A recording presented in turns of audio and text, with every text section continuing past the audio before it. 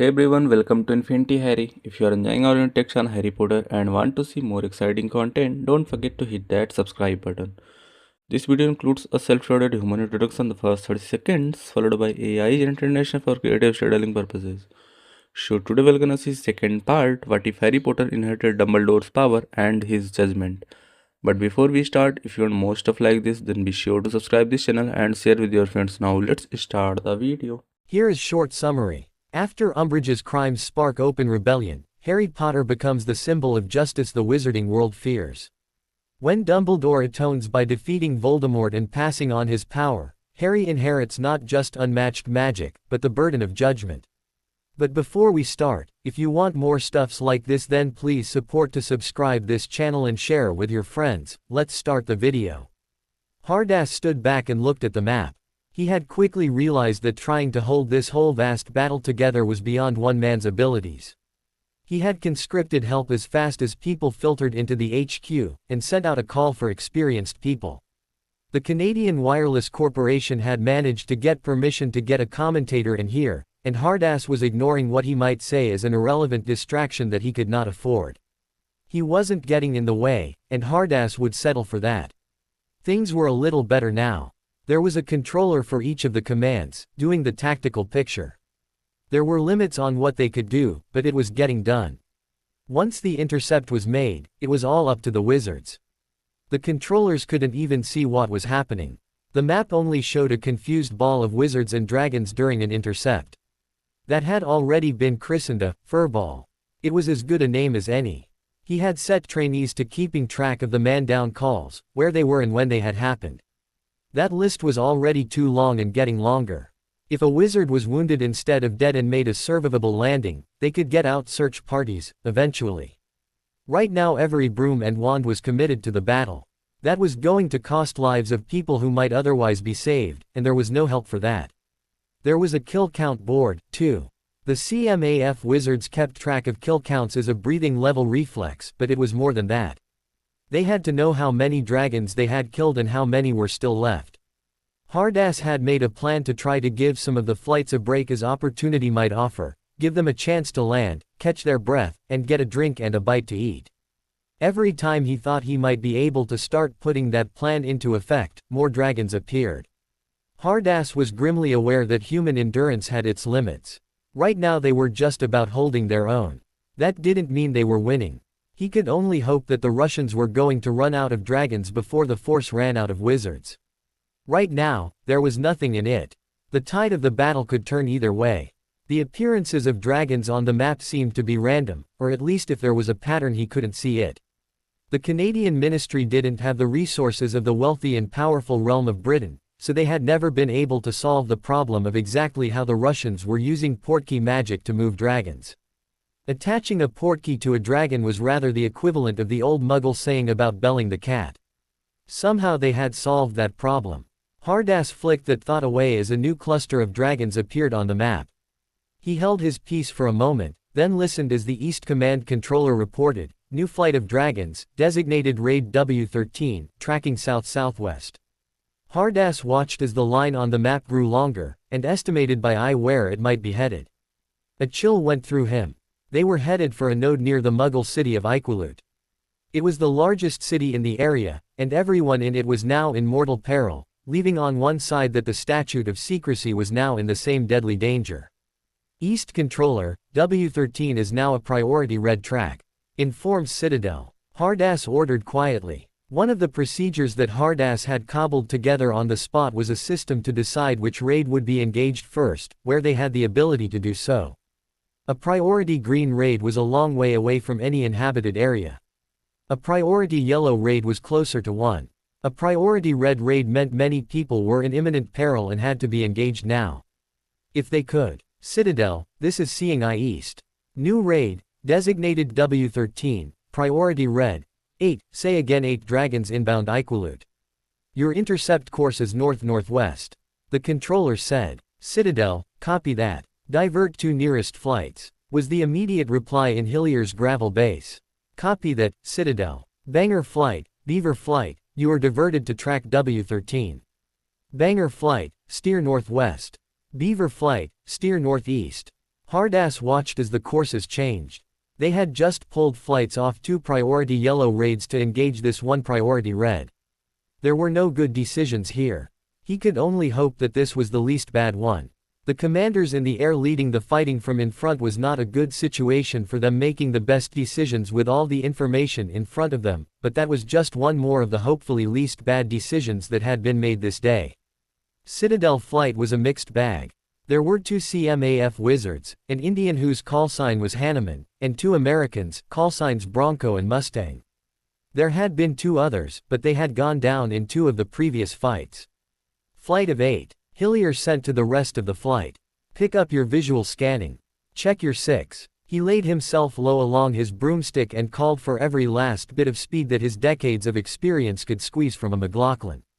If they engaged the dragons before they reached the city, then they could buy time for the other 2 flights to come up. They made the intercept just in time. The city was actually visible from their altitude. Hillier made his tactical plan, such as it was, in an instant. They had the altitude advantage, and they could use it for the first pass, which was always the best one. They would have the advantage of surprise and the ability to get a good clean cast as they sliced down through the formation of dragons.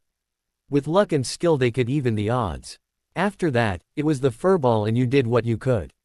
Normally, Hillier would have ordered the attack with the language of hand signs that the CMAF had used before wireless. When there was someone else to talk to, which wasn't always the case. Most of his flight didn't know those signs. Citadel flight, this is Citadel. We have the height advantage. On my go, we dive through the raid. Pick your target and make your cast close in. This is your best chance for a kill.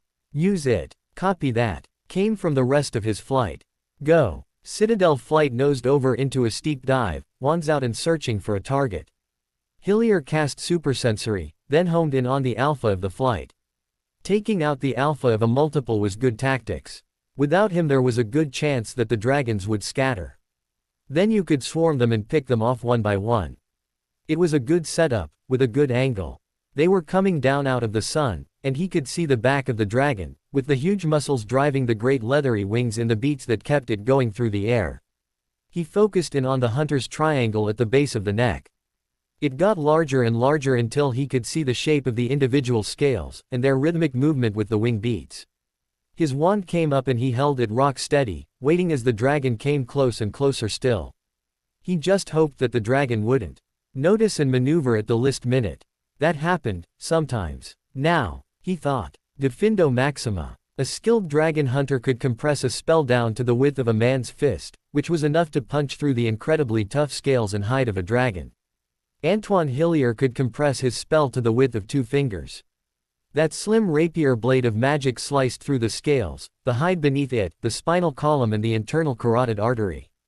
Hillier did not see where the cast went, because he was fully occupied slamming his broom to one side to miss the dragon's neck. He missed hitting it by the bare margin of a couple of yards, then was fully occupied with the business of not passing out during a high G pullout that would prevent him from making a Hillier-shaped hole in the tundra. He was able to miss that, too, by much less of a margin than was good, much less than he would normally have managed. Somewhere in that maneuver he heard, faintly and far away, the crackle of the wireless as someone said, "Seeing eye, W13 Alpha down, Citadel's kill. Man down, Bronco. You're getting too damned old for this, Antoine." He thought as his broom carried him back up into the sky and he fought to get the breath to keep on fighting. He knew the signs. He was tired. Too damn tired. Tired meant mistakes, and it didn't take much of a mistake to kill you when you were hunting dragons. Banger lead, in hot.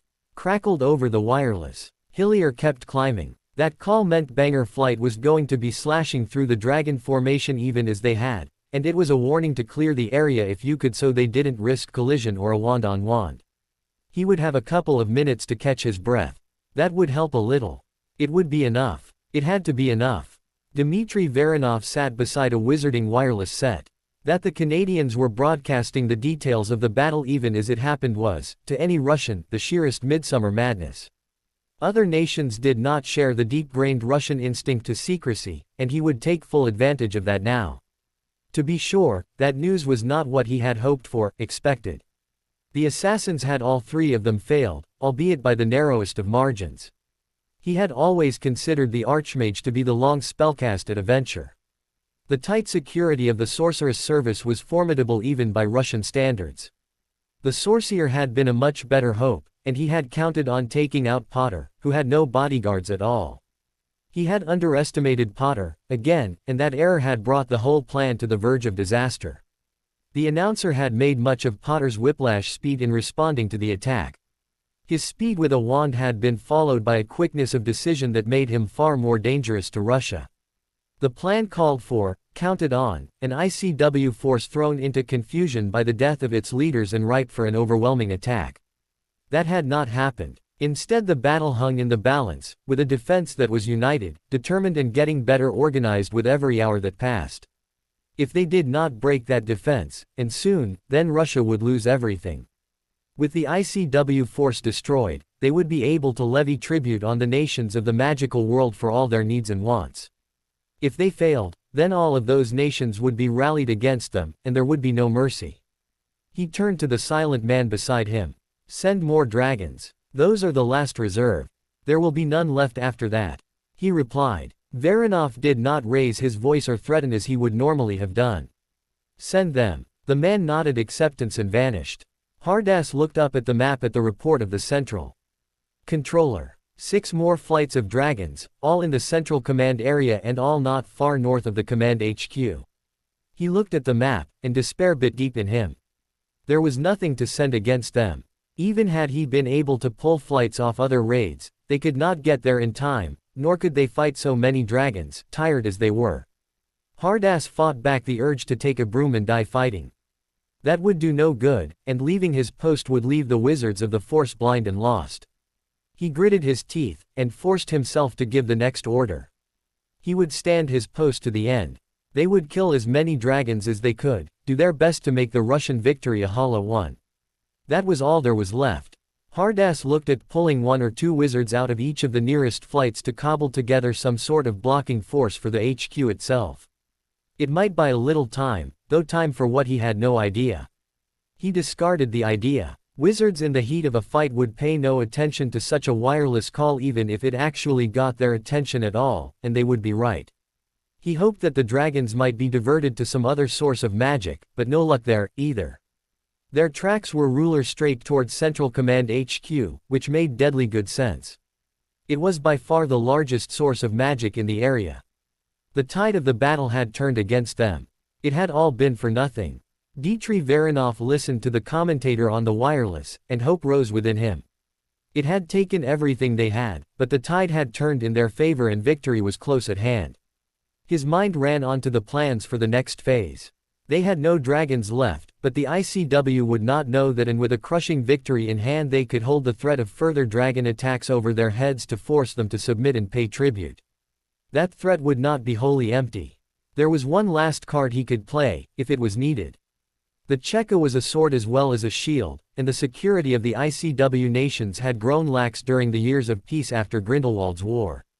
Business in the realm, and every other activity up to and including Quidditch, had come to a grinding halt as everyone huddled around wizarding wireless sets to hear the running commentary of the Battle of Canada. "This is Canada calling. East Command has reported that they are hard-pressed to keep a major flight of dragons away from the Muggle city of Akaluit. The Warlock has ordered 2 flights from Central Command to reinforce East Command. They are pushing hard to get there in time to save the city." There was a pause, then the Comminator's voice came back on, sounding grim. 6 more flights of dragons have appeared to the north of Central Command HQ, and they are homing on the headquarters. We do not know if they will be able to stop them. 2 of the few exceptions to that rule were in the hospital wing of Hogwarts, packing and arguing with equal energy. "Miss Granger, you are not a qualified Medowitch." The call from the ICW specified medical personnel with experience in treating dragon fire injuries. Medical personnel includes assistants and orderlies, Madame Pomfrey. "Since you have neither, you will need to accept qualified volunteers.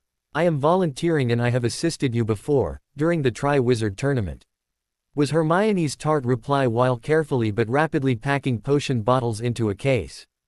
Poppy Pomfrey looked at Hermione's set, determined face and decided that she did not have any more time to spend on an argument she was not going to win.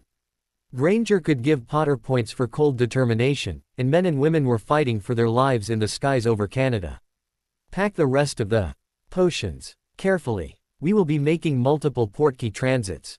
Yes, Madame Pomfrey, Hermione said, and set to work. Hardass kept staring at the map, trying to find a way out of the cold fact that there were too many dragons and not enough wizards to fight them, when a voice from behind him interrupted his concentration. Sorry we're late. Heard you could use a hand. The voice was cheerful, genial even, and it came from someone who was not fighting exhaustion. Hardass swung around to see a red-haired man, dressed like a Quidditch player, with a broom over his shoulder. He was not a Canadian. The accent was authentically British. Ron Weasley, he said in that same genial tone. Commander of Dumbledore's army. Hardass looked back at him, hardly daring to hope. How many? 36 teams. We always fight in teams. Weasley replied. Where do you want us? Hardass watched as people crowded in through the door of the HQ, brooms over their shoulders. 30 McLaughlins, now. Hardass shouted. People darted away to obey that order. We brought our own brooms, you know. Weasley said, reasonably. McLaughlins have wireless and a compass. That way we can steer you in. This isn't a Quidditch pitch. If you don't get a course to steer from us, you'll never find the dragons to fight them. Hardass replied rapidly. Makes sense. Weasley said agreeably, then raised his voice. All of you, stack your brooms. You'll be getting new ones in a minute. Team leads, up here. He returned his attention to Hardass as 6 people shouldered their way to the front after putting their brooms in a rack. All right, tell us what we've got here. Hardass briefed them rapidly, assigning raids to teams as fast as they received their brooms. He let them pick their own call signs, making sure that there were no duplicates.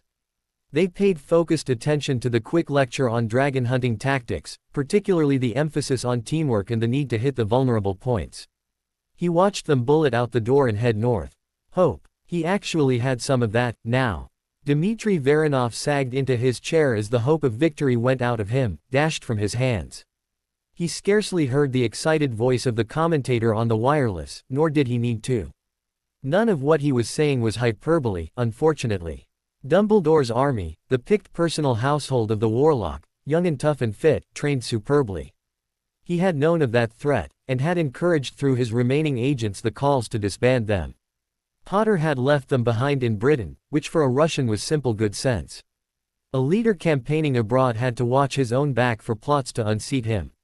He had given them no further thought, until now. Until it was too late. Fresh rested reinforcements meant that the wizards who had been fighting could be given the one thing he had been desperate to deny them. Rest. He had fed more and more dragons into the battle to ensure exactly that, but now he had no more to send. The tide of the battle had turned again, this time against him. It had all been for nothing. The reporters were ushered into the operations room at Central Command headquarters. The news had broken over the wizarding wireless that there had been an outbreak of dragons in Canada. The wireless reports that the warlock was fighting them had the Prophet and most other news organizations scrambling for portkey reservations to Canada. It had taken some negotiation with the Canadian Ministry of Magic before they had been allowed in here, under the stern admonition that they would remain quiet and not interfere with people who had vital work to do. There was a giant map across the front of the big room, showing a swath across northern Canada. There were a lot of markers on it. There were several people busy talking on the wireless runes under the supervision of a white-haired man in Arlet leathers with a prosthetic arm and leg. Large white boards were being updated by young people in red robes. One was headed Kill Count, another was titled Down. The Arlet-clad officer who had been assigned as their shepherd used his cane to gesture at the map. This is a real-time map of the operations area. The attack began with an attempt by the Russian observers to assassinate the warlock, the Archmage and the Sorcerer Supreme at the same time using objects with killing curses imbued into them. It was timed for just before the activation of the portkey ward. He waited out the undertone of exclamations and continued. The warlock, as force commander, assessed that the assassination attempt was the lead of a larger attack. The map you see here was generated by the Archmage at the direction of the force commander, modified to show dragons. And upon what basis did the force commander, the already snarky tone of the British accented male voice gave the title an extra twist of sarcasm, make this assessment? The old officer looked at him as he would look at a trainee who hadn't buttoned up his robes. You would have to ask the commander that. I will point out that making instant and correct decisions is a required skill for a commander in war. This isn't a war. A female voice protested. These dragons, the old man gestured with his cane, are weapons. They literally appeared out of thin air. They were sent here using portkey magic, set loose to kill and destroy without restraint. If a group of them descend on a Muggle city, what chance would there be of covering that up? That was never done even during Grindelwald's war. They targeted an ICW force led by and including members of the ICW Security Council. This is not simply an attack on Canada. This is an attack on the ICW and the Statute of Secrecy itself. There was a shocked silence, followed by the sound of quills on parchment. The officer continued. The battle escalated over hours, with more and more dragons appearing. The object of the Russians was most likely to try to overwhelm the defense and destroy the ICW force. What did you do to provoke them? Came another voice, in a tone that assumed fault. Nothing, was the flat definite reply. The force was specifically forbidden to go into or even approach Russian territory, and those orders were obeyed even during the battle. There must have been some reason. The same reporter persisted. Why don't you ask the Russians? The Arlet-clad officer replied curtly. Why didn't Dumbledore's army arrive sooner? Was the next question from another reporter. Commander Weasley and the DA were not ordered or even asked to come to our aid. They came of their own initiative, and that they arrived in time to turn the tide of the battle speaks volumes about their discipline and training. I will point out that they arrived ready to fight before you did, and all you had to do to get ready was to pack your quills and ink. The officer directed a cold look at the reporter, and added, I don't know how things are in Britain, but here in Canada they are heroes, and to be honored as such. Another voice said, can we get a statement from the force commander? Warlock led the force into the battle and he now has 9 personnel. He broke off his hard-ass, wrapped his prosthetic hand sharply on his desk and held up 5 fingers twice. A trainee moved quickly to update the kill count board. Pardon me, that's 10 confirmed dragon kills. He bent a cold look on the reporter who had asked the question, and added in the tone that one would use to explain to a young child. That is a no. He is a little busy right now. Warlock flight rode high in the cold skies of northern Canada as the long northern summer day wore on toward sunset. Harry was cold and bone-tired. He had lost track of how many hours they had been up here or how many dragons they had fought. No doubt Seeing Eye was keeping track of such things. For his own part he was trying to keep some idea of how the battle was going overall and where the greater need might be, when he wasn't fighting for his life. The arrival of the DA had given the force a welcome and much-needed respite. The last dragon attack had been the last. There had been no more new raids since, and flights were being rotated out for a rest as they finished engaging their raids. Seeing Eye had inquired, 3 times now, when Warlock flight was going to do the same. Harry's reply had been, when the people have. Harry felt guilty about having dragged Ron and his friends into this, and for not even thinking about him. That the tide of the battle had turned did not mean that victory was assured. There had been hard fighting still, and Ron and the DA had been in the thick of it. You don't have to do it all yourself, you know. Hermione had said to him, and she had been right, as little as he had wanted to pay attention to it. He did not even know if they had lost anyone. He didn't know their call signs, and there had been too many wizards in the air fighting for him to be able to tell who was who. As for who might have been hurt, that was almost a given in this battle. He and his broom mates had cast first aid spells on each other more than once. Seeing Eye, this is Warlock. Report status. Harry said, wearily. He had also lost track of the number of times he had made that call. Warlock, this is Seeing Eye. West Command reports clear. All dragons down. East Command reports 2 dragons remaining, now being engaged. Central Command, clear. All dragons down. Flights not engaged have landed at nodes, and are at 15 minutes notice to launch. Harry shut his eyes and scrubbed his hand across his face. Rest. Sleep. Food. They sounded very, very good right now, as good as the first feast at Hogwarts to a boy who had gone hungry more often than not. It would be easy to say that they were done. They had won the battle, at a terrible cost. People had died. Others were in hospital. The search for some still went on. It would have been easy to give up after killing the basilisk, too. Seeing Eye, Warlock. Report when the last 2 dragons are down. They swept through the sky in a long oval, adjusting to each other like the fingers of a hand. Fire Whiskey and Champagne kept station on Warlock and waited and watched. Warlock had been quicker than those treacherous Rusky bastards this whole long tough day. If he was waiting for something, they would wait with him, and have his 6 while they did. Warlock, seeing all dragons down, crackled across the wireless at last. Harry took a deep breath and scrubbed his hand across his face again. Warlock to all. It's been a long day and a hell of a fight. We're all tired. I'm tired, too. We have one more thing to do. We have to put up the ward. I don't know what else those treacherous bloody bastards have up their sleeve. I'm not about to be caught napping. All hands to nodes. Let's get this done. Warlock done. The reporters watched, quietly, for once, as the double doors to the headquarters swung open to show the red sky of the Arctic sunset. A wave of chill air flooded across the floor, then 3 men strode through with their brooms on their shoulders.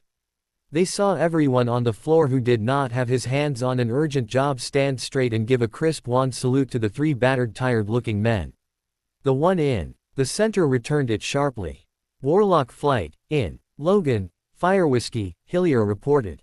Hardass, Potter said in a tight, controlled tone. The people. Where do we stand? 10 confirmed down, Warlock. Was the somber reply. Another 12 still missing. Search parties are going out. Casualties, there are 17 serious cases, stable for the moment. That won't be all of them. Flights are still coming in. ICW medical volunteers are arriving and setting up. We have a lot of walking wounded. Potter's jaw and his fist clenched, but his tone remained level. Inform me when all the nodes are manned. There was a 20-minute silence except for the undertone of people carrying on with their work. Hardass turned to Potter and said formally, all nodes manned except for the Archmage. He requests permission to dissolve the map. Granted, Potter replied. Hardass passed the command along, and shortly after that the map vanished. There was a pause, then Hardass reported, Archmage in position. Potter took 3 long strides to the master ward of the system, its complex curves carved into a great slab of Canadian granite laid into the floor. On 3. 1, 2, 3, cast. He raised the Elder Wand and a blinding blue-white flash lit up the entire chamber. Harry slammed his hand on the table. The impromptu ICW Security Council meeting had been going on for an hour. The first order of business had been to summarily remove Russia from the council and brand them a rogue state. After that, the meeting had consisted mostly of people talking across each other saying how angry they were at this outrage. He was angry, too, and it was an outrage. His own robes had scorch marks from dragonfire. He was tired, too, exhausted.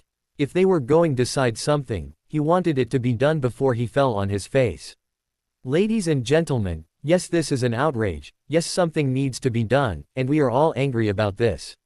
What we need are concrete suggestions as to what that something might be.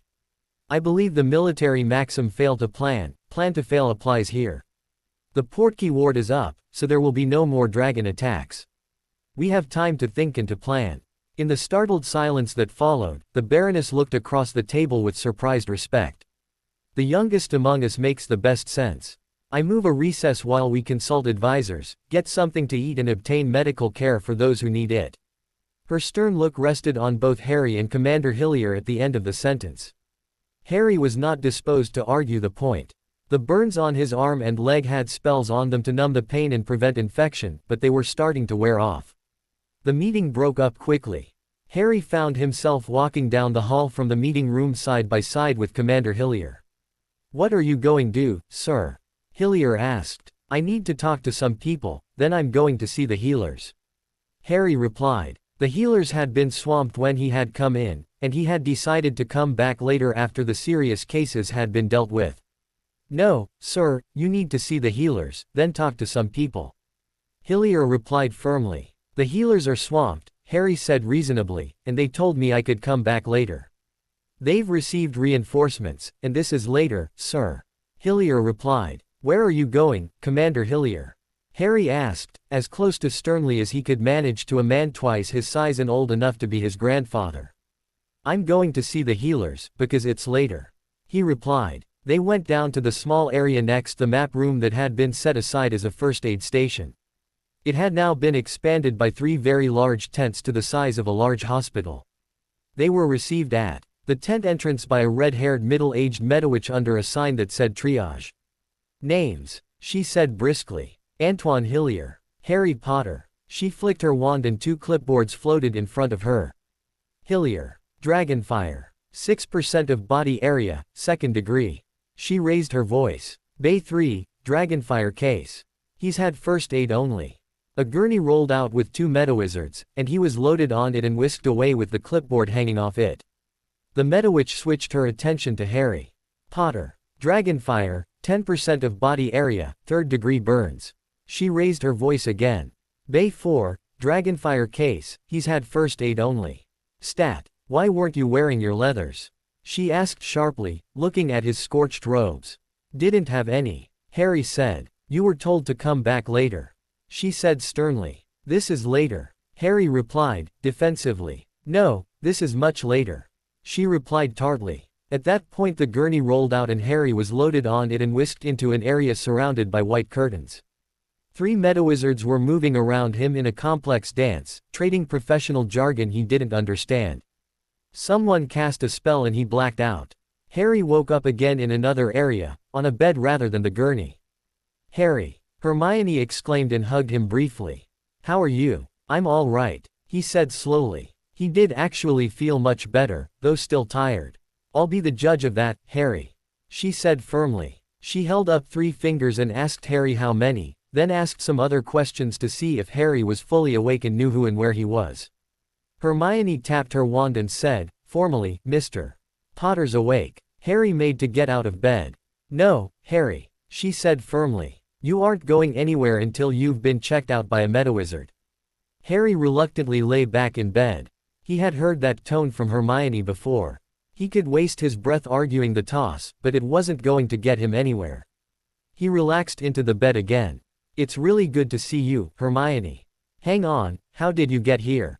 She smiled. Madame Pomfrey answered the call for volunteers, and she needed an assistant, so I volunteered. And God's pity on the fool who tried to stop her. Harry thought. Aloud he said, I've really got to get going, Hermione. There's a meeting that I have to go to. It's been postponed until you and Commander Hillier are pronounced fit. What time is it, anyway? He asked. Instead of looking at a watch, she glanced down at the end of the bed. It's 9:03 in the evening. Following her look, he saw that the foot of his bed had a large frame that held a sheet of parchment. It looked rather like a Marauder's map, except that this one was titled Harry James Potter, Force Commander 12 kills. It displayed a continuously updated summary of the internal and external state of play for Harry Potter. The diagram of his body showed where his burns and other injuries were. Other parts of the display showed his heartbeat, breathing and a lot more. It also showed the time. At that point a black-haired Medowizard brushed aside the curtain around his bed and entered. The name tag on his robes had the Wizard in Flight logo of the CMAF and identified him as our J. O'Donnell, Flight Surgeon. Hello, Mr. Potter. You've had a busy day. Let's see how you are. He said briskly. He tapped his wand against the frame of the map and changed the display several times. Some of what came up Harry could follow. Close-up views of his various injuries got careful scrutiny. Other things that he brought up made no sense to Harry. O'Donnell nodded judiciously and turned to Harry. All right, we've debrided your wounds and used rapid grow potion and healing spells too. Treat your burns. You also had a green stick fracture of your right arm. That's been repaired. You need to be very careful of the healed areas. They will be tender and easily injured. You need to eat and drink a lot. Your body will be using a lot of energy to heal. You are cleared for light duty only, and that means sitting at a desk, lifting nothing heavier than a quill, and not even looking at a broomstick. He turned to Hermione. Miss Granger, in lieu of keeping Commander Potter here another day for observation, I will have you keep him under close observation and call me if there is a problem. Will you do that? Of course, Healer O'Donnell. Nothing I haven't done before. She replied wryly. Good, good, he replied. If I had my way all these lunatics would have a keeper. Watch him, he's worse than most. O'Donnell brushed aside the curtains and left. I suppose you'll want some clothes, Harry. Hermione said. Yes, thank you, Harry said. He was wearing a white cotton hospital robe and nothing else. He cautiously sat up and swung his legs over the side of the cot. He patted where his pockets would normally have been, then looked concerned. My wands. Right here, Harry. Hermione replied. She handed him a small case of red leather, containing his old wand and the Elder Wand. It radiated a sense of satisfaction. He was reminded again that the Elder Wand was first and foremost a weapon of war, and it existed for battles such as he had just gone through. What about Ron and the rest? He asked, as that thought struck him. Hermione smiled a little sadly. No one killed, Harry. Some pretty bad burns, some worse than yours. They'll all recover. I've just come from visiting Ron. He'll be in hospital until tomorrow. He said to tell you that he's fine. Is he? Harry asked. He's enjoying all the attention and being interviewed left, right and center. He's fine, Hermione said wryly. Harry nodded, and made a mental note that he should visit with the members of the DA and thank them, as inadequate as that was his repayment. Hermione turned her head and raised her voice to a carrying pitch. Mr. Farrell, you can come in now. Commander Potter, sir. The speaker was young. He would have been a firstie at Hogwarts. He was dressed in red robes and was bouncing with energy. Trainee Farrell, sir. I have your robes and boots here. You can change right over here. Farrell led him over to a small curtained area. I checked with operations and I had your kill sewn on. 12 confirmed, sir. That is just awesome. Harry thanked him and got dressed slowly, then emerged feeling a little more human. He looked down at his sleeve. 12 dragons. Well, he hadn't been sitting in a corner letting others do the fighting. There was also a snake marker along with the dragons. Operations said you have a basilisk, too. Farrell said, brightly. That's true, Mr. Farrell. Thank you, Harry said carefully. He hadn't been on a broom at the time, but to the Canadians a kill was a kill. Wow. Is there anything else you want, sir? Farrell asked eagerly. Stop bouncing so much, came to Harry's mind. Farrell reminded him of Colin Creevey in his first year. That would be unkind, though. Then another thought came to him. The Sorcerer and the Archmage were going to be consulting with their advisors. He had a source of advice he could call on, too. Yes, please. I need a room with a solid door where I can be alone. Right away, sir. They went down the corridor of the hospital tent and on into the main building. Farrell led them to a storage room. Is this all right? He asked anxiously. Yes, this is good, Harry said. He decided that he was going to err on the side of caution for what he was about to attempt. The size of the room wouldn't matter, he was pretty sure of that. Hermione looked at him suspiciously. What are you up to now, Harry? I'm just going to talk to someone, Hermione. Nothing to worry about, Harry said reassuringly. In a broom closet, she said. What are you doing? Harry didn't even think about trying to explain what he was going to be doing, not only for lack of time, but also because he wasn't sure it was going to work. Hermione, Mr. Farrell, he said seriously. I set you here to guard this door and not allow anyone to open it until I come back out. No one, for any reason whatever, no matter what you may hear or who they may be. Understood. Farrell's eyes went wide. Yes, sir. You can rely on me, sir. Hermione just nodded and put her hand close to her wand. I know I can, Mr. Farrell. Harry felt a bit guilty about trading on the boys' hero worship and Hermione's friendship, but this was important. He went in and closed the door, and stood in the semi-darkness and the smells of soap and dust. He drew the Elder Wand and held it up. He really hoped this was going to work. The warlock requires the advice of the Council of Merlin. For a moment nothing happened, then the room began to grow and change, filling with torchlight. In a minute or so it had transformed into the room of the Round Table, with Merlin and the council seated at the long wooden table. Master Potter, how may we assist the warlock?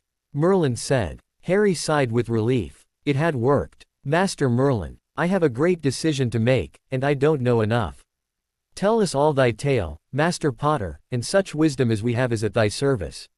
Merlin replied. I don't know if I have enough time. I have a meeting soon. Harry said worriedly. Merlin stood, raised his staff, moved it in a complex pattern, and struck the floor with it once. Be at ease, Master Potter. Time runs differently in this room if need be. Thou hast all the time needed. Harry felt a little of the pressure on him lift. There was a comfortable chair at the end of the table and he took it, then began telling what happened. There were centuries of experience in this council. Perhaps they could make sense of all this. Harry came to the end of the account of the Battle of Canada. We are secure against further dragon attack for the time being. The Portkey ward is up. The question now is, what do we do next? What might the Russians try next? I'm not sure we could withstand another such attack, and I have no idea what else they might try. Sir Francis Walsingham, Merlin said, I believe this lies in your sphere. What advice hast thou? Harry's eyes widened. He knew that name, and not from the history of the magical realm, but from his Muggle schooling. Sir Francis Walsingham had been principal secretary to Queen Elizabeth I, and famously her spymaster as well. The teacher had spent a lot of time apologizing for him. Ruthless, relentless, merciless, a hard man even by the standards of an age of hard men. Brilliant, certainly that. One of the greatest spymasters in all history. Warlock in his time, too, as Harry now knew. The man addressed was of medium height, dressed in dark robes with touches of lace at the neck and sleeves. His hair and beard were black, tinged with gray. He smiled gently. I see that my reputation runs before me still after all these years. I could plead that I did what needed doing in perilous times, but rather I will ask thee to think upon what they will teach of Harry Potter in some classroom in Hogwarts generations hence, amid the peace and security that thou hast fought to establish. He smiled briefly and continued in a professorial manner, tinged with disapproval.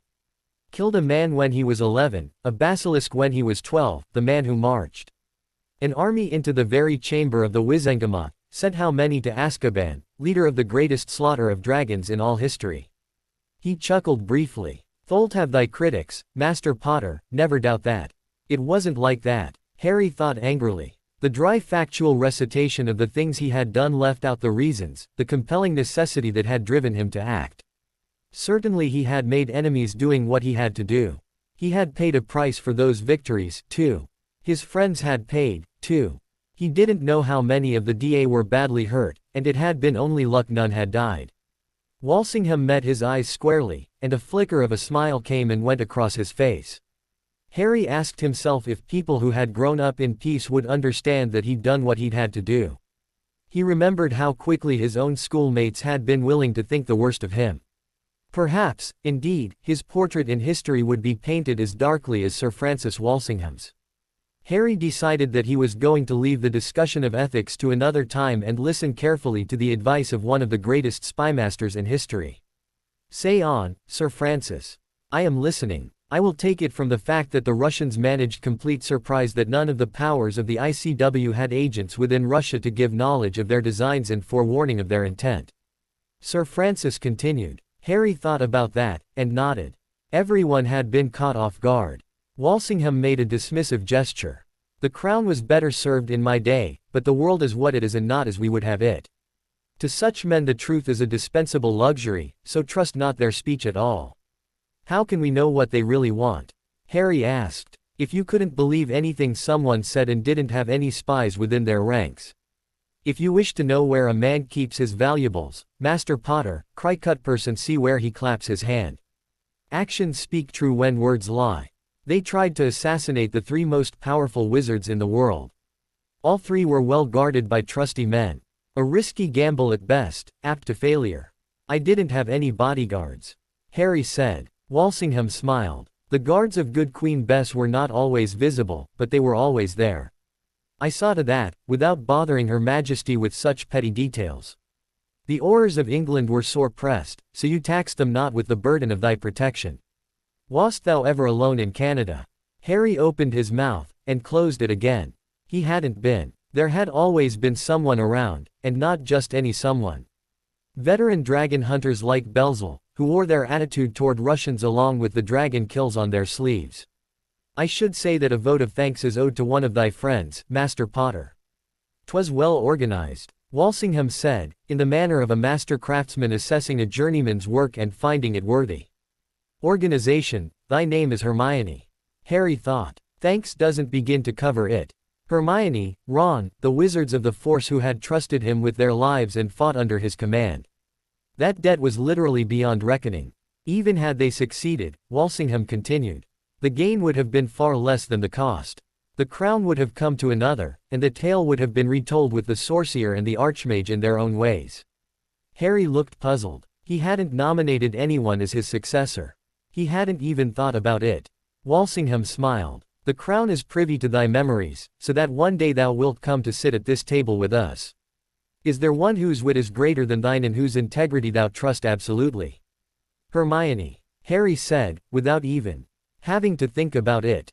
And thou wouldst spare thy friend the burden of the crown, have a care to thy safety. Think you she would be inclined to mercy on thy murderers? Sir Francis said dryly. No, Harry said immediately. The people who thought Hermione was just a bookworm didn't know her at all. Sir Francis nodded crisply. That speaks to desperation, Master Potter. A man being carted to the gallows will snatch at any chance of escape and not reckon the cost. What hath he to lose? Desperation, Harry said. That was a new thought.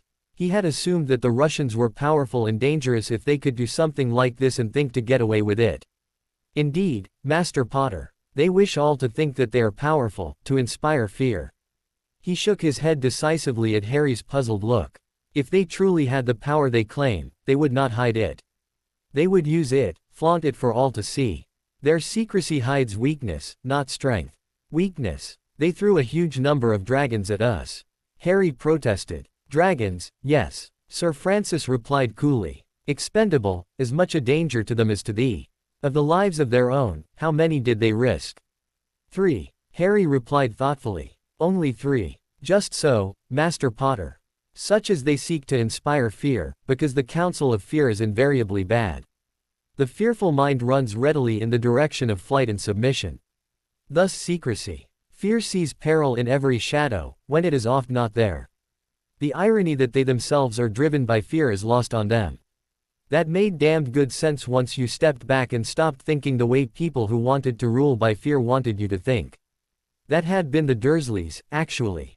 They were terrified of the power of magic and had no defense against it, so they had tried to terrorize him into submission. Desperate men, driven by fear. Harry said. What are they afraid of? So far deduction takes us and no farther. The actions of fearful men are often irrational. Consider, for example, the actions of Cornelius Fudge. Sir Francis replied. Harry did, and again he could not disagree. Fudge had been terrified of Voldemort's return, but instead of rallying people against him he had frantically tried to silence the messengers, Harry among them. He had punished, not supported, Voldemort's enemies. The council members wished to send a force into Russia to punish them for this outrage. Harry said. He had misgivings about that, though he could not say why. Thus speaks anger. Sir Francis said. Hath anyone considered that to do so might well be to court disaster? One carefully laid trap hast thou escaped already, barely and at a cost. Hasty action might well run thee headlong into another. Weakness and desperation do not preclude that. That hit Harry like a punch in the gut. No, no one considered that, he said softly. Thank you, Sir Francis. Walsingham added, 'Twere well to ensure that thy guard is not dropped. One traitor in thy ministry was discovered already. Traitors are like rats, Master Potter. One scene may speak to more hidden in the wainscoting. 'Twas unfortunate that Bulstrode was permitted the chance to commit suicide ere he could be interrogated. Dead traitors answer no questions. Walsingham paused, then added, if there has not been a searching inquiry into his associates, activities and personal effects, 'twould not be too late to order it. In thy place, I should have it done quietly, by trusty folk. Sir Francis paused to let Harry absorb that, then continued. The warlock decides as he will, Master Potter, but my advice would be to ensure there were no daggers at thine own back ere thou come to sword's points with thy foe. Quietly, Harry asked. He did not doubt that there was a good reason for secrecy, but he didn't see what it was. Dead traitors answer no questions, Master Potter. Neither do fugitive ones. If they know the hunt is up, they will flee. Walsingham replied. Harry thought about that, and nodded. He could have Hermione get in touch with the minister and Amelia Bones. It would need to be done by someone whose integrity he trusted and who, also, he trusted to be unrelentingly thorough. One last matter, Master Potter, unrelated to the issue in hand. Riddle. Sir Francis added after a short pause. What about him? Harry replied. His mind was already fully occupied with juggling his current crises. Hopefully there was not going to be another. As we are charged to do, we maintain the watch on the portal of thy mind, and there is no threat to be apprehended from that quarter. Walsingham replied firmly. We continue our efforts to gain the information concerning his Horcruxes, but he remains obdurate on that subject. Some information we have gained of his many and tough crimes against innocents. Harry could well believe that. He also had no time to deal with anything that was not an immediate crisis. They had just fought a battle such as the wizarding world had not seen in many generations. The Russians were still a menace. He had a better idea of the nature of that menace, but it still had to be dealt with. Deal with that as you see fit. Harry replied. I don't have the time for that right now. Harry glanced at his watch, then remembered what Merlin had said. I need to go now. Thank you for all you have done. 'Tis but our duty, Master Potter. Merlin replied gravely, then gestured with his staff. The great wooden door behind Harry opened, and he strode on out. Warfare of the mind was visualized in more familiar and concrete terms. So it was that Sir Francis Walsingham led a force of 20 against the walls and battlements of a frowning castle of dark stone, its gates shut and barred. He held up his hand to order a pause before this attack began. They had not expected gaining the information from Riddle's mind to be easy, but it had proved far harder even than they had expected. The idea that wrenching Riddle's secrets from his mind could be done relatively quickly had proved to be over-optimistic. Very much so. They had explored some of the corridors of Riddle's mind, and harvested some of his memories, but there was still much to be done. What he could see of that mind was a horrible sight. Sir Francis had seen such minds before, but this was the worst he had seen in his very long experience. He was not even sure that worse was possible. A mind in this condition would normally have sought the surcease of death long since, or collapsed into unknowing chaos. It was twisted and warped, the parts of it standing at crazy angles. The sullen crimson of hate and the dead black of fear were shot through and through it. Its center, the core of will and personality and self, was twisted and eroded, near to collapse. There was a high cold keening sound surrounding it that would send a shiver through the strongest, the sound of a soul in continuous torment. Where a normal mind had outworks that represented trust and caring and relationships with others, this one had only scorched ruins. All of that had been destroyed by the lust for power, dominance and control. The main gate was high and heavy, banded with heavy iron straps. Have a care, people, he said, reminding them of what they had learned already. Breaching the outer defenses will be the beginning only. Expect tricks, traps, false passages and misdirection. We have much still to gather.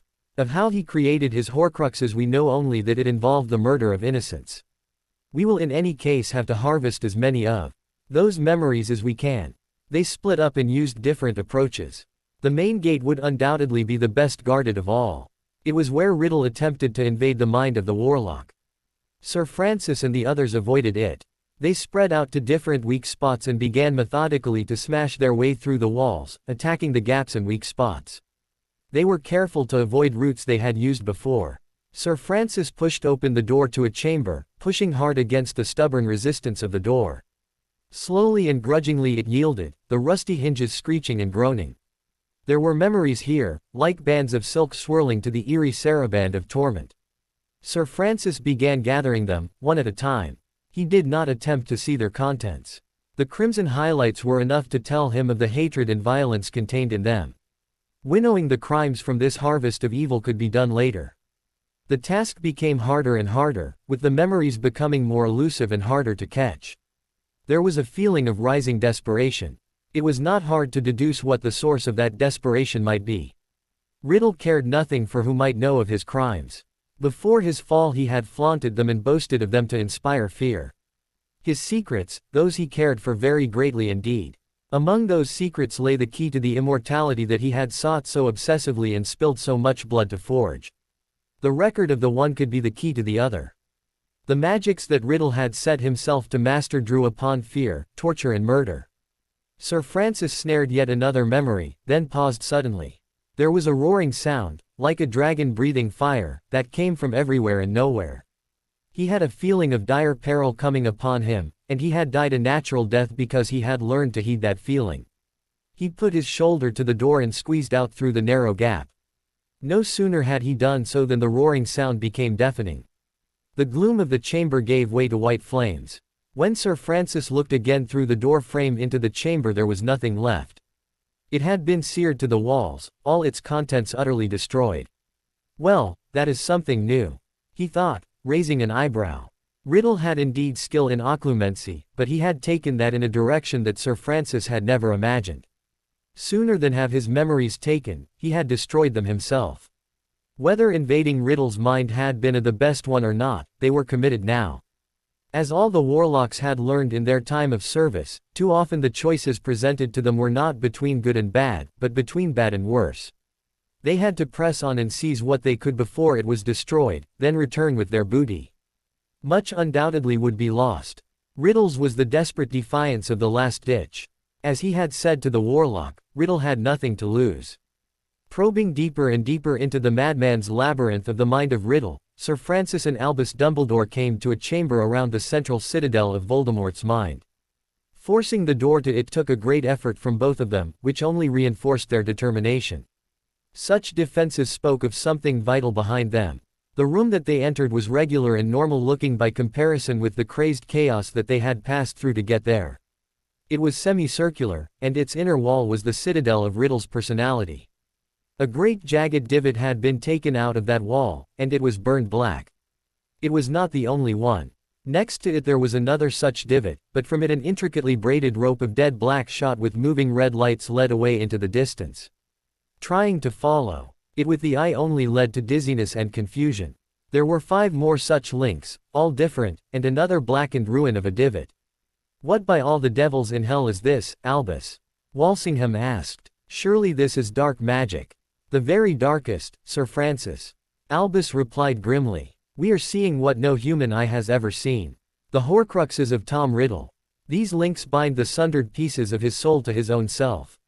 If those links can be broken, then will he die once and for all." Sir Francis looked around the room, and thought of all the memories that had been destroyed in Riddle's mad defiance of the Guardians. "Well, we have lost much in these forays, but this booty shall pay for all. Here there is the knowledge that will in truth give us an end to this threat at long last." Sir Francis looked around the chamber, gathering as many details as he could. The room of the Round Table had a pensieve, and they could use it to review all those details along with the memories they had taken from Riddle's mind. He glanced over at Albus, and saw him doing likewise. "Is it possible, Albus? I am familiar with Riddle's magic, but this has been secret even from me. I will have to study this. Perhaps, just perhaps." The Council of Merlin was met in conclave once more, examining the memories that had been gained from Riddle's mind. The sickening total of murders, torture and the beep of minds and souls made a thick book, for all that it was incomplete. They had solved one mystery. Albus Dumbledore, Warlock of Britain, had been the most powerful wizard in the world, as Harry Potter now was. Yet, Riddle had been able to do battle with him on even terms.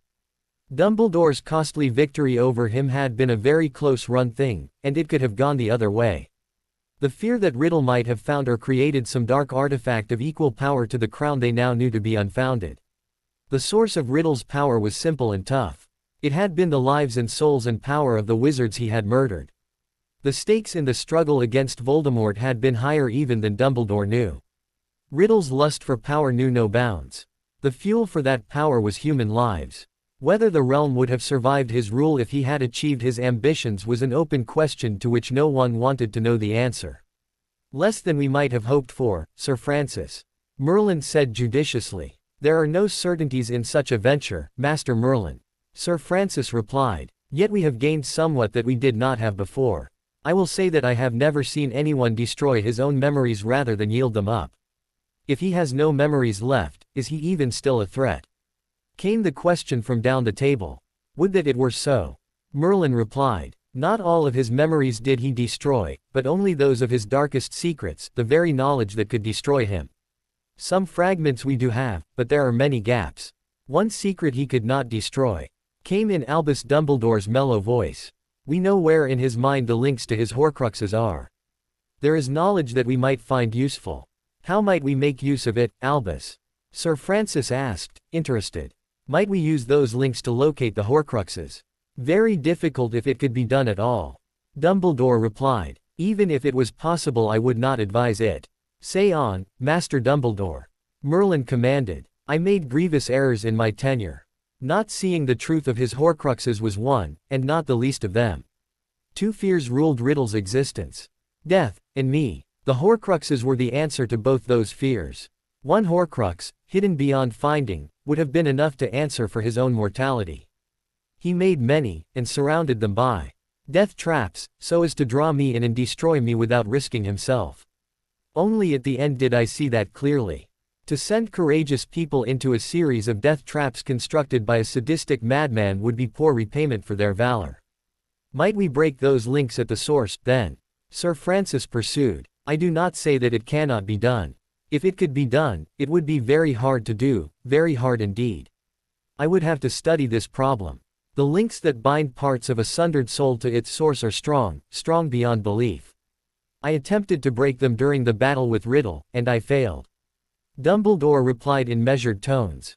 Sir Francis drew his wand and drew out a memory, casting it into the pensieve so that it hung above the table for all to see. The structure of one of the links turned so that all could see the details. Let us consider, then. Dumbledore drew his wand and began pointing out features in the image. The central core is the link to the fragment itself. What then are these outer cords? Merlin asked, indicating one of them with his staff. There were 3 of them, glowing a sullen dark red. They were secured to the wall next to the ragged divot by intricate knot-like structures. They ran parallel to the link itself, though much thinner. They were bar-taut. There were considering looks from all around the table. John Dee was the first to speak. Those cords bear a great strain. What exerts such a powerful force? Would not a sundered fragment of the soul seek to return, even as an exile yearns for his ancestral home? The question came from Stella McGregor, who had been headmistress of Hogwarts during the exile of Bonnie Prince Charlie. That it would, Dame Stella. Dumbledore replied gravely. That would be why a Horcrux must be anchored to a physical object. Those cords would then run around the physical object to the fragment in order to hold it in place against that force. Dame Stella continued, thinking out loud. We speak of a physical analog to a magical structure, but I believe you are correct. Where does that take us? Dumbledore replied, dubiously. The fragment will return to the soul from whence it came, and it is let to do so. Perhaps we should let it. Sir Francis said. The point, after all, is to restore Riddle's mortality. 'Twere little matter how that was done, so that it is. Brilliant. Albus said sincerely. Snapping those cords would still be difficult. Very difficult. Sir Francis pointed his wand at the knots that secured the cords. Intricate and complex, those knots, and crafted in haste into the bargain. Might error or weakness lurk within them? Dumbledore smiled slowly. Arrogance is a dangerous blinder. Riddle is very prone to assume that he is so brilliant that he is incapable of error. Perhaps, as his old schoolmaster, I should check his work. Harry emerged from the broom closet and blinked a little at the contrast between the torchlight of the room of the round table and the bright white lighting of the HQ corridor. Hermione was waiting for him with her wand out, looking very anxious. Harry, what the hell was happening there? It sounded like a swarm of giant mosquitoes. Are you all right? He nodded, then looked at his watch again. I'm fine, Hermione. What time do you have? Time. It's only been a few minutes. She said, holding up her watch. Harry set his own watch to match hers. He had been over 2 hours in the room. Out here in the corridor it had been less than 15 minutes. Harry looked over at Farrell and said, Thank you, Mr. Farrell. You have done well. Please find the Archmage, give him my compliments and ask him to schedule a Security Council meeting for. He glanced at his watch. 2 hours from now if that is possible. Bring me his answer when you have it. I will be in the hospital. Yes, sir, Farrell said, enthusiastically, and darted off down the corridor. Harry turned, and went down the corridor back toward the hospital entrance. Harry, Hermione said, insistently. What happened in there? If I tell you, you can't tell anyone else, Hermione. Agreed, she replied, impatiently. I summoned the Council of Merlin to give me advice. The Council of Merlin is the memories of all the warlocks who have ever held the crown, from Merlin Ambrosius right down to Albus Dumbledore. Like portraits, but far more detailed and sophisticated. There are untold centuries of experience there. Oh, she said. And they just come to you. When I summon them, he said. I don't do that lightly. Hermione looked at his set face, and nodded. Dumbledore had been close to a father to Harry. Harry had watched him die in agony. What now? She asked, rather than follow that train of thought any further. He looked back at her, and his expression warmed a little. "Thanks. For what?" she replied, puzzled. "Saving my life," he said evenly. "It was you that organized for the Canadians to look out for my safety, wasn't it, after we had that long discussion about not taking any oars with me?" "How did you know that?" she said. He cocked his head in the direction of the broom closet. "There are centuries of experience in that room. I'll tell you more when we have time. There are some things you are going to need to know. Right now, I need your organizational skills. Tell me what you need, Harry." She replied at once. "I'm going to look in on the DA members and tell them how well they've done. They deserve that, at least. While I'm doing that, please get onto DMLE and tell them I want someone trustworthy and competent, Jane Twelvetrees if she's available, to start an urgent investigation into the associates and activities of Benjamin Bulstrode." "The man's dead, Harry," she said, puzzled. "Yes, he is," Harry said, heavily. "We never did find out all of what he was doing for the Russians. He certainly had some hand in what just happened here. He was the one who was trying to keep me out of the ICW meeting. They've been plotting this for a long time. We got very lucky here, Hermione. It was a very close-run thing. I'd really like to know if they have any other wands up their sleeves. As the dragon hunters say it, check 6 before you go in." Hermione nodded, thoughtfully. "I'll get onto that right away. I thought you didn't like Twelvetrees," she added. "Like her? I don't know about that," Harry said. "She went through hell over the investigation into Sirius, and she didn't give an inch. Respect her." "Yes, that I do." They arrived at the hospital entrance, and Hermione headed off toward the communications section of the HQ, making a list in her mind of the things that needed to be done and the messages that needed to be sent, and who best to send them to. Jane was sitting at her desk, working on a report that was from her, "Catch up on when I have time," pile and listening to the news on the wireless, when the memo flew in and dropped on her desk. It emitted a brief, loud drum beat. Jane looked up right away and tapped it with her wand. That drumbeat meant urgent, and important.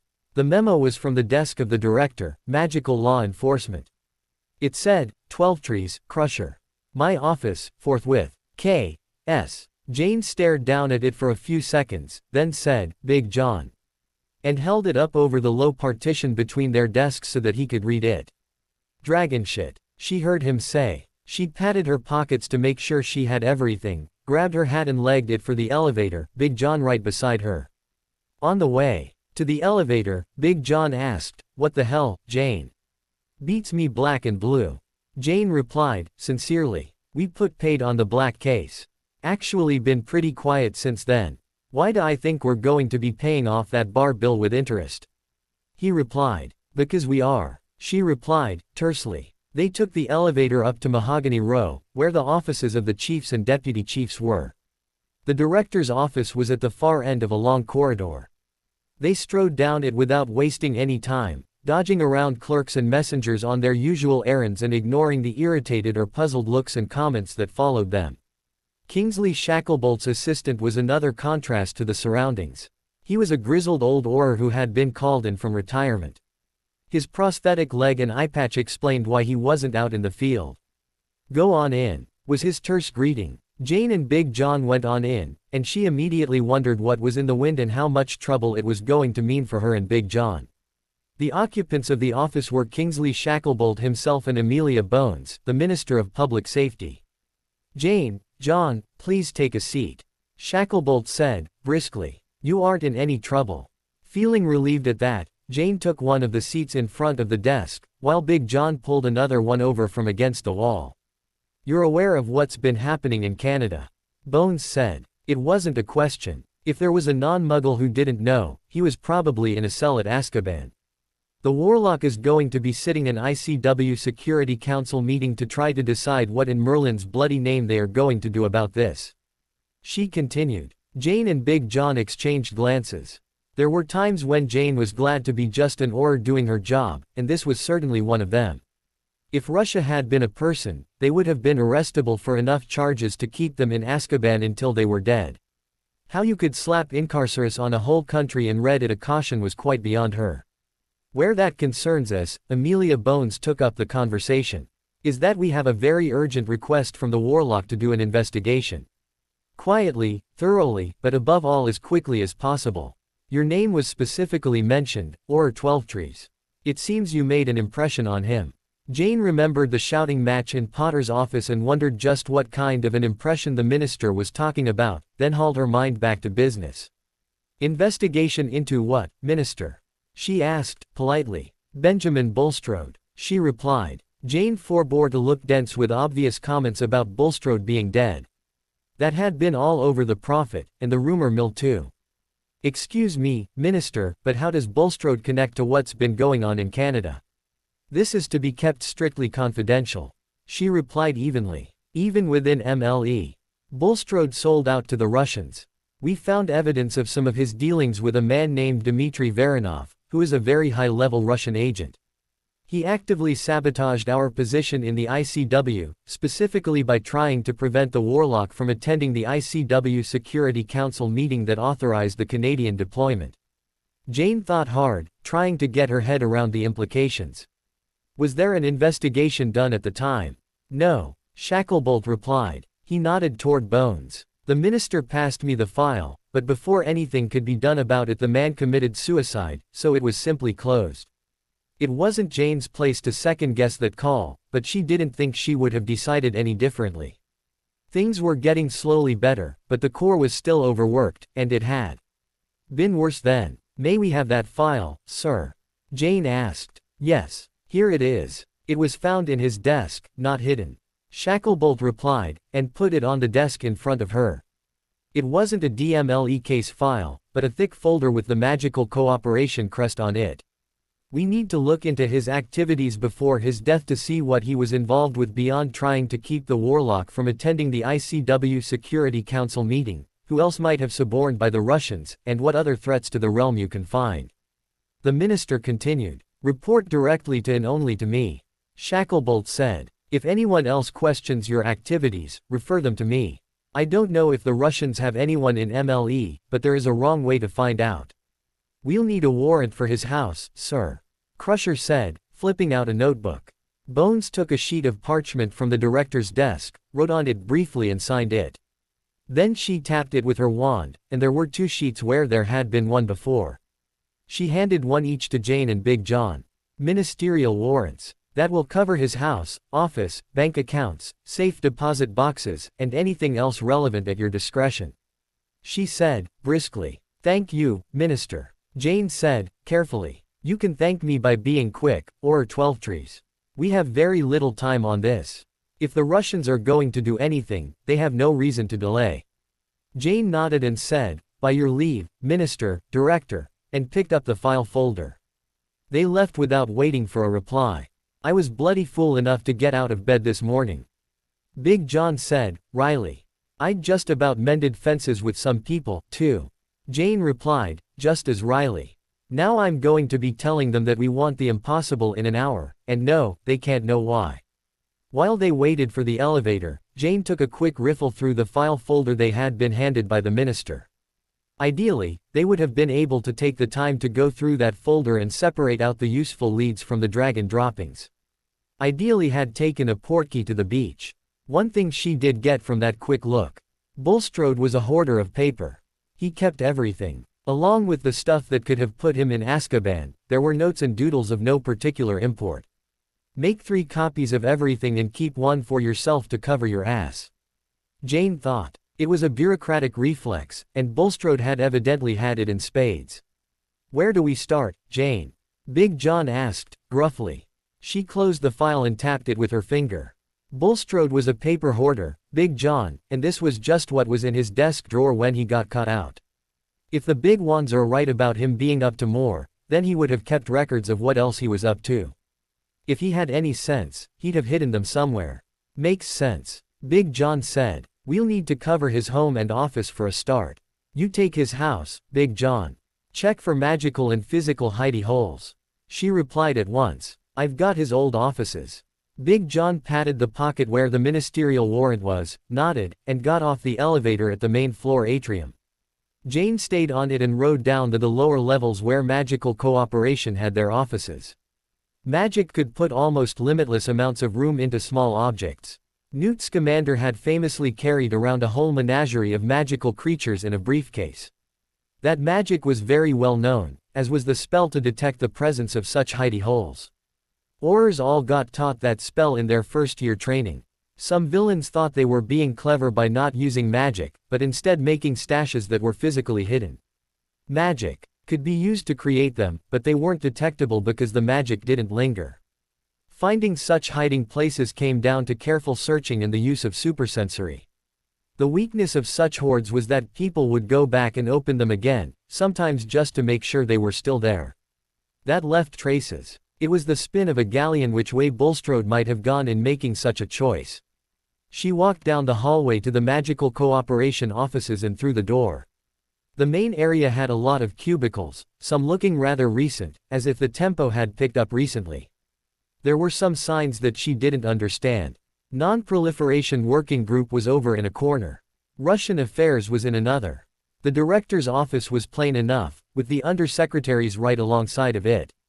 The desk in the outer office in front of the director's office was occupied by a starchy-looking individual, identified by the name plate on his desk as Alaric Wishbone. "May I help you?" he asked. "Or Jane Twelvetrees." Jane replied, flicking her wand to show her badge. "I need to see the director on an urgent matter." "Due respect, Auror, but the director is very busy just now, what with all that's going on abroad." "I'll need a little more than that." The tone was polite but unyielding. Trying to bull her way past him would attract attention, which was not a good idea. She glanced at the nameplate on the door to the director's inner office. Arthur Weasley, director, it read. Right, he'd been put in as the new broom to clean house. He was also well known to be the next thing to a foster father to Harry Potter. "Please tell the director that this is a matter concerning the safety of the warlock personally," she said, carefully. Wishbone raised an eyebrow fractionally and said, "One moment, Auror."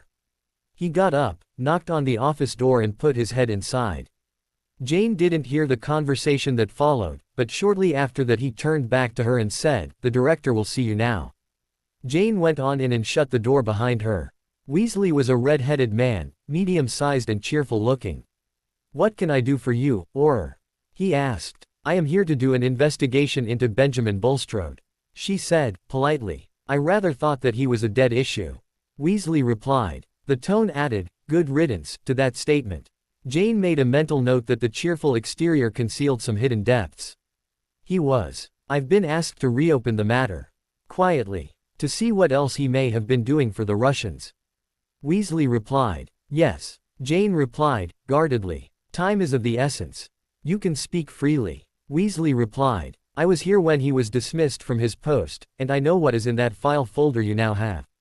I saw it before it was passed it to the minister." In the light of recent events, Jane gestured toward the wireless set in the corner, on at low volume. "I have been directed to look further into his activities. I would like to check your office, as it was formerly his, for any hidden compartments. I have some reason to believe that he might have hidden documents concerning his activities here." "Of course," was the unhesitating reply. Weasley got out of his chair immediately. Jane cast detection spells on all the surfaces of the office and came up empty. The same for the desk, after asking whether it was the same one, which it was. A few questions established that what possessions Bulstrode hadn't removed himself had gone right afterwards. Weasley hadn't wanted any reminder of his predecessor, which shocked Jane not at all. A careful check of the wood paneling and the floor tiles got her nothing, either. They moved next door to the undersecretary's office. Jane didn't need to be a detective to deduce that the red-headed occupant of that office was Arthur Weasley's son. Percy Weasley was as cooperative as his father, for all that got them, and a similar search turned up nothing. The peal of the bell rang down the entrance hall of Bulstrode Manor. The maid who answered the door looked up at the big man at the door with an expression of trepidation. "Auror Sergeant Crusher. I wish to speak to Mrs. Bulstrode at once. I have a warrant." When the maid led him into the receiving room, he was greeted by a middle-aged woman with streaks of gray in her dark hair. She was attired in a plain black dress, with no jewelry or makeup. "Auror Sergeant Crusher, ma'am," the maid said formally, bobbing a curtsy. "Thank you, Melissa." Mrs. Bulstrode said, dismissively. The maid dipped another curtsy and left hastily. Mrs. Bulstrode regarded Crusher angrily. "What is your business here?" she demanded abruptly. I am here to conduct an investigation into your husband, ma'am, including a search of this house under a warrant. He said. My husband is dead. She hurled the words at him, bitterly. Haven't you taken enough from us? Crusher said nothing, but his bleak merciless expression spoke volumes. After a few moments, she bowed her head. Search where you will. His study is that way. Crusher nodded, then strode down the hallway to the door at the end of it. The crime scene tape across the locked door told its own tale. This was the room where Bulstrode had died. Crusher cast Alohomora and flicked his wand against the crime scene tape, then entered. There was no sign that anyone had entered the room since the investigators had finished here and the body had been removed. The evidence of where he had died was all over the ceiling. The room was fitted up as a study and library, with an ornate desk and shelves of books. There were comfortable reading chairs under magical lamps. The carpet was old and well worn. Crusher began with the desk, and checking the drawers, found a small hidden compartment that held a wand in a leather case. He didn't know what that might mean.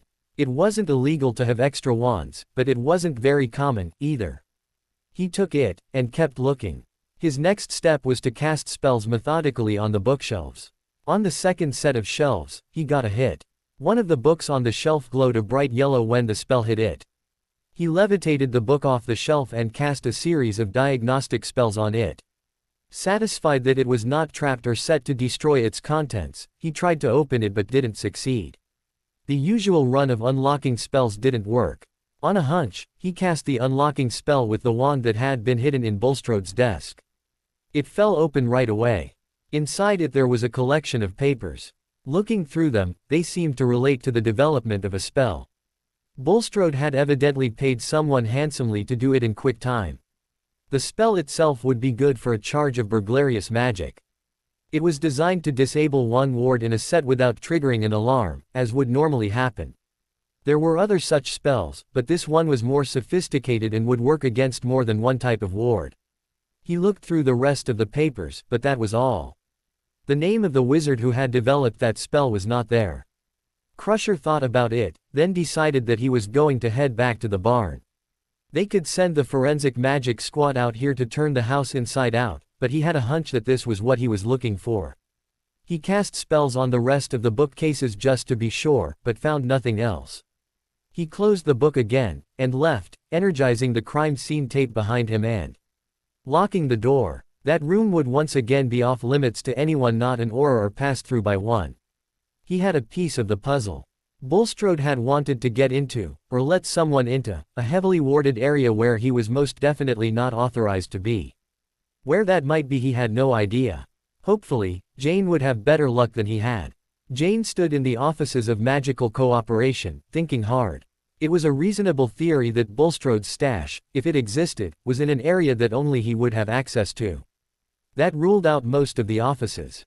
She had covered the undersecretary's office on the grounds that he would certainly have known what Bulstrode was into. Running down Bulstrode's former undersecretary would take time they didn't have. Is there any place where only the director would have access? She asked, thinking out loud more than anything. Well, there is the director's private loo. Percy Weasley replied. Jane snapped her head around to look at him. He's the only one who can use it. That's right, or it's keyed to the wand of the director, won't open to anyone else. He replied. Director Weasley, can you get me in there? She said. He shook his head, regretfully. Never been able to get in there myself. Building services was going to rekey it, but they never got round to it. Wasn't my highest priority, or theirs either. Nice, she thought. If anyone thinks about it, it's just some arcane bit of bureaucratic privilege, like having a carpet in front of your desk to call people on. The next question is, where is Bulstrode's wand? Bulstrode's case had been cleared as a suicide, so there had been no reason to hang on to his effects, and they would have been returned to his family.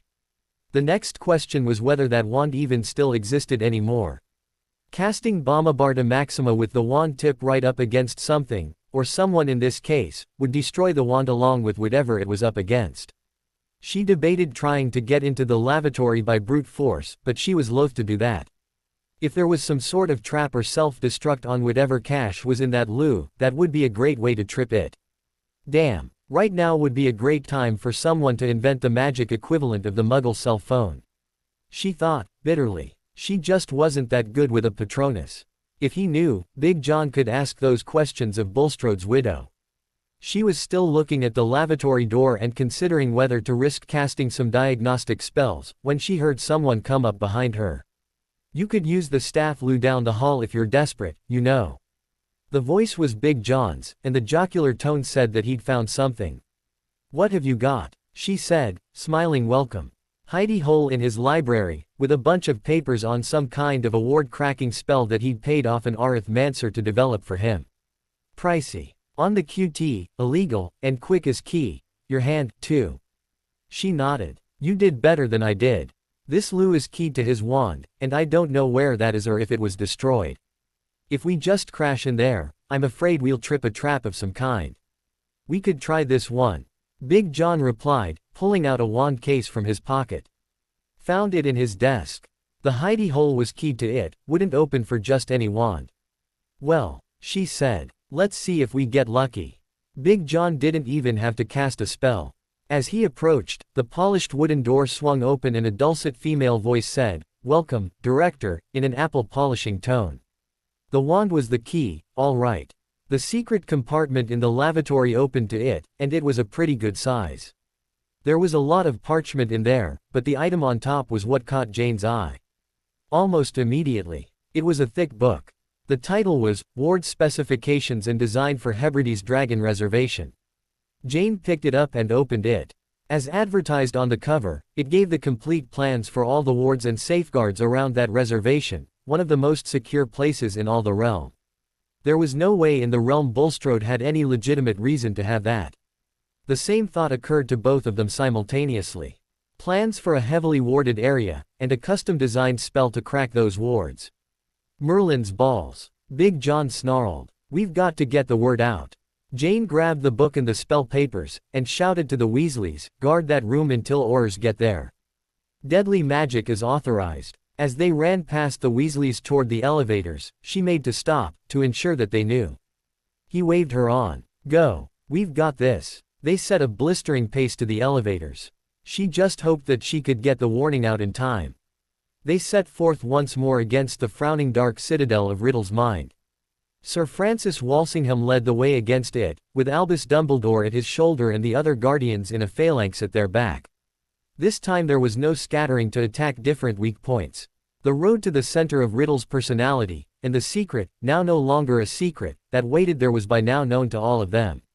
The cold wariness of the guardians was no less for that.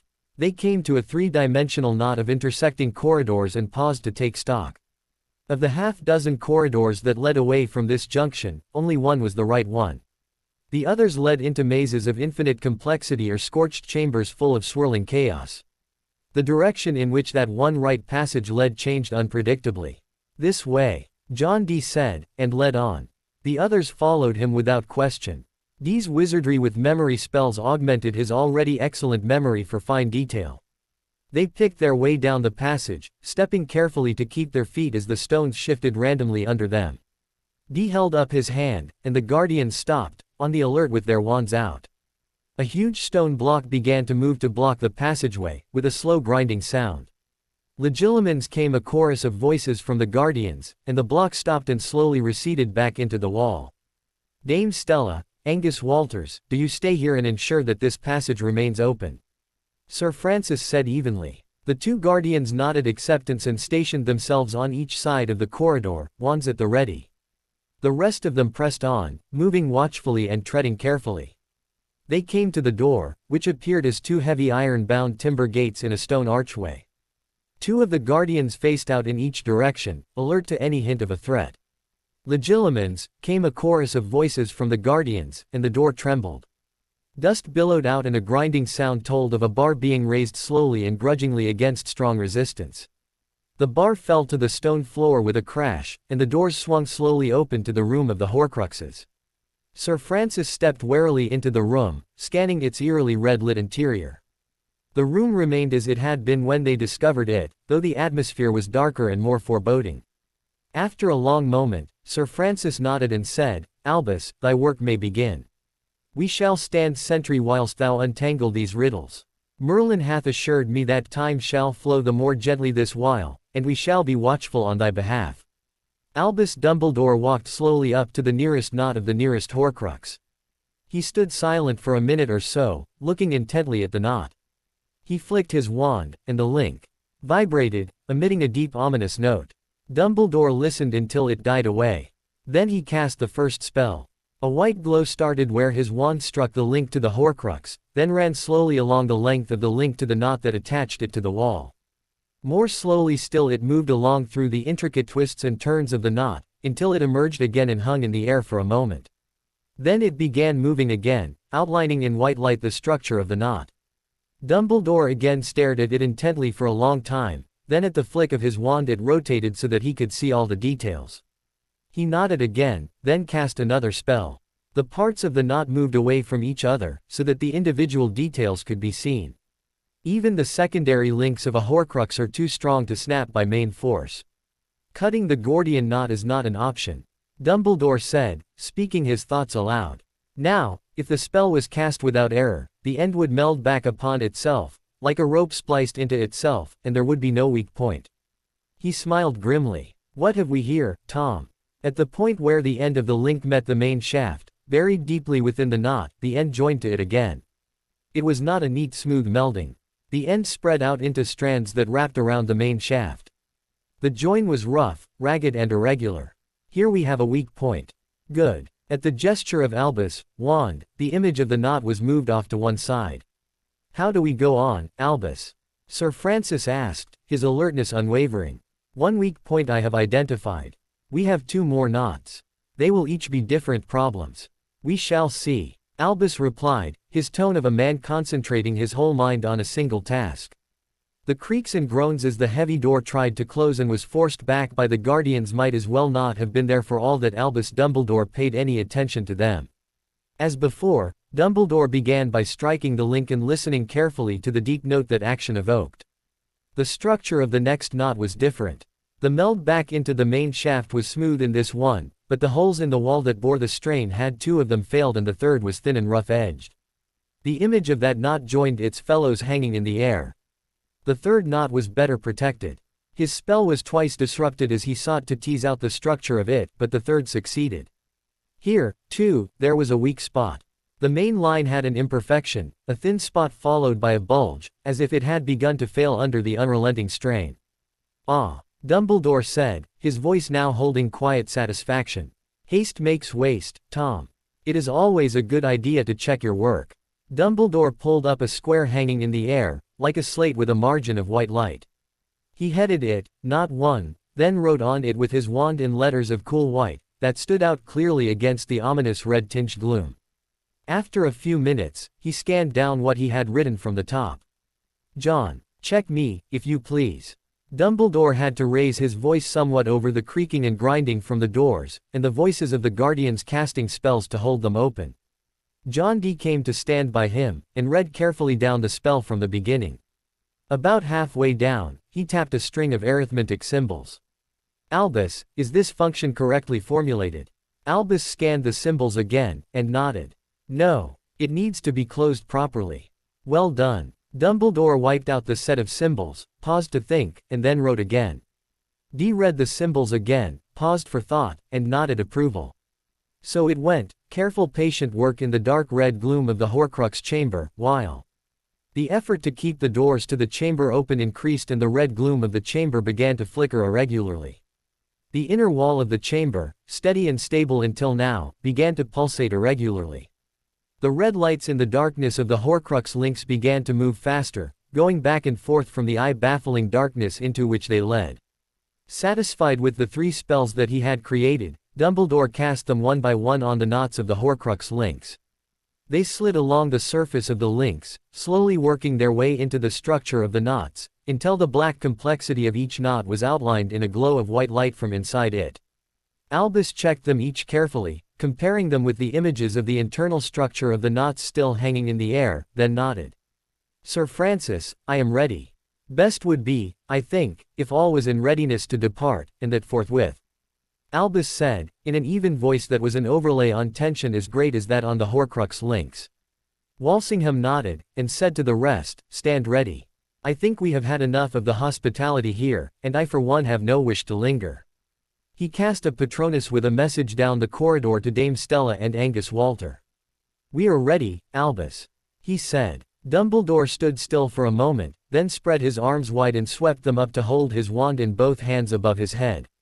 The white glow of power gathered around him, until it lit up the whole chamber and drove the red gloom into the corners and shadows. Then his wand slashed down in a gesture as quick as a whiplash. Facere omnia. Dumbledore's voice rang through the room, and from the 3 knots there was a blinding explosion of white light. The white light grew brighter and brighter, and a frying sizzling sound came from them, rising in intensity. Along with that, they heard a rising agonized scream, as of a woman in mortal agony. The guardians took cover behind the doors and out in the corridor. Dumbledore alone did not move, until Sir Francis yanked him roughly by the shoulder and threw him through the door. Scarcely was he through the door when the room was lit by blinding white light and 3 shattering cracks smashed out into the corridor, followed by a thump as of a tremendous weight falling from a great height. Dumbledore and Walsingham looked back into the room through the archway, its doors shattered and flung back and the inner wall pitted. Through the dust, they saw that where the Horcrux link had been there was only an irregular seam in the wall. A good beginning, Albus, Walsingham said, judiciously. What was that screaming? The sacrifice that he made to make this Horcrux. I know that voice. Dumbledore replied. The ghost of Ravenclaw Tower, she who was in life Helena Ravenclaw. In death as in life she was bound to the lost diadem of Ravenclaw. We have, I think, solved the mystery of what object that Horcrux was bound to. Hogwarts will be one ghost the fewer. There is always a price, Albus. Always. Walsingham replied. The structure of the door began to warp and twist, as the inner wall's pulsations increased. For now, we must make haste. The guardians picked their way along the corridor, even more unstable than it had been before. Think you that the diadem was destroyed? Sir Francis said as they picked their way along the corridor. Physically, perhaps not, Dumbledore replied, but there would have been a terrible backlash of dark magic through it. Wherever it lies, I doubt if it is anything more than a piece of jewelry now. Dumbledore shook his head. I knew that it was one of the objects that he coveted, but I thought it was for its legendary powers. I was wrong. He made a trap out of it. Whoever might find it would be sorely tempted to set it on his head, to use its powers. When they did, Riddle's soul would possess him, Walsingham said, just as he did with Ginny Weasley and the diary. But more quickly and surely. Riddle made the diary when he was 16. The guardians came up to the sixfold junction and paused to take stock. They whirled with their wands out as the image of a face appeared on the stone wall. It was the face of Tom Riddle, haggard and drawn, with the mask of torment written across his arrogant snake-like visage. What have you done? Riddle's voice came from everywhere at once. Sir Francis smiled wolfishly. Whatever a man may gain or lose in this world, his soul is his own. We have returned to thee somewhat of thine own. Thou'rt welcome, boy. The reply was a scream of insane rage. I am Voldemort the Undying. I still have many Horcruxes. I will return. 4 is not many, Tom. As I have often told you, precision in the use of words is necessary for a wizard who would undertake strong magic. Dumbledore's voice was mellow and even, as it was when he had taught classes at Hogwarts. You caught me unawares once, old man. You will not do so twice. Try it again, and you will die. Riddle screamed. I am already dead, Tom. Albus replied. You should know. You killed me. It availed you nothing. My power came to a more worthy heir. The immortality you sought so feverishly only condemned you to unending agony and endless much mercy am I granted, that my shade can seek to make atonement for my many failings. Now, John Dee said, sharply, and the junction of the passage stabilized under the impact of a half-dozen spells. Quickly, Dee added sharply. The guardians began to file into the tunnel. Dumbledore glanced after them, then returned his attention to Riddle. Oh, and as to your immortality, Tom, that too is fatally flawed. I fear that I must give you AD in your use of magic in Horcruxes. Your work truly was dreadful. You were rushed and sloppy, you failed to check your spells for errors, and your wand work was absolutely substandard. Those links will fail in time no matter whether we come back or not. We just hurried the process along. He turned to join the line of guardians filing into the tunnel. There will be no rewrite on this exam, Tom. Ta-ta. See you soon. The work was well done, Albus, but we have yet much to do. Sir Francis Walsingham said as the Guardians went down the passage that led out of the complex maze of Riddle's mind. All too true. Dumbledore replied. 3 of the Horcruxes remaining are linked to physical objects. Valuable perhaps, but their loss is no great tragedy. I suspected that there might be a backlash, and the fate of Helena Ravenclaw's ghost confirmed that. What of the Warlock's Horcrux? Walsingham replied. Yes. That Horcrux is not like the others, and I made sure that I was not attacking it before I began my work. There we have a very serious problem. The Warlock has defenses, and we would of course warn him before any attempt was made against it. Still, it would be dangerous to him. How dangerous? Walsingham replied, gravely. Dumbledore shook his head. That there is danger I can say with certainty. How much danger, that I do not know enough to measure. Can we learn more as we attack the other Horcruxes? Walsingham said. Dumbledore looked thoughtful. I think that is possible, though it would need to be well planned and carefully executed. I would need help. It would certainly make the work more difficult and time-consuming. Our time is the realm's, Albus, now as it was in life. Sir Francis replied. We advise the Warlock. That information we must have to give him the best possible advice in a very difficult decision. He looked thoughtful, then added, what you said to Riddle, about his work being flawed and apt to failure, given time. That would apply to the Warlock's Horcrux, as well. Yes, almost certainly it would. Dumbledore replied grimly. Even more so. The other Horcruxes, for those he had time to complete the ritual to make them. That one was an accident. How much time do we have? Sir Francis asked. A good question. Dumbledore replied. For which I do not have a good answer. The Warlock's Horcrux will fail, unpredictably, and the results will be very bad. So, to do nothing is the worst decision. Well, that is no news to any of us, Albus. No news at all. Walsingham quickened the pace as they emerged from Riddle's mind. Dmitri Varanov sat in his seat, alone. There were no more orders to give, no more messages to send. He had failed. Again. Potter had defeated him. Again. He had no doubt that Potter would seek retribution against Russia and against him personally, but he would have his vengeance on Dmitri Varanov without raising a hand or casting a spell. Weakness was a capital offense in the politics of magical Russia, and failure meant weakness. The prospect of tribute from the nations of the ICW was all that held his own alliance together, and with that gone it would shatter like a dropped plate. It was the toss of a ruble whether his death would come from an ally or an enemy, not that there was ever much difference in Russia's politics. It would not be long before the news of that failure came to his enemies in Russia. It would take longer for them to combine against him, for even that much trust was hard come by in Russia, but they would. He straightened again in his chair. There was one last thing he could do. If victory was beyond his grasp, vengeance was not. He could exact a price for his defeat. Ensure that Potter and Britain, yes and their allies, too, paid dearly for it. He wrote a note and signed it, then handed it to the silent man and said, the chief of Cheka. With a nod, the messenger was gone.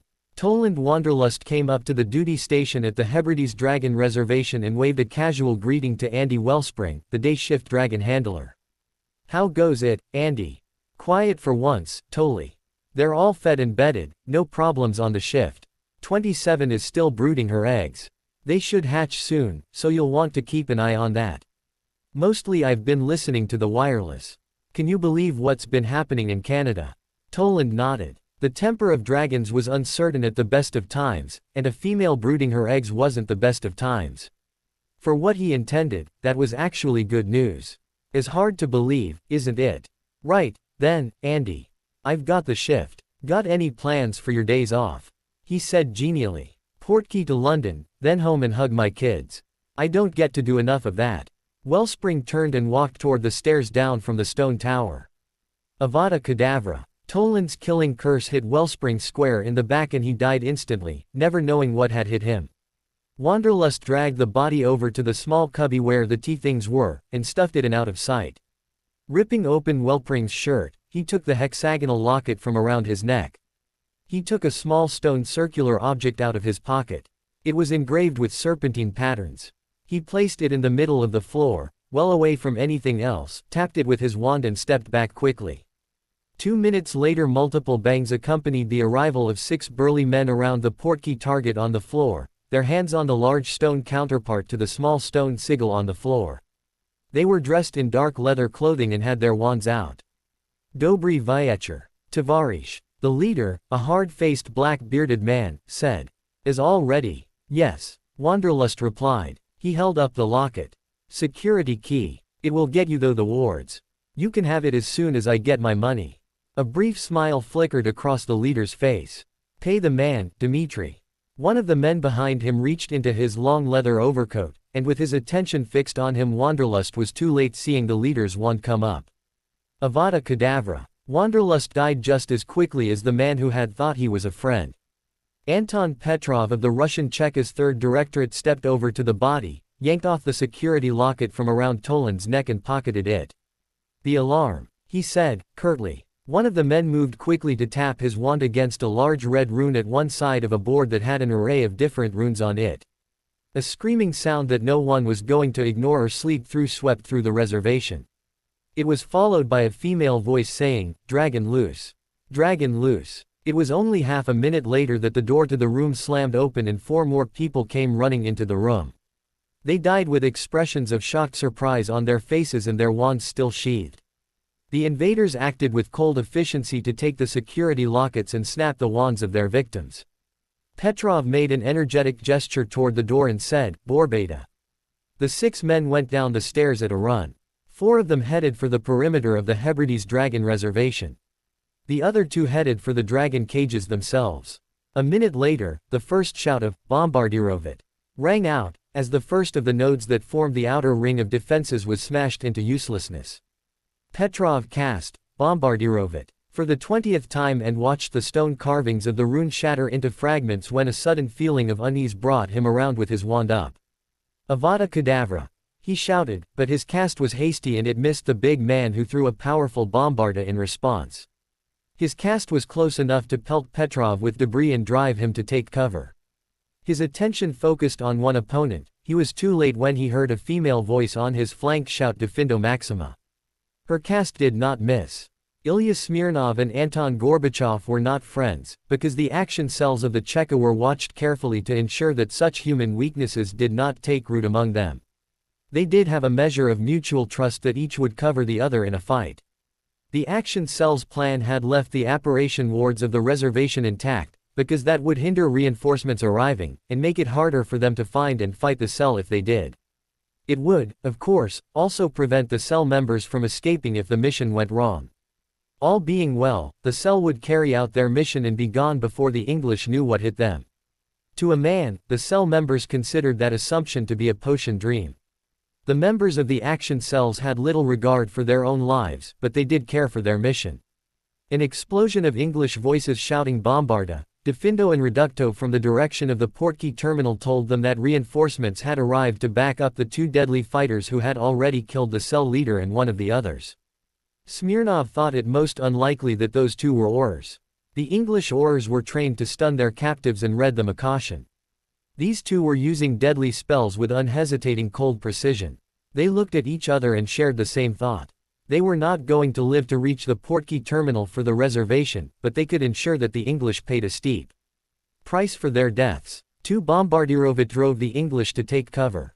That would not last, but it would buy them a few heartbeats. Smirnov and Gorbachev took off running toward the heart of the reservation. Big John cast supersensory and looked out from the shattered stone wall that he had taken cover behind, and saw the 2 figures running hard, zigzagging in and out among the wreckage that the reservation was now littered with. "They're getting away, Jane. We can't let them escape," he shouted. "Oh my God," Jane thought, as she realized which direction the Russians were running.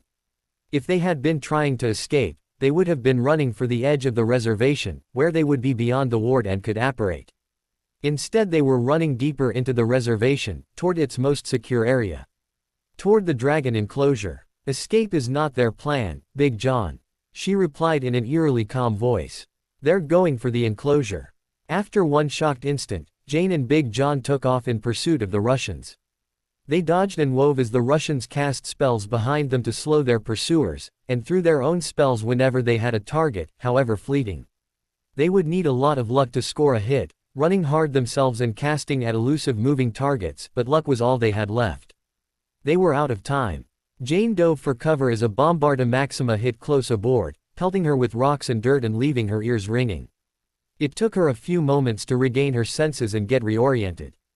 "Big John!" she shouted. "Here!" She heard his reassuring bass from over on her right. He was in cover somewhere there. "Cover me!" Jane shouted, and waited for the first of Big John's Bombarda Maxima before she made her run to the next piece of cover, a small outbuilding. She looked out, hoping to find a target instead of simply casting in the direction of the Russians to drive them to cover. She saw them, out in the open for no reason that she could fathom. The two Russians were casting, not at her or Big John, but at the wards on the enclosure, the inner and final defense of the reservation. She did not understand the Russian spells that they cast, but she could see the effect. Each of the spells hit a node of the enclosure, wreathing it in evil-looking green fire the color of a killing curse.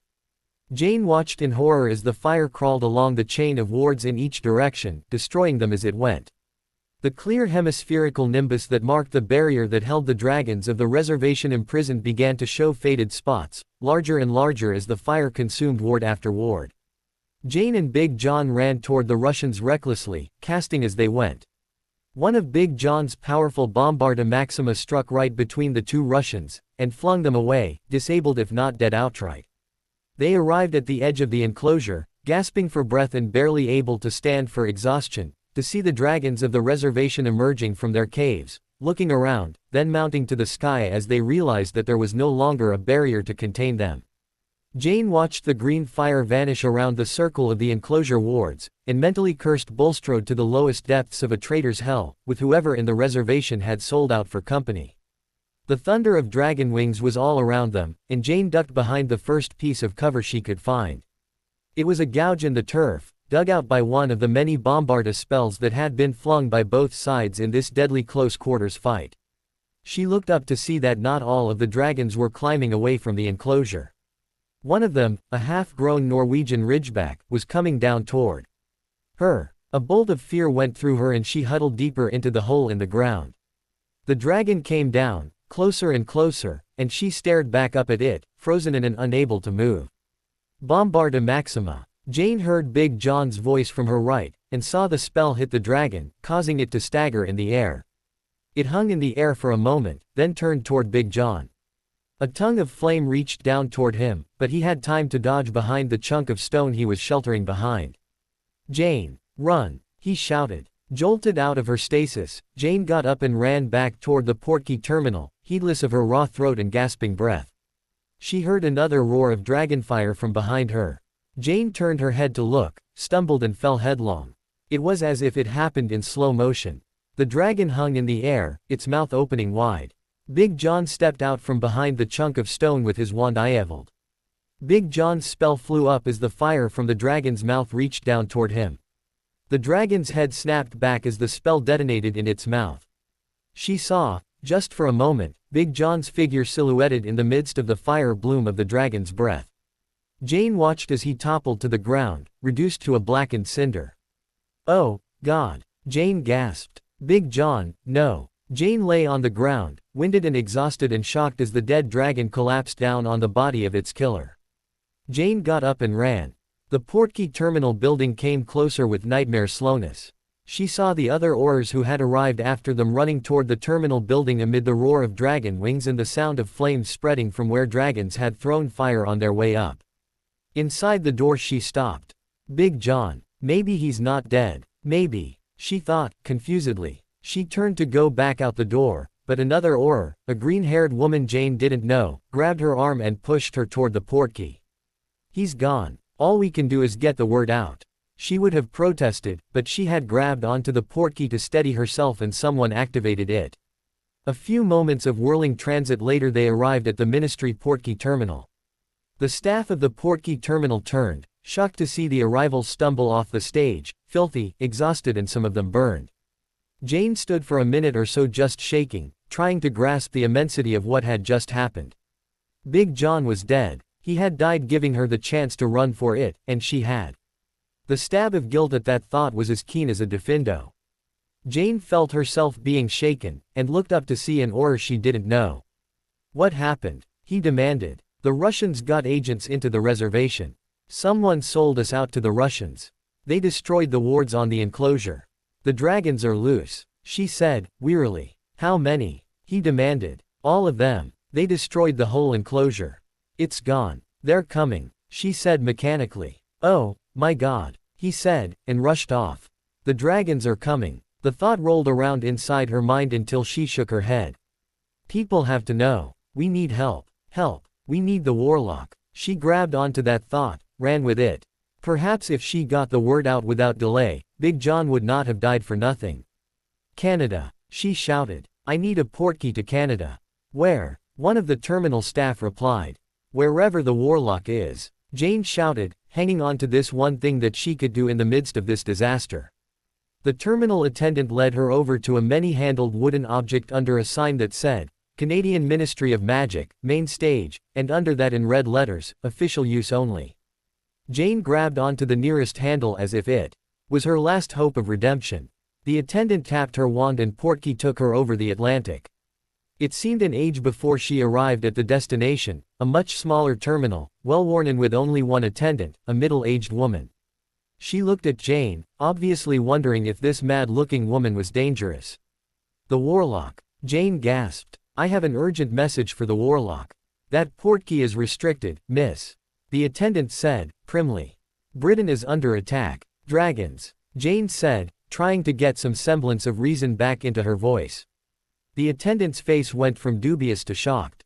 Given what had happened in the last desperate days, that message was all too believable. She walked Jane over to the portkey, cast an unlocking charm, and activated it when Jane grabbed the handle. The transit was a short one, and she arrived in a terminal that had half a dozen people in it, all of them with wands out. 2 were dressed in Arlet leather, the other 4 in plain dark robes with a gold star on the right east. All of them had their wands out and expressions on their faces that said they were going to cast first and ask questions later. Who are you? One of the black-robed ones, a hard-faced witch, demanded. Or Jane Twelvetrees. I have an urgent message for the warlock. Jane said again, terrified that she might lose any of the time that Big John had died to buy. What message? The witch said, skeptically. Britain is under attack. We need help. Jane said. She had regained her breath to the point where she wasn't gasping. Distantly she was beginning to realize that she had burns and bruises that were really going to hurt when she got round to noticing them. All right, the black-robed witch said, grudgingly. She was spun around and searched, roughly and thoroughly, her wand and anything else that might remotely be harmful taken, and she was walked down a well-lit corridor with an escort of 2 black-robed wizards. There were 2 guards at the door, wearing the Arlet leathers of the CMAF. ICW Security Council meeting in progress. Was the forbidding greeting. I have to see the warlock. Britain is under attack, Jane said, yet again, hoping that this would be the last time. There was an exchange of dubious glances, but they did let her in. The meeting was in session, and the gray-haired man at the head of the table was saying something while pointing his wand to a map of Russia that hung in the air. At the entrance of Jane and her escort, the man stopped talking in mid-sentence and everyone at the table turned to look at her with expressions of annoyed astonishment. Harry, Jane said, speaking in a Russian hoping it wasn't too late.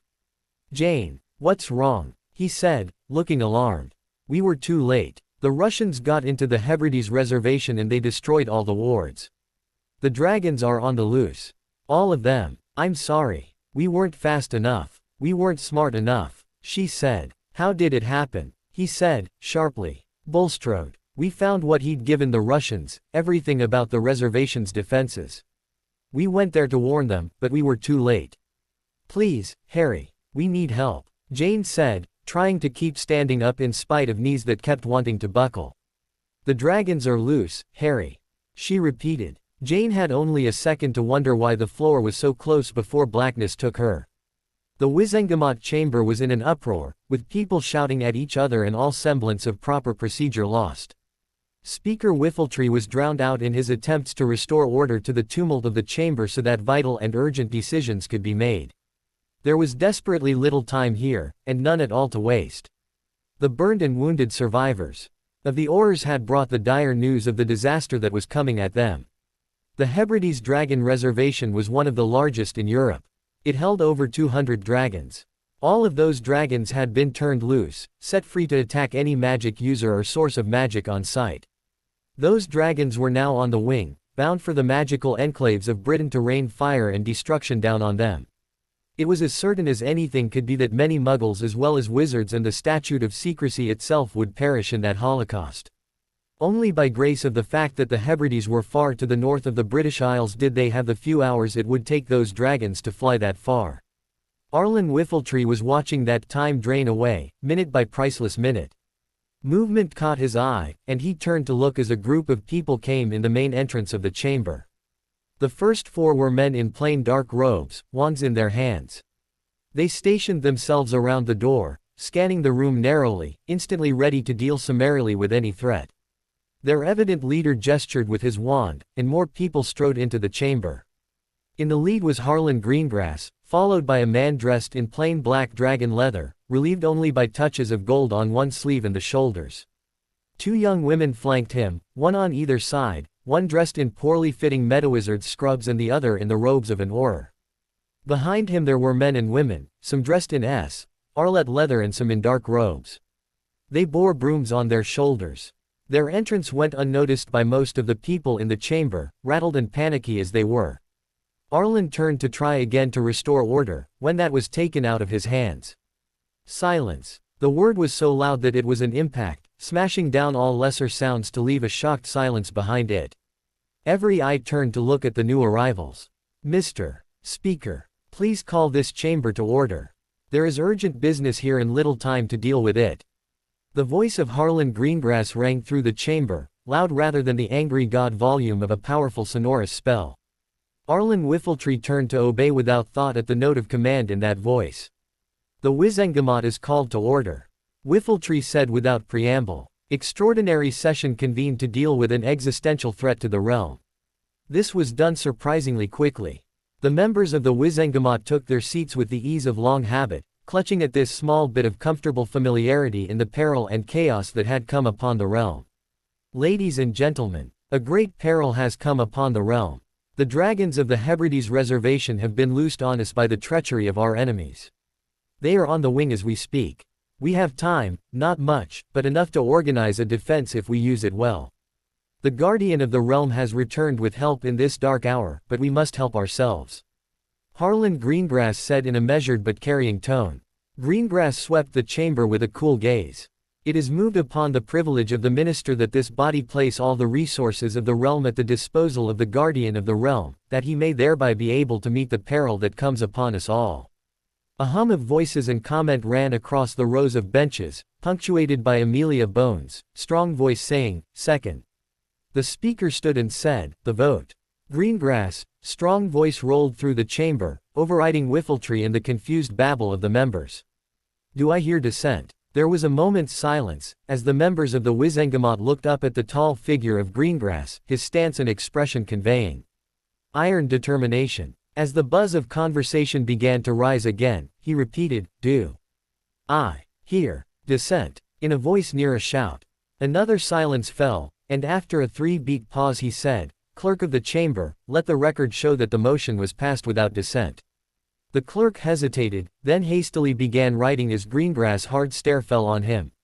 Greengrass turned to Harry, and said simply, "Warlock, the resources of the realm are at your disposal." "Thank you, Minister." Harry replied firmly. "I need to make a wireless broadcast to the entire realm." The commentator for the British Wireless Corporation was summarily pressed into service and told to set up a broadcast to the entire realm. Greengrass went first. "To the people of the realm I bring a warning. The massive dragon attack upon Canada was defeated. There. The Battle of Canada was fought, and it was won. The foes of the realm and of our world were defeated, but not destroyed. Still their malice is unabated. With the connivance of traitors from among us, they have destroyed the defenses of the Hebrides Reservation and loosed the dragons in it upon the realm. They are on the wing even as I speak to you now. The battle of Britain is upon us."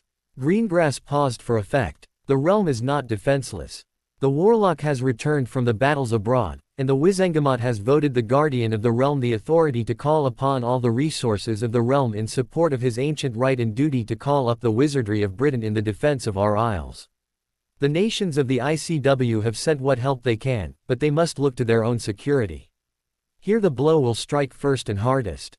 Here the defense must be strongest, and so it shall be. His voice took on a tone of hard defiance. From ancient times we have preserved the tradition of training all our people from youth in the defense against the dark arts, against the day when every wand would be needed to defend the realm. Today is that day. I give you now to Harry Potter, Warlock of Britain and Supreme Commander, Warlord of these Isles. Harry took the microphone. I have sent Dumbledore's army to the defense of Hogwarts. The best we have are guarding the greatest stronghold in the realm. For those who may wish to send their children to safety, send them there. There is no safer place. Harry paused and took a deep breath. To give battle against this foe, I need trained teams who can fly and fight at close quarters. To the professional Quidditch teams of Britain, this is your hour. Every bit of your skill and training is needed, not for sport but for the survival of the realm. I will send brooms with wireless and experienced officers to show you how it's done, and for the rest you will learn in the saddle as we did in Canada. He paused again. To fight the dragons we must know where they are and where they are headed. To all the leaders of all the magical enclaves of Britain, great and small, you are directed to organize teams of skywatchers. Search the skies for the dragons, and when you spot them report the bearing and distance, and the time of the sighting, by the quickest possible means to the Warlord's headquarters here in the Ministry Complex in London. His voice turned grim. All being well, we shall meet the dragons in the air and destroy them. All does not always go well in a battle. Be ready to take shelter if a dragon should get past the teams in the air. To take shelter rather than fight is not a lack of courage. We win by surviving. Get out the word of an attack and I shall send help as I can. Let every witch and wizard of the realm do their duty and we shall prevail. You are dismissed to your duties. Warlock, done. Harry handed the microphone back to the BWC man and turned away. He took a deep breath and shut his eyes, taking a moment before thinking ahead to the next thing to be done. God, please let them believe me. Harry thought. So much depended on whether he sounded confident, sounded like a man with a plan, sounded as if he was in control and in command. If they did not, there would be panic and chaos, the harbingers of defeat. Harry. It was Hermione's voice, sounding concerned. Thinking, Hermione. Harry replied. He took another deep breath and opened his eyes. We need a war room, a big one. Room for a big map, like we had in Canada. Wireless operators, too. Have them tie into BWC's transmitters. Get the Canadian liaison officers out to the Quidditch teams. There won't be enough McLaughlin brooms. Issue them to the team captains. Hermione turned, relayed and expanded on his orders, conscripting the pages of the Wizengamot as messengers, a role they were well accustomed to. She turned back to him, looking worried. Who can we get to build a map, Harry? We don't have the Archmage. Harry blinked, then said, serious. He and the Marauders built the Marauders map in the old days. He knows that magic, and he can do it if anyone can. Get him here, make sure he has what he needs. Hermione snapped to the nearest Auror, Sirius Black. Find him, get him here, quick as key, your hand. Another thought struck Hermione, one she'd had before. Who could she trust with Harry's safety? Her eye fell on Jane Twelvetrees. Hermione didn't like her, and didn't think she ever would, but Harry respected her integrity and that would have to be enough. Twelvetrees. She snapped. You're in charge of the Warlock's security. If you die and he doesn't, that's a win. Clear. Jane nodded curtly. I need authority to use deadly magic on suspicion. You are now one of the Warlock's household. You do not answer to the law. You answer to him. Get it done. Hermione replied. Jane turned and pointed at the 4 dark-robed wizards, the detail from the sorceress service that the Archmage had insisted on sending. You. Close security on the Warlock. She turned to 3 senior Aurors and continued, you, and you. There will be 3 security checkpoints. Each of you will be in charge of one. Assemble teams from people you personally trust absolutely. Use of deadly magic is authorized. If a threat gets past you, you are not to be alive to explain why. Go. Harry, please. What can I do to help? The voice was Arthur Weasley's. Harry saw the fear on his face, and knew it was not for himself. One whole team of the DA came from the Weasley family. If things went badly this day, or even if the realm triumphed, he might lose 4 of his children.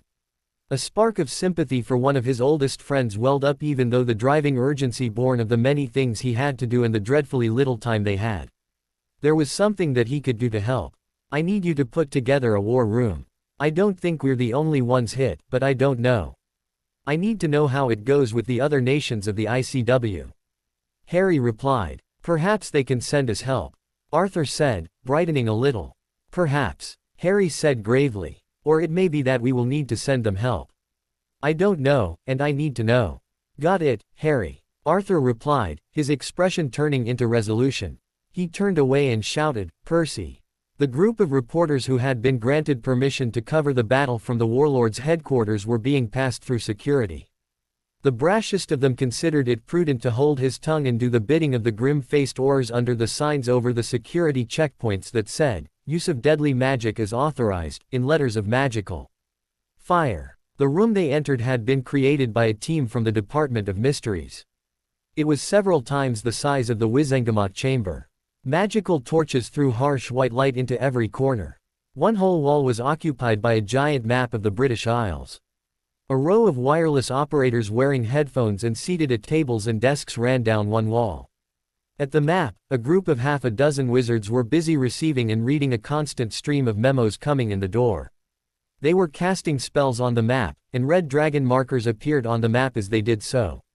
Other markers in blue with names like Harpy A were also on the map, moving north. Magical enclaves were shown in green, with name tags. Hermione Granger did the first briefing. Ladies and gentlemen, I will tell you what is going on now, after which you can hear and see for yourselves. The map you see here is not real time, since we do not have the Ward network to support it. It shows reports from the Skywatchers, as collated and plotted by the map wizards. The locations of the flights are based on their own reports. The picture is still being assembled, and we do not have locations on all the dragons. She turned and pointed at the map. The flights of wizards are moving north to engage, rehearsing under the coaching of the CMAF liaison officers. The dragons we have locations on are tracking toward the magical enclaves, as expected. That's the nature of dragons. So far, the only magical enclave under attack is Hogwarts, as the warlock foresaw. The DA made it there in time and they are now heavily engaged. Who is winning? Came a question from the group. They are fighting, not reporting. Hermione replied. The castle and its defenses are so far untouched. There was a babble of questions from the reporters, which were greeted with stony silence from Hermione. When they were quiet again, she continued. You can view the progress of the battle from here. Anyone who interferes with operations will be escorted out immediately and not permitted to come back. She said with finality, and turned to go. I want a statement from the warlock. Came a male voice from the group, in a demanding tone. The owner of the voice started to move toward the warlock. Hermione turned back and said, the warlock's detail from the sorceress service are authorized and directed to use deadly magic on suspicion of a threat to him. After a 3-beat pause while the reporter stopped short, she added, that's a no. As she left, the eyes of the reporters went to the single figure standing erect in the center of the room. Harry Potter was clad in black dragon leather, with touches of gold on the shoulders and right sleeve. Faced out in 4 different directions to cover the entire room were 4 hard-faced wizards in dark robes. Everyone who approached him got the same cold measuring stare from a wizard with his wand out, ready for instant use.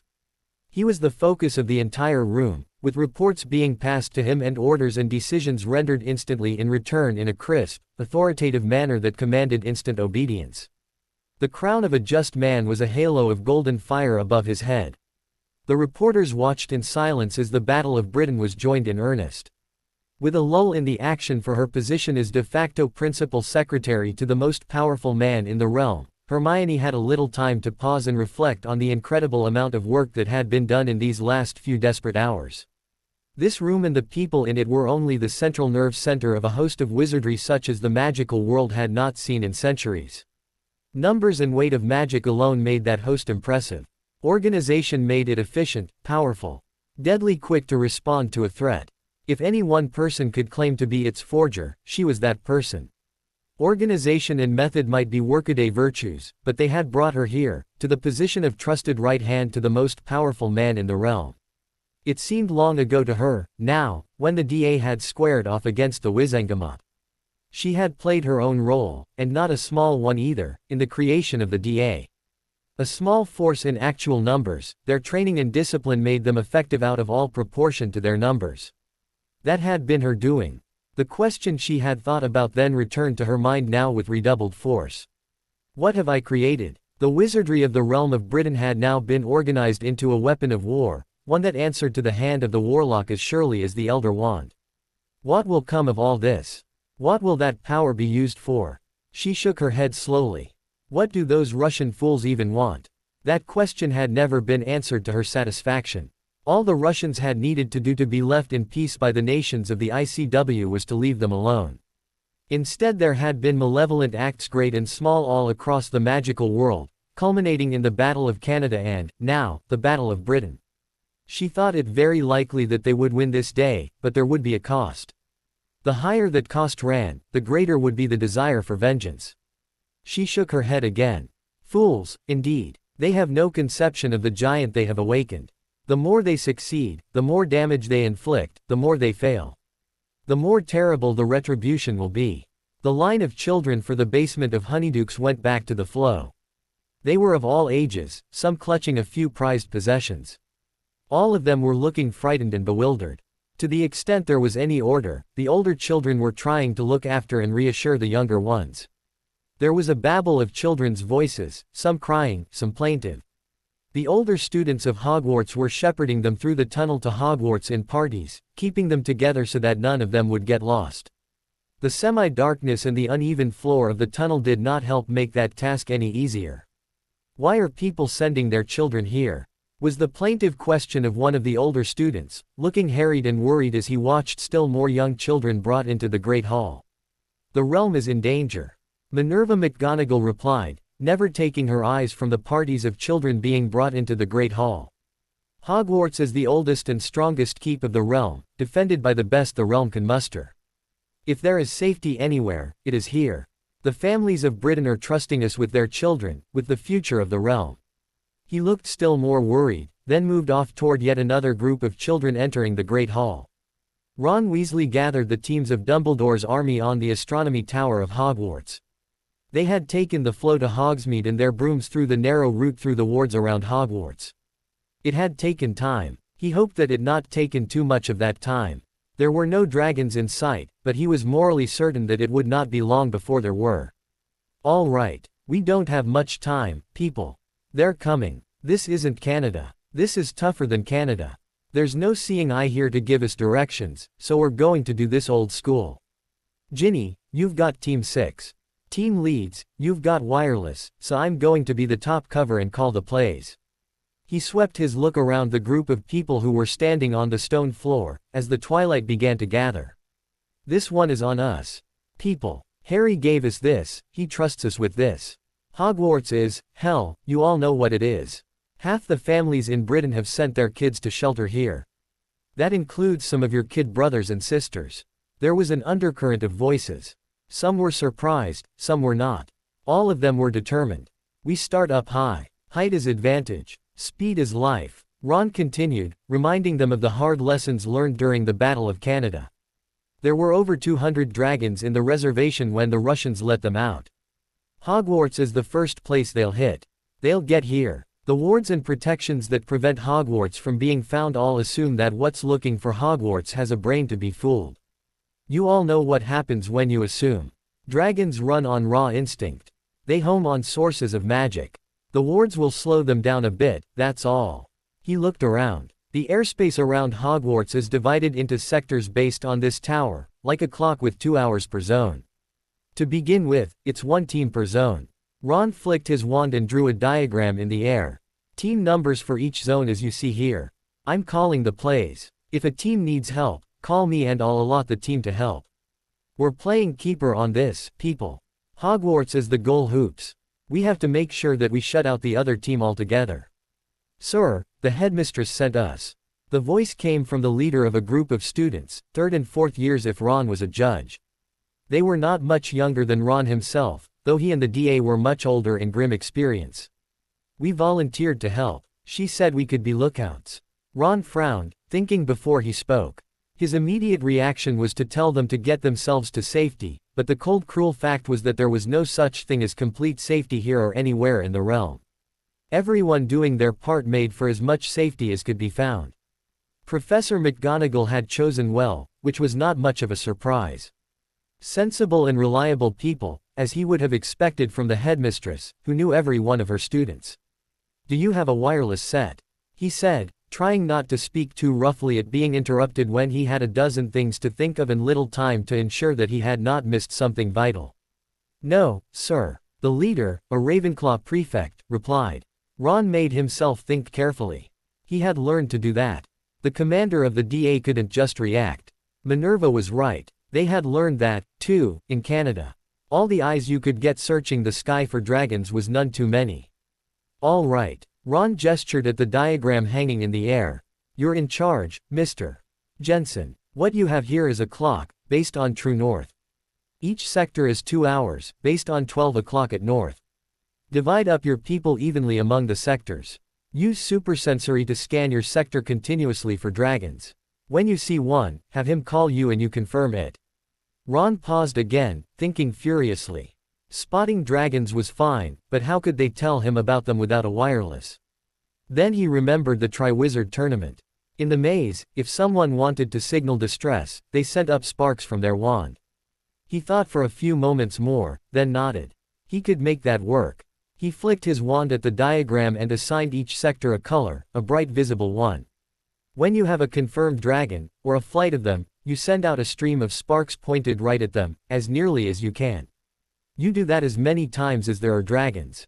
The stream of sparks is the color for your sector.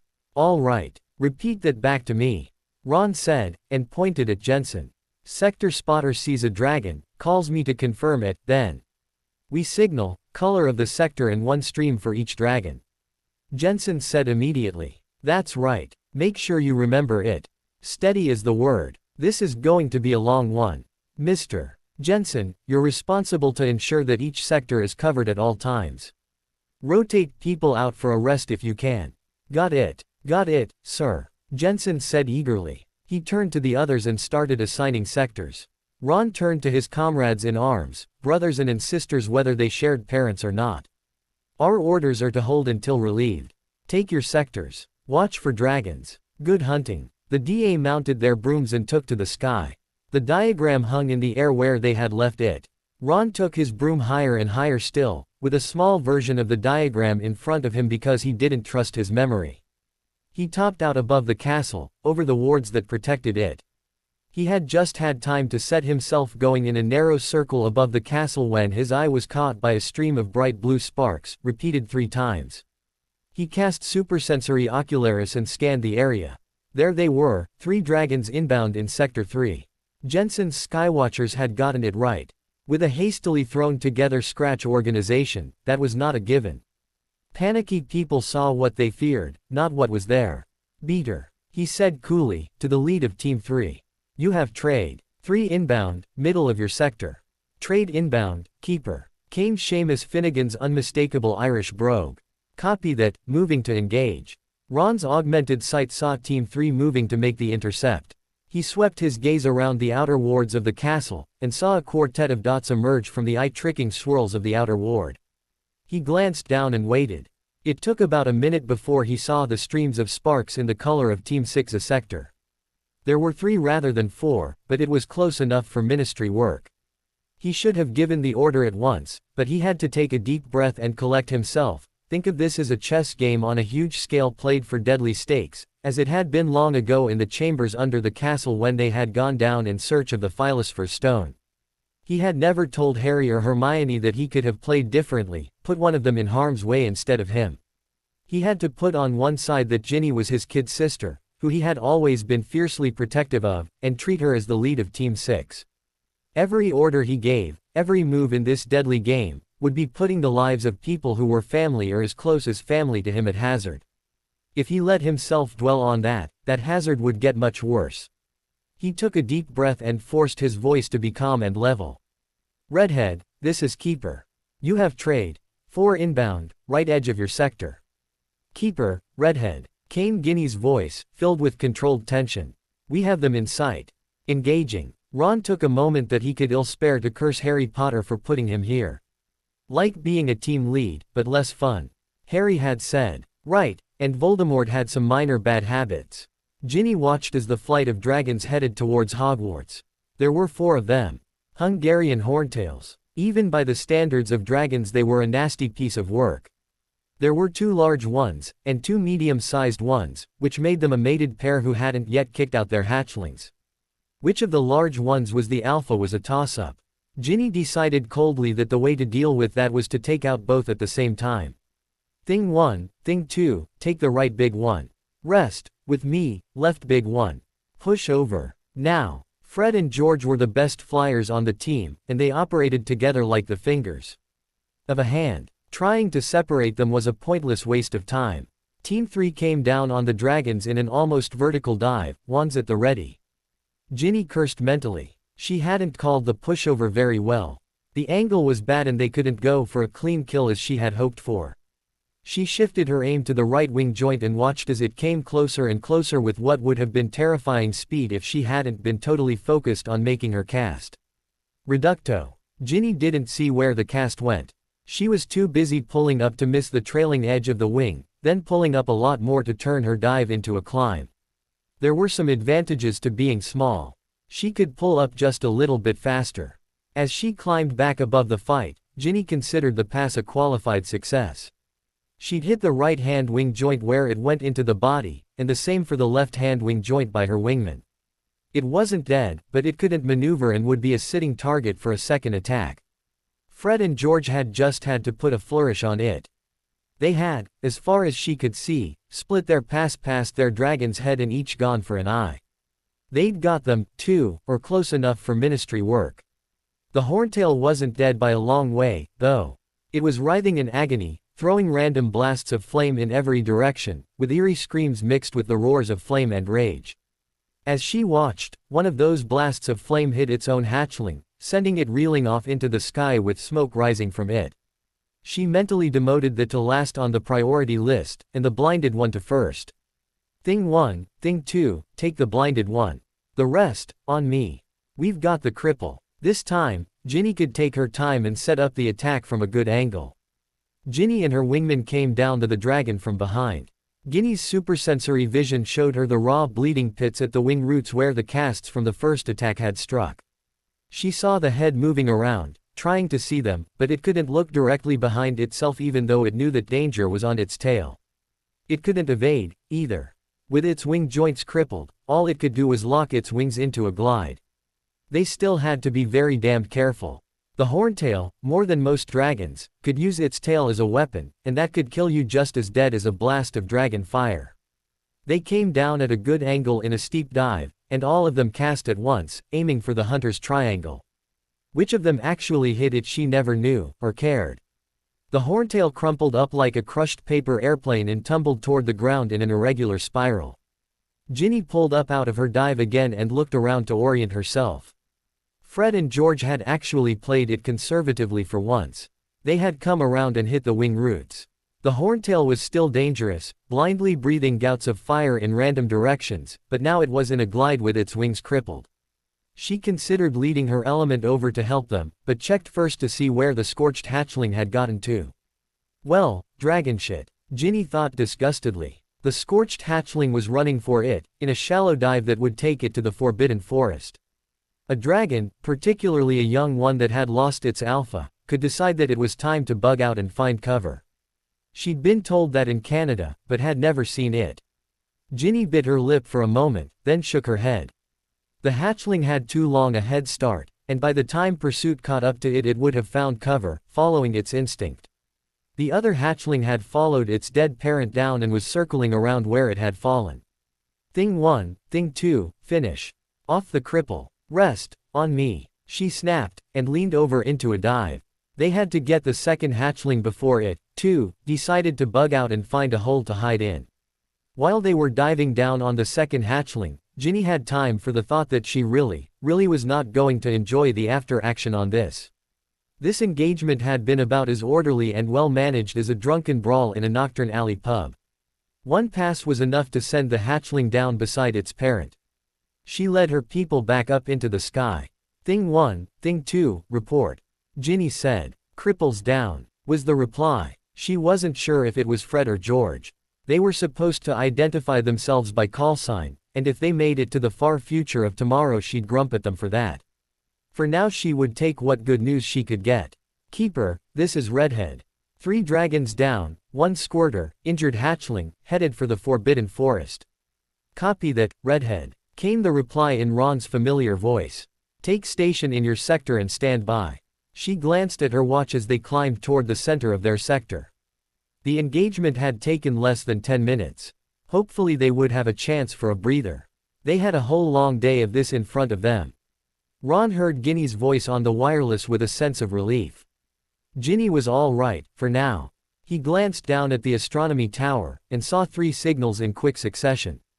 He snapped out orders. Team 4, you have 2+ inbound, right-hand edge of your sector.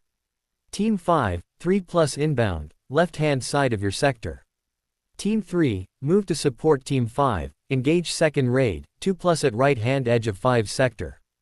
That was a gamble. If a raid showed up in Team 3's sector, he'd have to shift someone to cover. It would be nice if there was some sort of a pattern that he could figure out, but if there was he couldn't see it. Most likely, the dragons were just following their noses through the outer wards. All he could do was play the game as it unfolded. Minerva McGonagall emerged onto the roof of the astronomy tower. The Skywatchers were focused outward, and she noted with approval that they had entirely ignored her entrance. Jensen did notice, and said, Headmistress. Mr. Jensen, you seem to be doing well enough. Do you need more people? Minerva asked. Like everyone else, she did not have enough people for everything that she wanted to do.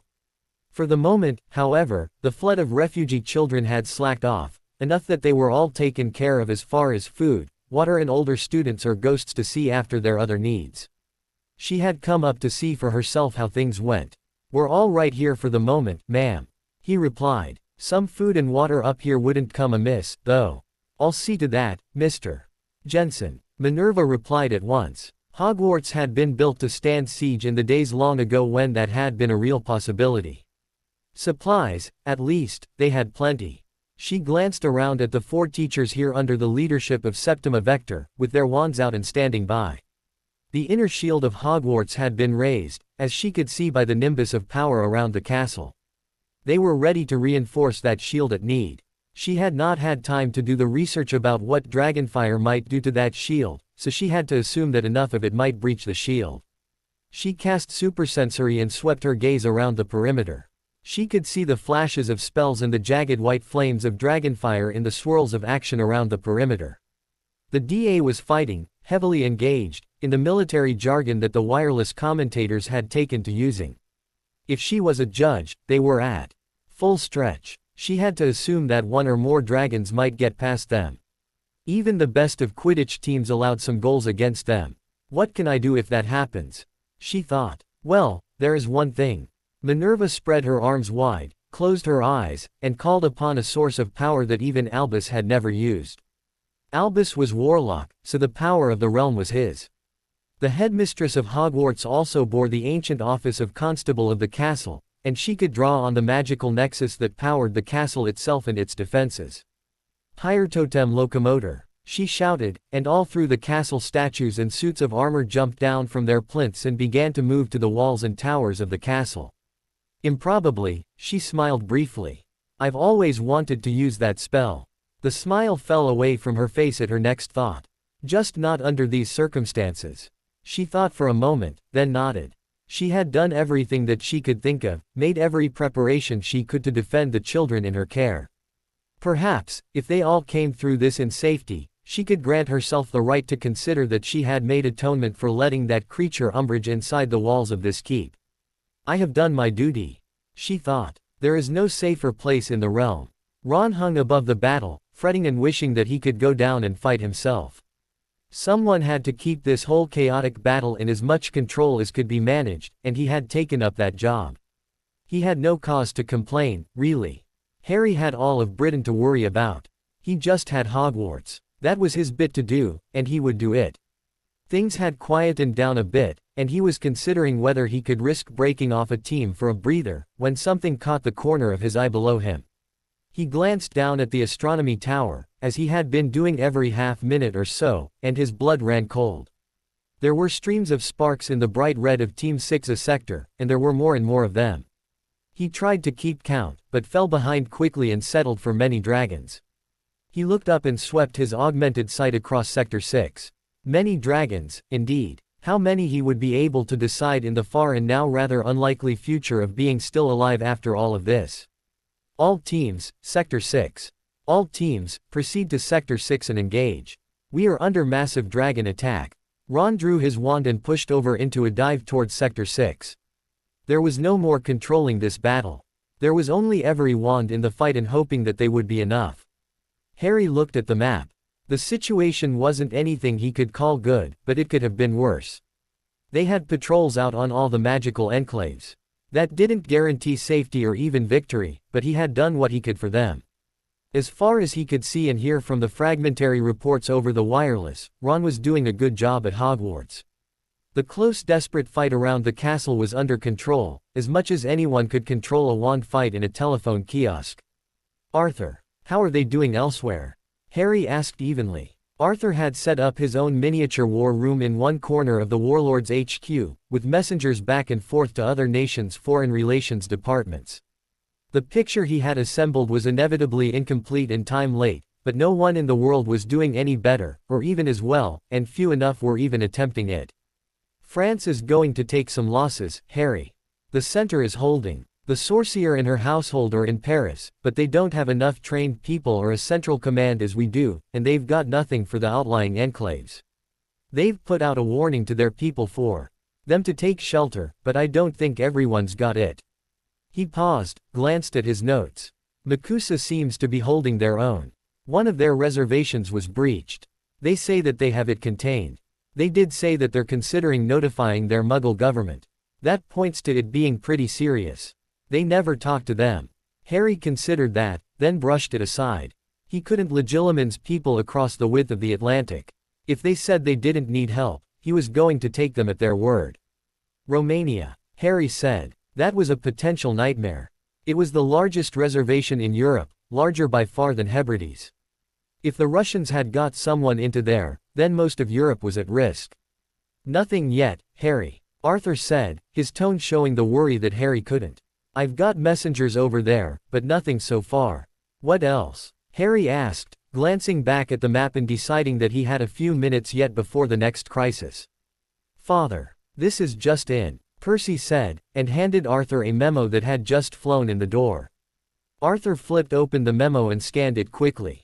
Good news, for a change, Harry. India reports their reservations are secure, and they have offered a volunteer force of 125 warrior wizards under Commander Sherritt to fight under the command of the Warlord. Help. Sherritt in command. Harry thought, hardly able to believe that good luck had come his way for once. Well, he was going to grab onto it with both hands. Please send my grateful thanks, and ask how soon they can arrive. We are hard-pressed here, and other nations are worse off. I'll check on that, Harry, right away. Arthur replied, but no sooner had he turned toward Percy than he was handed another memo. This one wasted nothing on diplomacy. Warlord, assuming acceptance, on the way with the main body. Lead elements will arrive within the hour. Officer in command of the Vanguard will report to you on arrival. Lion, thank God, Harry thought. People were very quick to hail him as the savior of Canada, but Harry knew that a captain was only as good as his team, and he had had a team of champions in Canada. Taking the Archmage's advice and asking for Sherritt had added a champion's champion to that team. Another memo flew in the door. Percy plucked it from the air, ripped it open and passed it to Arthur. The Northern Alliance has offered a force of volunteers to serve under the Warlord. Arthur said rapidly. Northern Alliance? Harry asked, not sure who that would be. Norway, Sweden, the Scandinavian countries. Durmstrang is their Hogwarts, and it's a defensive alliance against Russia as well. Arthur replied. I'll bet Russians are beloved there about as much as they deserve. I'll wager that they have the same problem Canada had, too. Harry thought, dryly. Military forces didn't just spring out of the air. They were a response to a threat. The other nations bordered Russia, which made sense, but the American force was more of a question. "There's an American force?" Harry asked. "Yes, there is," Arthur replied at once. "They have a different problem. Their own dragon population is under control and in reservations, but the countries to the south of them aren't nearly as wealthy or well organized. They get a lot of leakage over that border, and they have a force to deal with that. I'm actually surprised that the Makusa Congress would authorize a deployment outside the country. There's a pretty strong isolationist sentiment there. Well, Father, the Battle of Canada would be a pretty loud knock on the door. If things had gone badly there, it would have been them next," Percy said, quietly. Harry glanced back at the map, and decided that he had to get back to the current picture. He had help offered, and he was not going to stand on foolish pride about taking it. "Good. Accept all help as it's offered.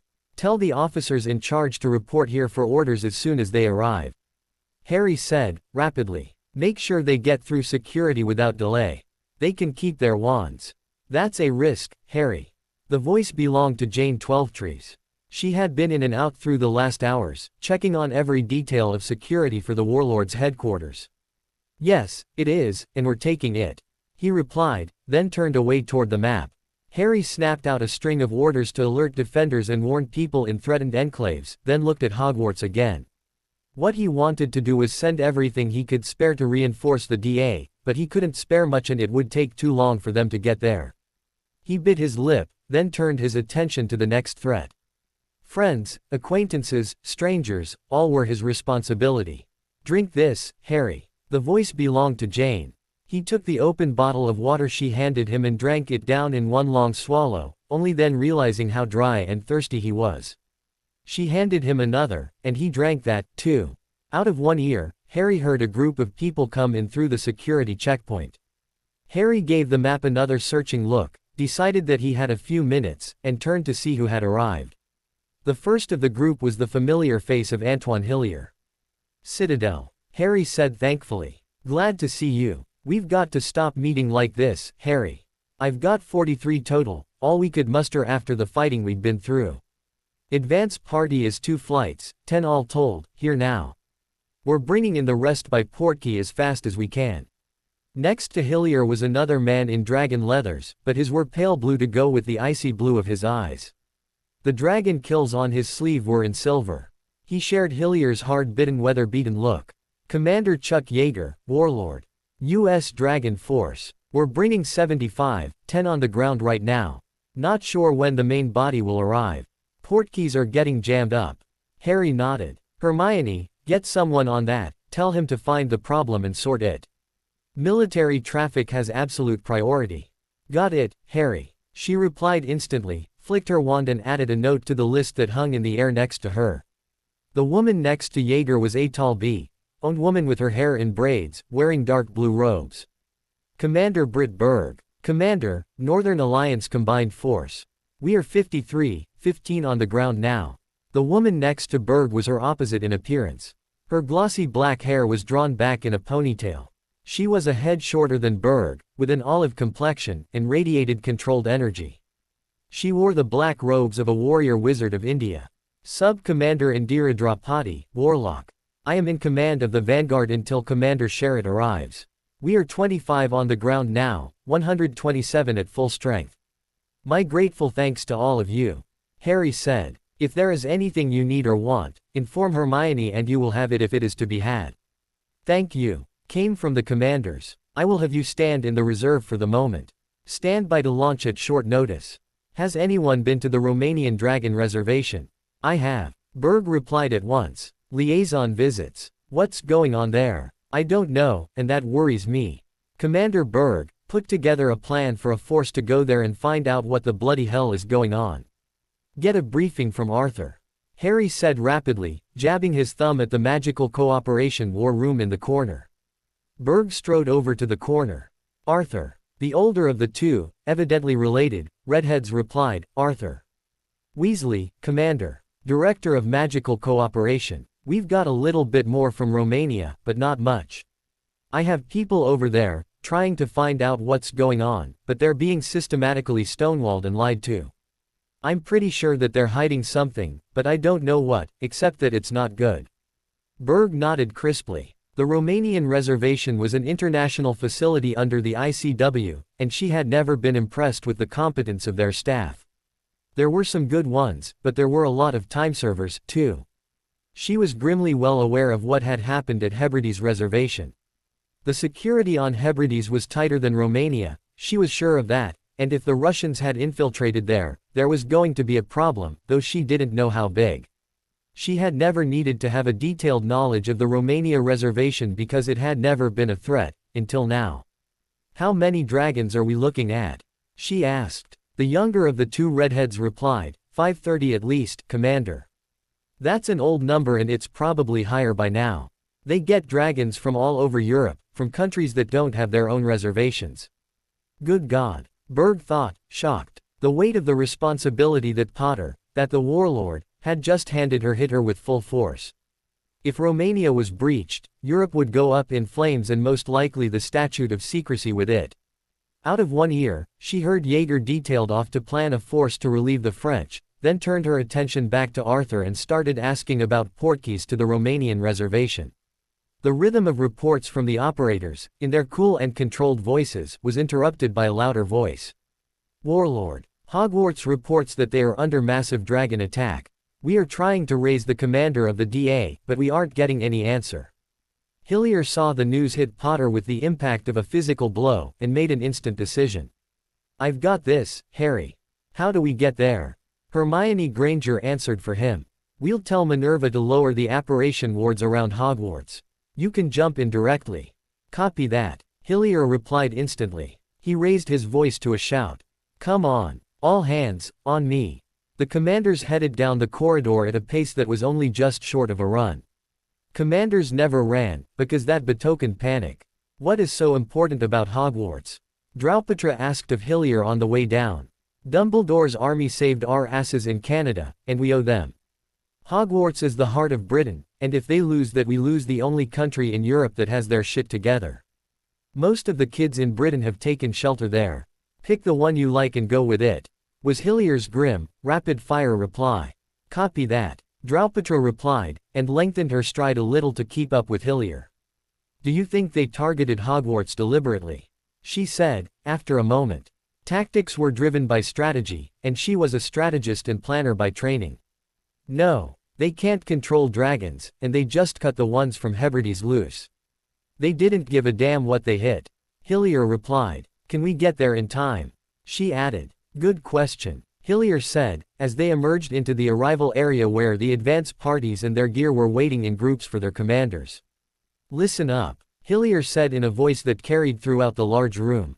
The warlord has given us a hot one. We do this in the saddle. The DA is holding Hogwarts School, and they're hit hard. We don't know how bad because they can't raise the commander, but it's bad. He flicked his wand, and a huge picture of Hogwarts showed up in the air. Memorize this and be able to visualize it for apparition. Here's the mission. The warlord is going to order Hogwarts to drop their apparition wards. We stand by in the air, flights in fighting formation. As soon as we get the word, we jump with wands out. Assume that you're going to be fighting as soon as you get there. Team leads engage at discretion. Call your attacks, and watch out for friendlies as much as you can. Vishnu, and I thought Canada was bad. One of the Indian team leads said, looking at the image in the air. This is going to be a wand duel over a handkerchief. Welcome to the warlord's force. Hillier said to the group at large as much as to the man who had spoken. Grab your brooms and hit the sky. The Battle of Hogwarts had turned into a swirling mass of individual fights, with wizards fighting alone or in small groups as they could, and dragons charging at the inner shield and assaulting it with dragon fire, driven by their blind lust for magical prey, that they could sense so close now. Ginny swept past a Welsh green and threw a spell at its eye, not having time to know if it hit or if so what damage it might have done. Her team was God knew where, fighting to survive even as she was if they were alive at all. She slammed her broom to one side in time to miss the worst of a dragon's fire bloom, then up barely in time to miss the slash of another one's tail. On the tower, Septima and the other teachers all wore the same expression, of people bearing a weight at the very limits of their endurance, As they called up power to reinforce the inner shield, the last defense before the dragons were on the walls of the castle. They were losing ground, the weak spots in the shield growing under the assault of dragon fire. Septima never knew which one of them collapsed first. The backlash slammed onto the rest of them and flung them down, the four-way spell gone. Barely conscious, Septima saw the shield collapse under a new assault of dragon fire, and took the bitter knowledge of failure down into the darkness with her. Ginny yanked her broom up into a climb, hoping to get up on top of this confusion and have a moment to plan an attack instead of simply reacting second by second. She barely escaped another fire bloom on the way up, and then was clear, momentarily at any rate, of the fighting. She felt a pulse of magic go through her body, and turned to look at the castle. A jolt of horror went through her as she saw the castle's inner shield start to collapse. Minerva had taken cover behind a stone doorway. When the door opened to see a student, a prefect she noticed automatically by the badge, gasping for breath.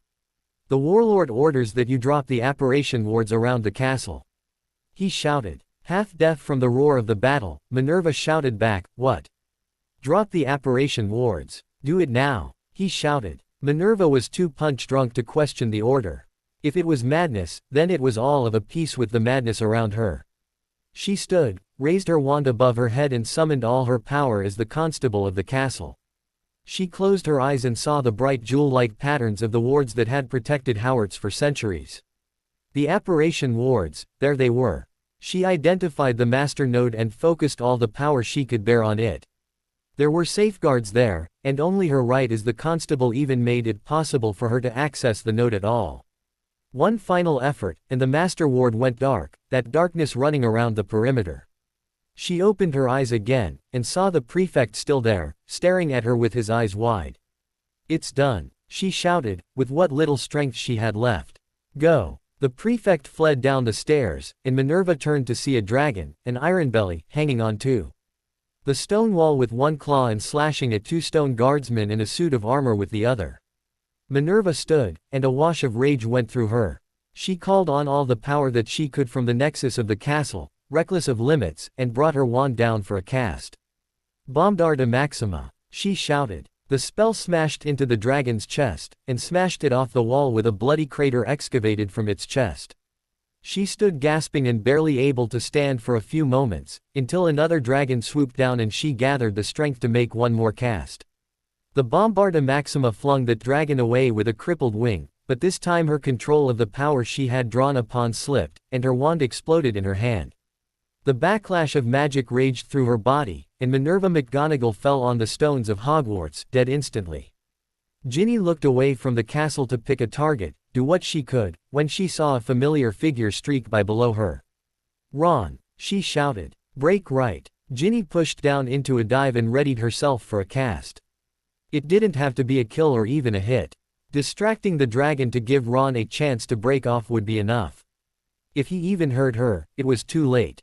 The dragon he had not seen in his concentration on the one he was making his attack run on breathed out a long tongue of flame, and Ron fell out of it an unrecognizable blackened cinder. She came down on the dragon, and her cast hit the hunter's triangle. Her brother's killer went down in a limp flutter of leathery wings. Ginny closed her eyes for a moment, then opened them again. By reflex she pulled back up to gain altitude. Running on pure habit, she said, "Keeper is down. Redhead has command." A bolt of savage self-contempt went through her. Why was she even wasting a breath on something as stupidly irrelevant as that when Ron was dead? She would be too, soon enough. She was looking down, picking a target to dive on, when the wireless on her broom erupted into a bedlam of shouting in voices that she didn't recognize. "Banger flight, in hot. Beaver flight, in hot. Indra flight, in hot." Startled out of her despair, she looked up to see flights of wizards emerging from thin air and swooping down on the dragons at the walls like falcons striking at their prey. They wore different robes. She recognized the Arlet of Canada and the black of India, but the pale blue leathers and the dark blue robes were new to her. The dragons were down at the walls of the castle, clawing at the stones and fighting with the defenders, and they were motionless and unable to evade. The newcomers had the advantages of height, speed and surprise, and they made ruthlessly effective use of them. A sleet of spellfire swept across the dragons, and dead and dying dragons began to litter the base of the castle walls. The dragons, diverted even from the lust of their bottomless hunger by imminent peril, tried to gain height and speed to be able to fight effectively, but they were too late. Ginny started in surprise when a big white-haired man in Arlet leathers swooped up beside her. "Redhead, I'm Citadel. You're relieved. Tell your people to break off and land. We've got this." She stared back at him stupidly, trying to take in what he had just said. He said, "You did your job. We've got it. You did very well. You can rest now." Ginny nodded, fatigue beginning to hit her, and hit the rune on the wireless. "All DA members, break off and land at the tower." "We are relieved. That one last task done." Ginny could lay along her broom and weep for her brother and her friends. "Warlord, reporting for duty," Sherritt said, looking at the grim strained expression on Harry's face. Perhaps it was as well that he was a young man. A strong one, too, that for certain.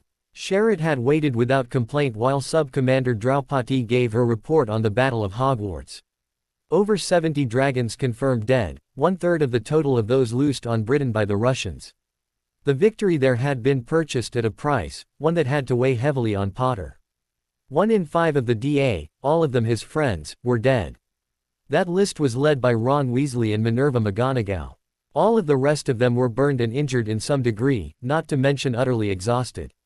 It would be a while before the DA could be rebuilt into a fighting force again, if indeed they ever could. The relief force had not had it all their own way, though their losses had been lighter by far than the DA's. 2 dead, 3 times that seriously wounded. The medical organization that had been thrown together for the Battle of Canada now had a counterpart in London. It did not lack for work, and this crisis was a long way from over yet. Task Force France, under Commander Jaeger, was in the field and fighting. They were having, by the new grim standards of this war, a relatively easy time of it. The French reservation was a comparatively small one, 30-some all told, and the dragons were scattered, singletons and small flights. Sherritt himself was coldly certain that now was the time to move, and to that end he had moved heaven and earth to bring every wand to the fight that he possibly could. The crisis that was now upon them had been long in the building. Now, finally, those who had sought to avoid or delay that crisis were out of arguments and time. All of that delay and denial had simply made the crisis worse when it did break. That the warlord, now, was at the eye of this storm was a series of twists of fate.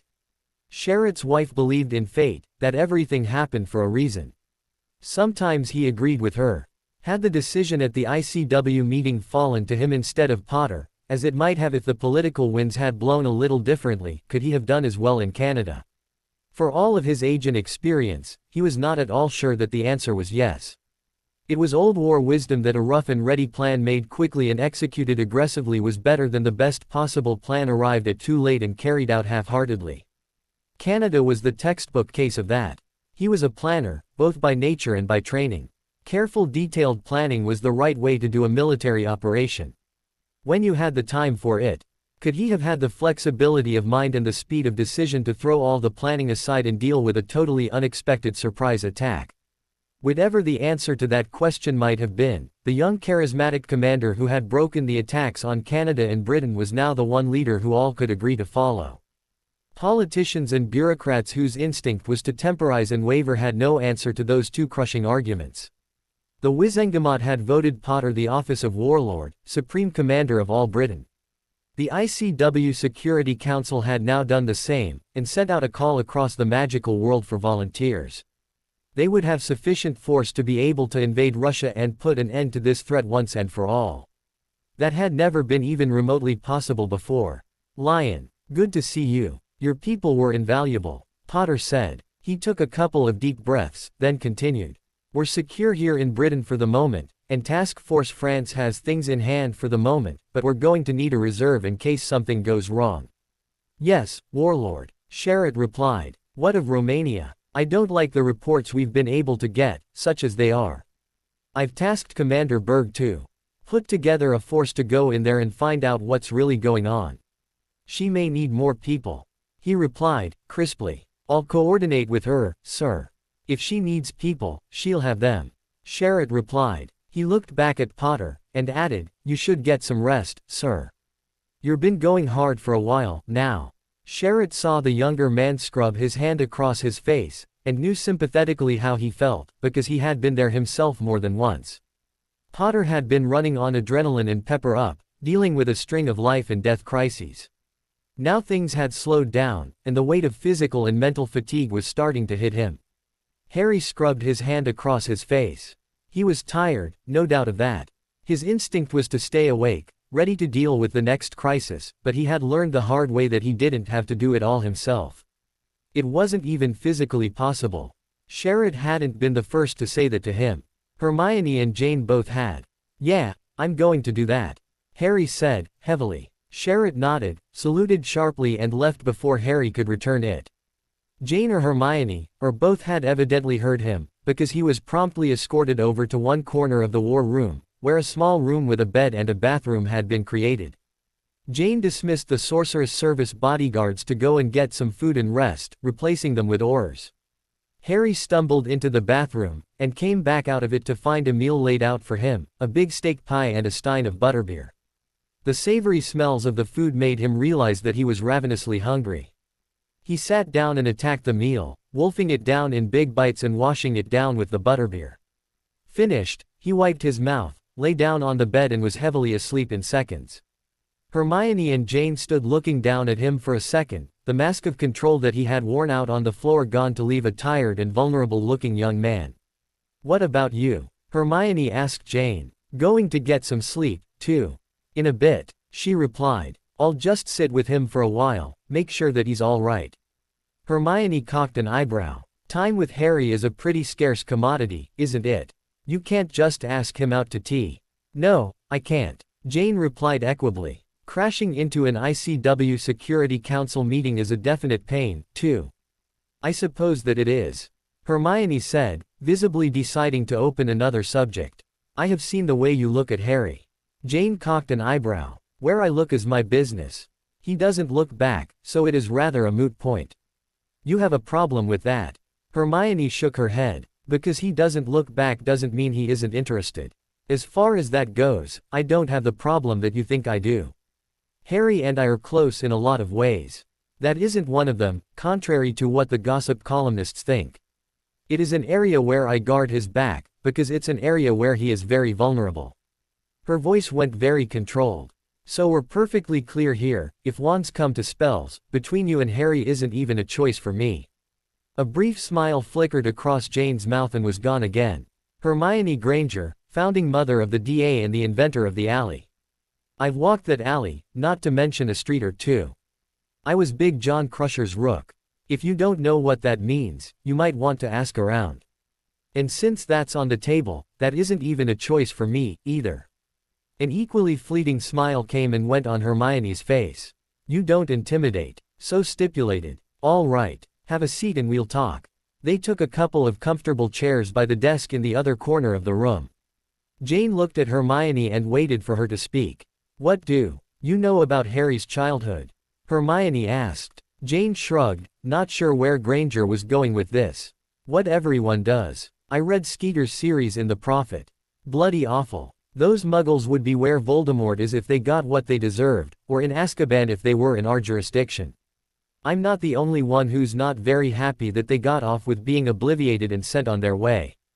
Hermione nodded. "That's right. Skeeter did her usual artful embroidery job on the facts, but the facts are still pretty bad. You learn about relationships from the people you grow up with. You think they were a very good example." "No, I'm quite sure they were a bloody awful one," Jane said. "Just so. Harry's tough, and he's a survivor. He didn't go bad the way some people do in that sort of environment, unable to form attachments and trust people. He has a good heart, he has friends, he and Cho Chang were an item for a while.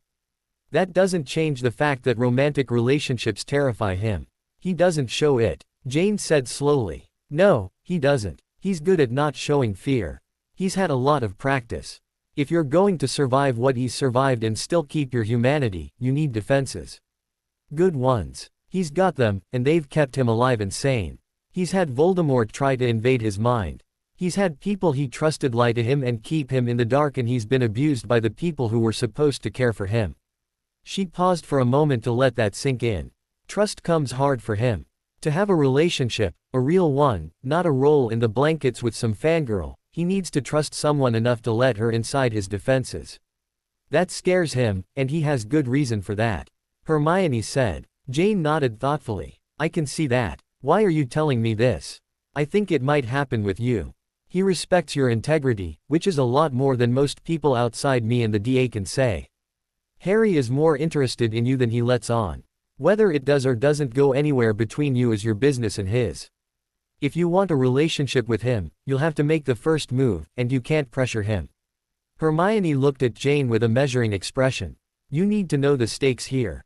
Harry holds a lot of power. He's the last line of defense for the realm. If he hadn't been there at the Battle of Canada and here at the Battle of Britain, well, I don't think that would have done. Joan nodded briefly. That was an understatement by anyone's standards. So, you've taken on the job of pre-screening his girlfriends. Something like that. We're not having this little girl talk because I like you. I don't. Harry being sane and well-balanced is not just a nice to have. If you gain that trust and abuse it, you could do a lot of damage.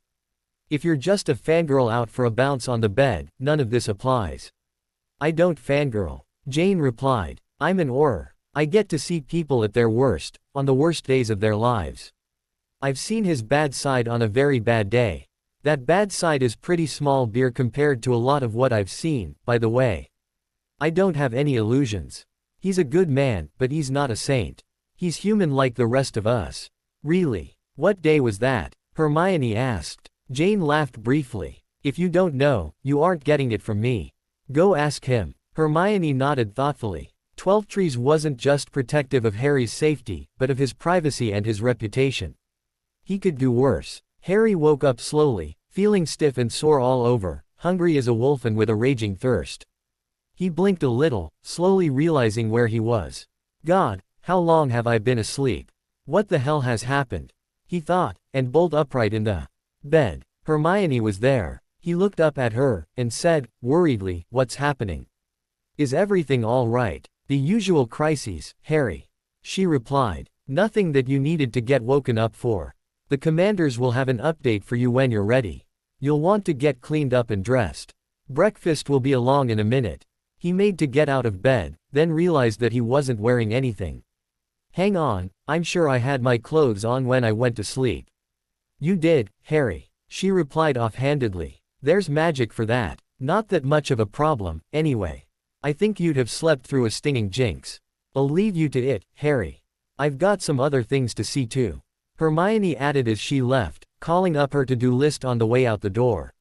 Hermione was back in 20 minutes, to find Harry looking much better.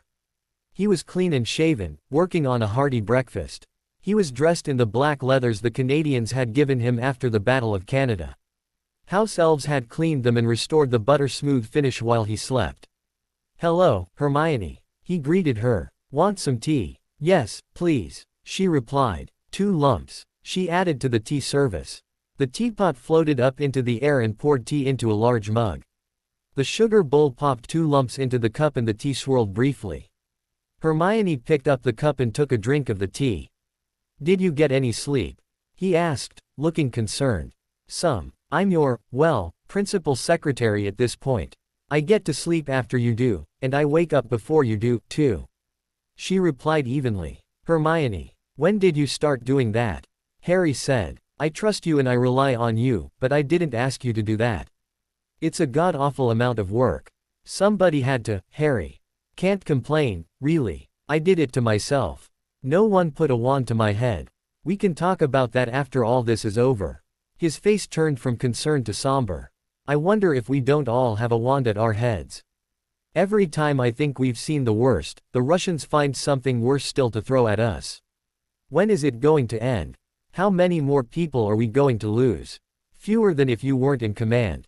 Hermione replied. A lot fewer. You can't know that. Harry replied. I'm not the infallible hero that some people are trying to make me out to be.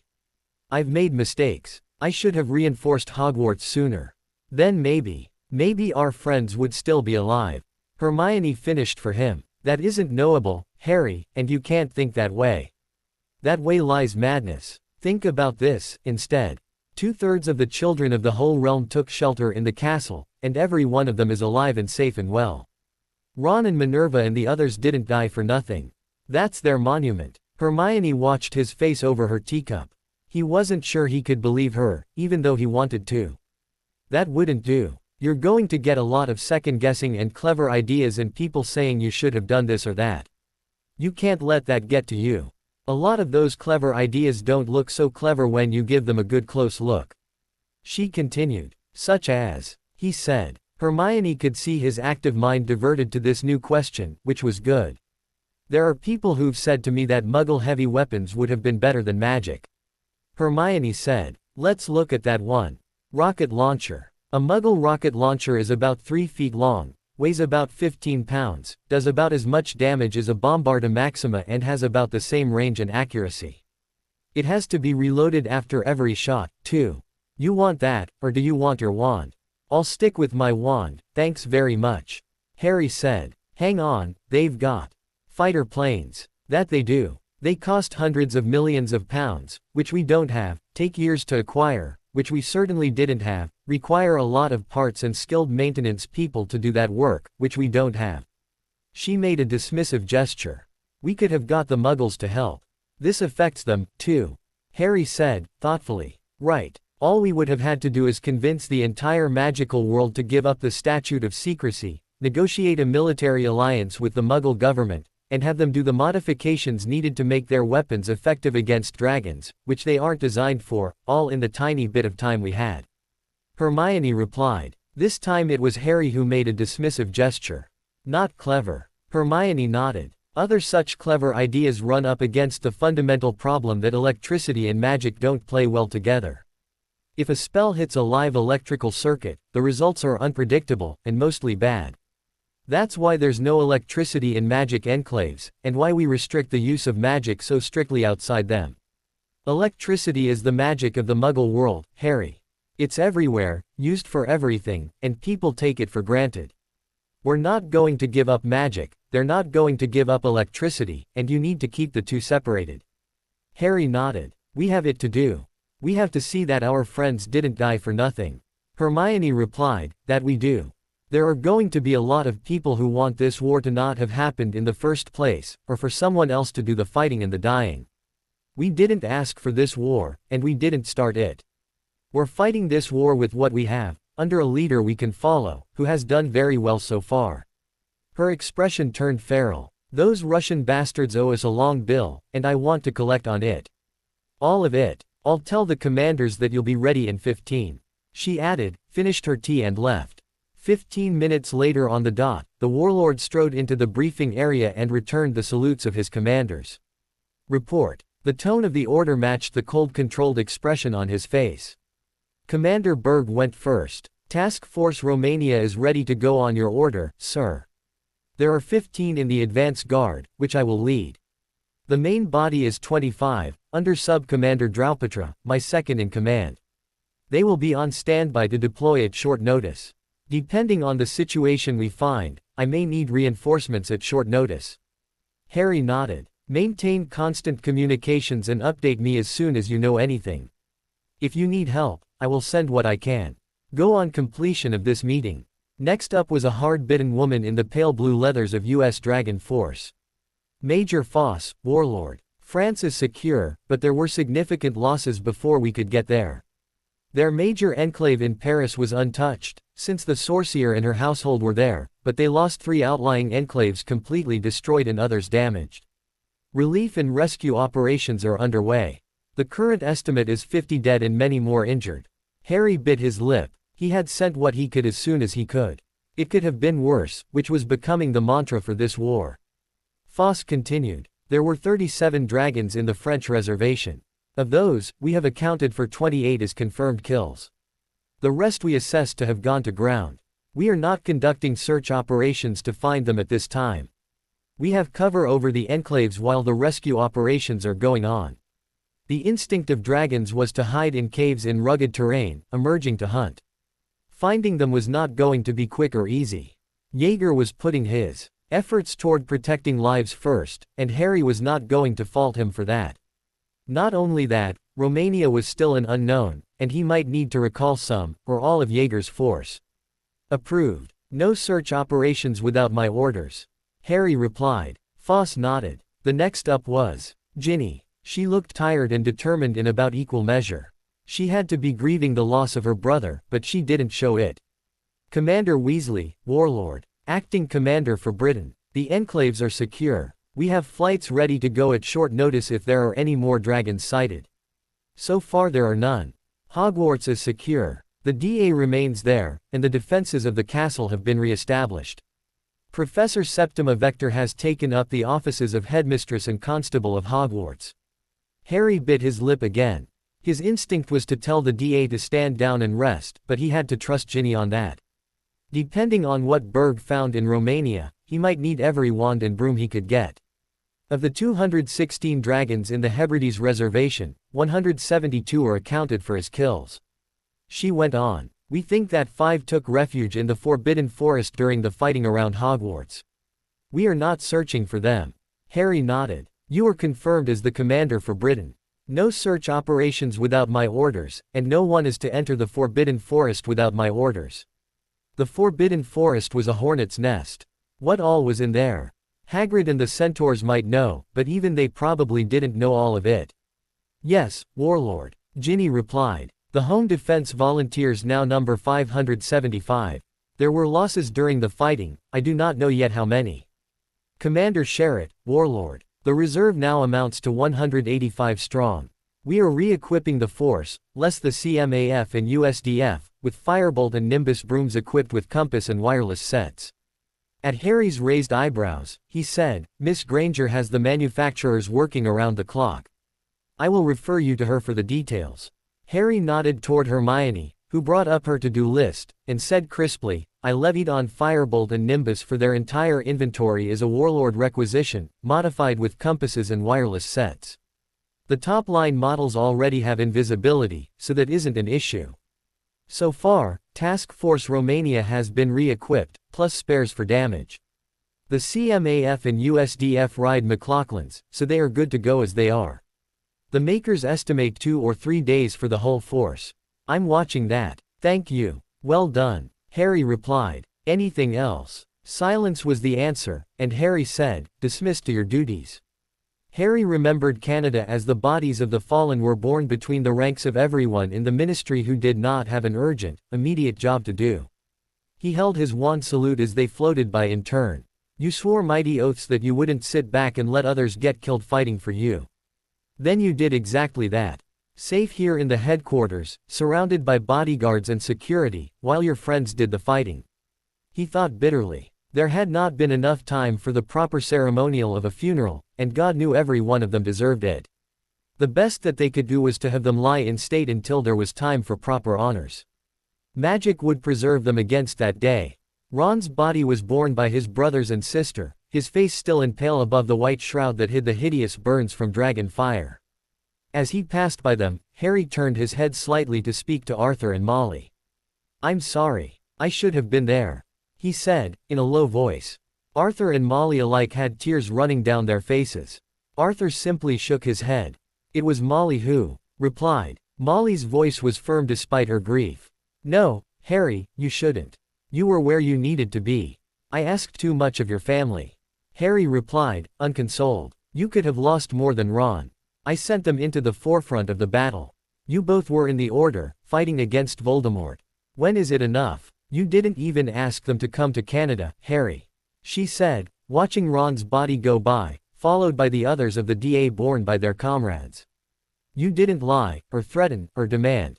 No one was in the DA except by their own free choice. Do you think you could have kept them from fighting for Hogwarts?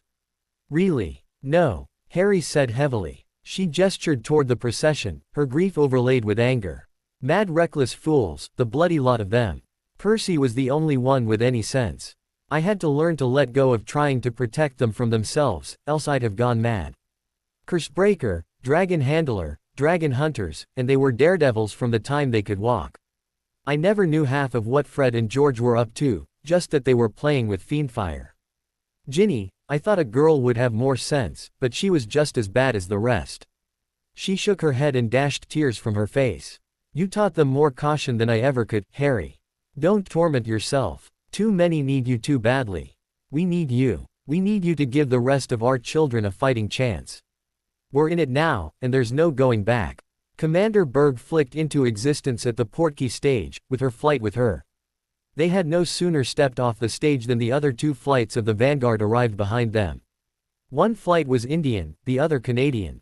Both were veterans of Canada. The last to make transit was the liaison man from the British Department of Magical Cooperation, who had greeted them like manna from heaven and threaded them through the maze of obstruction and misdirection to get them here as quickly as they had. Waiting for them was an oily-looking bureaucratic type who Berg pegged, after a second or two, as the director of the Romanian Dragon Reservation. She hadn't liked him at first sight, and further acquaintance had not changed that. He was an apple-polishing bureaucrat who would convene a committee to decide the lunch menu. He was backed by a couple of flunkies. "Commander Berg," he greeted her obsequiously. "Such an honor it is to have you here. I have arranged for a luncheon for you and your officers, and we will show you to your accommodations. We are completely prepared for your tour, of course." Delay. Berg thought. Only thing that he's good at.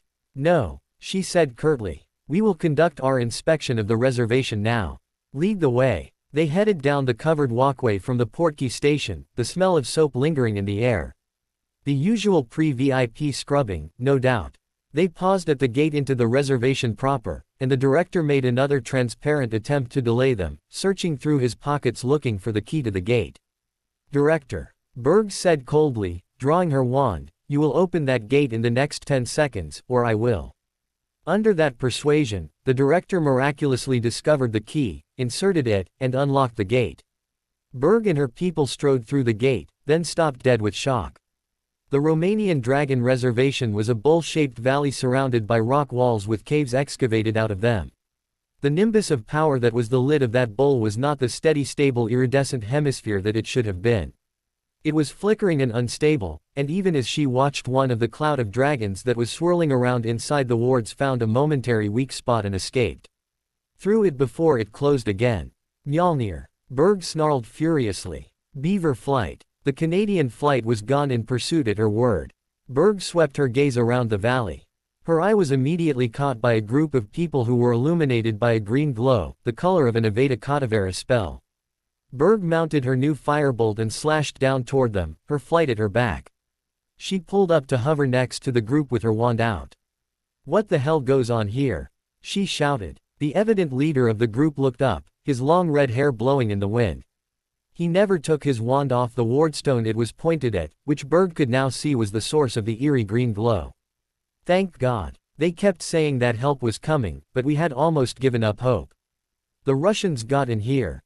They just threw curses at the wards and bugged out again. We couldn't save the outer wards. Best we can do here is try to slow it down and fix the wardstones behind it. It uses the energy from one wardstone to attack the next. I've never seen the like." Berg belatedly recognized him as Charlie Weasley. She had met him on previous visits and tabbed him as one of the good ones. Looking at the wardstones, she could see that he was right, and moreover the curse didn't just s.k. the magic out of the stones, it damaged them. The re-energized wardstones were weak, flickering and unstable looking. "What do you need here?" she said, over the frying crackling noises coming from the green glowing wardstone and the irregular whining coming from the others. "Cursebreakers and wardmasters. We're doing our best here, but none of us is either," he replied, then turned his attention back to the wardstone. At Berg's emphatic gestures, the rest of her flight dismounted and joined the effort around the wardstones. Berg turned her wand to her own head and drew out the silver gossamer of a memory, placed it in a vial and sealed it. She looked around and, seeing the magical cooperation man, gestured for him to come to her. She handed him the vial. "Mr. Herbert, my report. Portkey back, tell the main body to move now and get this to HQ as quick as a warlord's cast. He'll know what to do. Go." Herbert pocketed the vial, nodded assent and vanished with the crack of apparition. Right, those wards are gone, too. She thought grimly. That the warlord would send help as soon as humanly possible was a given. Whether it would be soon enough after all the time that idiot director had pissed away was another question altogether. Whether he was a traitor as well as a chair-warming idiot was a question for another time, too. She looked up at the main gate to see the first flight of the main body emerging from it. She waved them on down. All she do was buy as much time as possible, and hope it would be enough. Harry and the other commanders watched the pensive memory play out above the table in grim silence. Cursebreakers and wardmasters. Who has those? Harry said without thinking, then hoped he hadn't dented the reputation of the warlord for being always on top of things and prepared.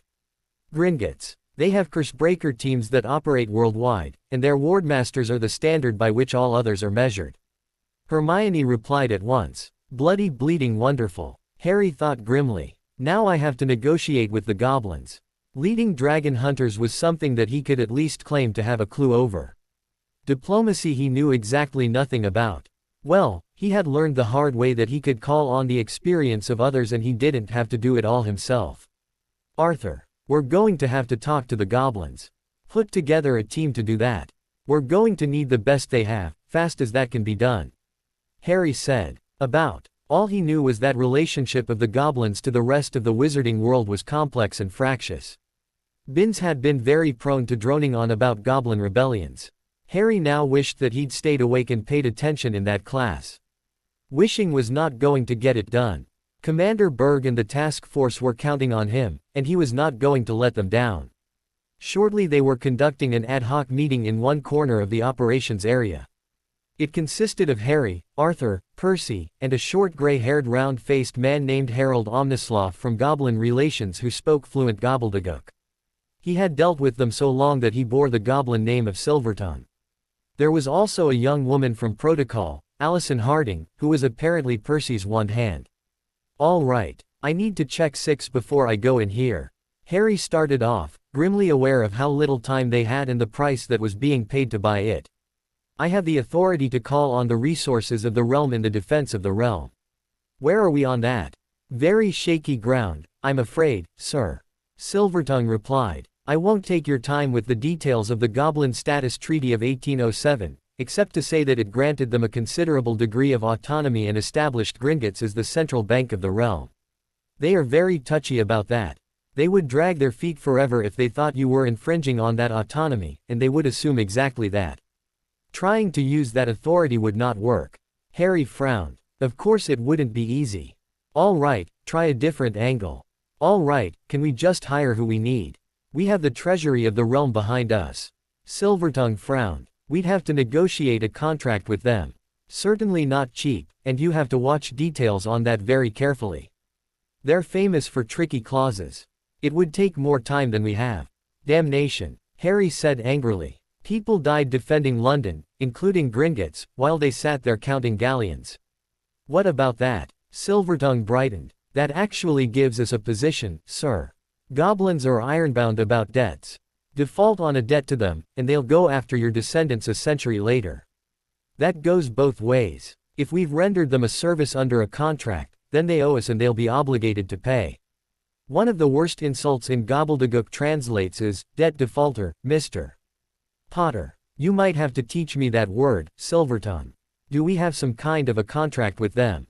Harry said. Everything is a contract to the goblins. Including the treaty. He replied at once. Percy. Arthur said. Percy and Allison were already casting search spells on a long roll of parchment. Defense of the realm, come on, come on. Percy said tensely as a silver glow moved down the parchment. There we go. Percy said as the glow outlined a block of text. He read it aloud. Clause V. Defense of the realm. The Goblin Nation shall have the protection of the Guardian of the Realm from threats internal and external to the realm, and such protection shall constitute a service to the Goblin Nation, compensation for which shall be negotiable. All right, break this down for me. Harry said. No mention of sovereignty. Makes sense as a compromise. An agreement between equals, conceding equality between them and the warlock but no territorial claim either way. Silvertongue said at once. If we are going to negotiate this, we need to go to the top. The warlock will have to talk to his counterpart. Who is that? Percy said. They have a ruling council. Silvertongue replied. The politics are complex, and the goblins never talk about that. Our best bet is to present our claim to the head goblin of Gringotts, and have him set up the meeting. I'm reasonably sure that the head goblin has a seat on that council. Do we want to go to Gringotts, or have it on neutral ground? That matters, why? Harry said. It's a diplomatic signal. Arthur replied. Coming to someone's home grounds, or having them come to yours, gets interpreted as an assertion of strength, a statement that one side or the other has the upper hand, or thinks that they do. Neutral ground is a statement of equality, business to be done. Well, maybe we could turn that around. Percy said thoughtfully. We walk right in, slap a bill in front of them, tell them no more delays. We're creditors, and we're torqued right off. We're presenting them with an overdue bill, that they've been ignoring. Overdue? Arthur said, dubiously. How's that? Voldemort. Allison said. He murdered goblins, he stole goblin artifacts and tainted them with dark magic. Dumbledore defeated him, removed that threat. They've never as much as mentioned that, never as much as said thanks. So, we go in with the high hand. Harry said. He smiled coldly. I'm in a mood for that. That word that you mentioned, Silvertongue. How do you pronounce that? The warlord and his staff walked down Diagon Alley, the crowds of wizards parting in front of them at the forbidding mien of the warlord, the crown of a just man glowing in golden fire above his head. The main entrance of Gringotts was guarded by 2 goblin warriors, armored and armed with halberds. As Harry and the others approached, they crossed their weapons in front of the main door to forbid entrance. Harry and the others did not slow or even change step. Harry's hand flickered, and the Elder Wand was in it. The guards and their weapons went flying, slamming into the stone columns with a clangor of steel on stone. None of the warlord's party as much as spared them a glance as they walked by and through the double doors into the great main hall of Gringotts Bank. The goblins along each side of the hall working at their high desks stopped in amazement at the sight of them walking up toward the desk of the head goblin, in its splendid isolation at the far end of the great chamber. They stopped in front of the head goblin's desk, set higher than all the others. Harry remembered, it seemed long ago now, how even Hagrid had had to reach up to place a letter on that desk. He was of no mind to allow such a cheap trick to place him at a disadvantage. He flicked the Elder Wand and all 6 of them rose smoothly up into the air until Harry was eye to eye with the head goblin. Mr. Harry Potter is here to submit a bill. Harry said, coldly. He reached into his pocket with his other hand and put an envelope on the table. It was addressed, the head goblin, Gringotts Bank. Past due was stamped across it in large red letters. I will wait, Harry said. Under his gaze, the head goblin took out an ornate letter opener and slit open the heavy parchment of the envelope. What is this? He spluttered, shaken out of his usual confident calm. This is a bill for service rendered under a contract, one that you have been studiously ignoring. I have been given to understand that goblins pay their debts. Do you? Harry said. How dare you? The head goblin said, his voice near a shout and his shark-like teeth bared. Every head in the room was now focused on them. Harry's expression was a teeth-bared snarl every bit as feral as the head goblin's. Among the goblins, as Silvertongue had told him, that was a challenge, an expression of defiance. Albus Dumbledore was my mentor, my teacher, my friend. I learned daring from him. I am but his student, but I did well in those lessons. Harry said in a soft, deadly voice. Harry flung up his wand hand. And a clock face of golden fire hung in the air, its hands counting down from 60 minutes, second by second. Send to your ruling council. Tell them that they have 1 hour. At the end of that hour I leave, and I proclaim that the Goblin Nation is prolific to all the wizarding world. The head goblin's teeth ground together, and he and Harry locked gazes for a long moment. 59 minutes and 35 seconds. Harry said, his voice unyielding. The head goblin dropped his gaze, took the bill and vanished with a crack. Now, Hermione said. Now we wait, Harry said, bridling his impatience. Every minute of time on that clock was bought with the sweat and risk, and perhaps blood, of Commander Berg's task force. He had done his best to ensure that none of it was wasted. They hung there in the air, waiting. Harry turned his head to Silvertongue. You think they'll play? He said, just above a whisper. They'll come. You threatened them with disaster. Whether we get an agreement. Silvertongue replied, making an equivocal gesture. The clock was at 35 minutes and 20 seconds when there was a multiple crack and 5 richly dressed goblins appeared behind the head goblin's desk. They each wore heavy gold chains around their necks, supporting intricately worked gold medallions. Harry was pretty sure that one of them was the head goblin. Silvertongue turned his head and spoke softly to Harry. Left to right, their names are Harcraft, Crafterson, Trantor, Fanghook and Springleap. Trantor is the leader of the council. Fanghook is head goblin of Gringotts. Those medallions are like coats of arms. They give their names and families. Well, Trantor said, harshly. Harry took a deep breath. The high hand. That was all that would get them the help they needed in the desperately little time that they had. We have business to conduct. Do you customarily keep your creditors waiting in the public hall? No. Trantor replied, grudgingly. Please follow me. The goblins led on down a passage into a stone room. The floor was granite, polished to a mirror shine.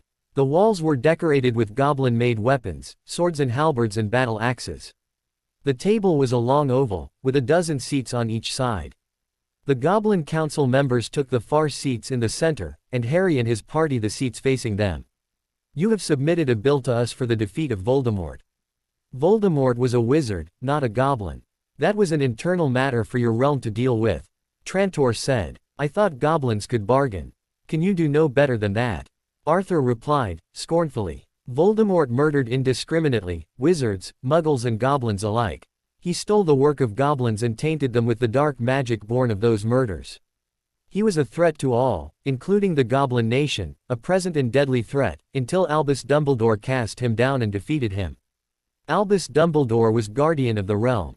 The contract of 1807 applies. Trantor turned his gaze to Harry from Arthur. What is he to you? He demanded in that same harsh tone. He is my friend. He speaks with my voice.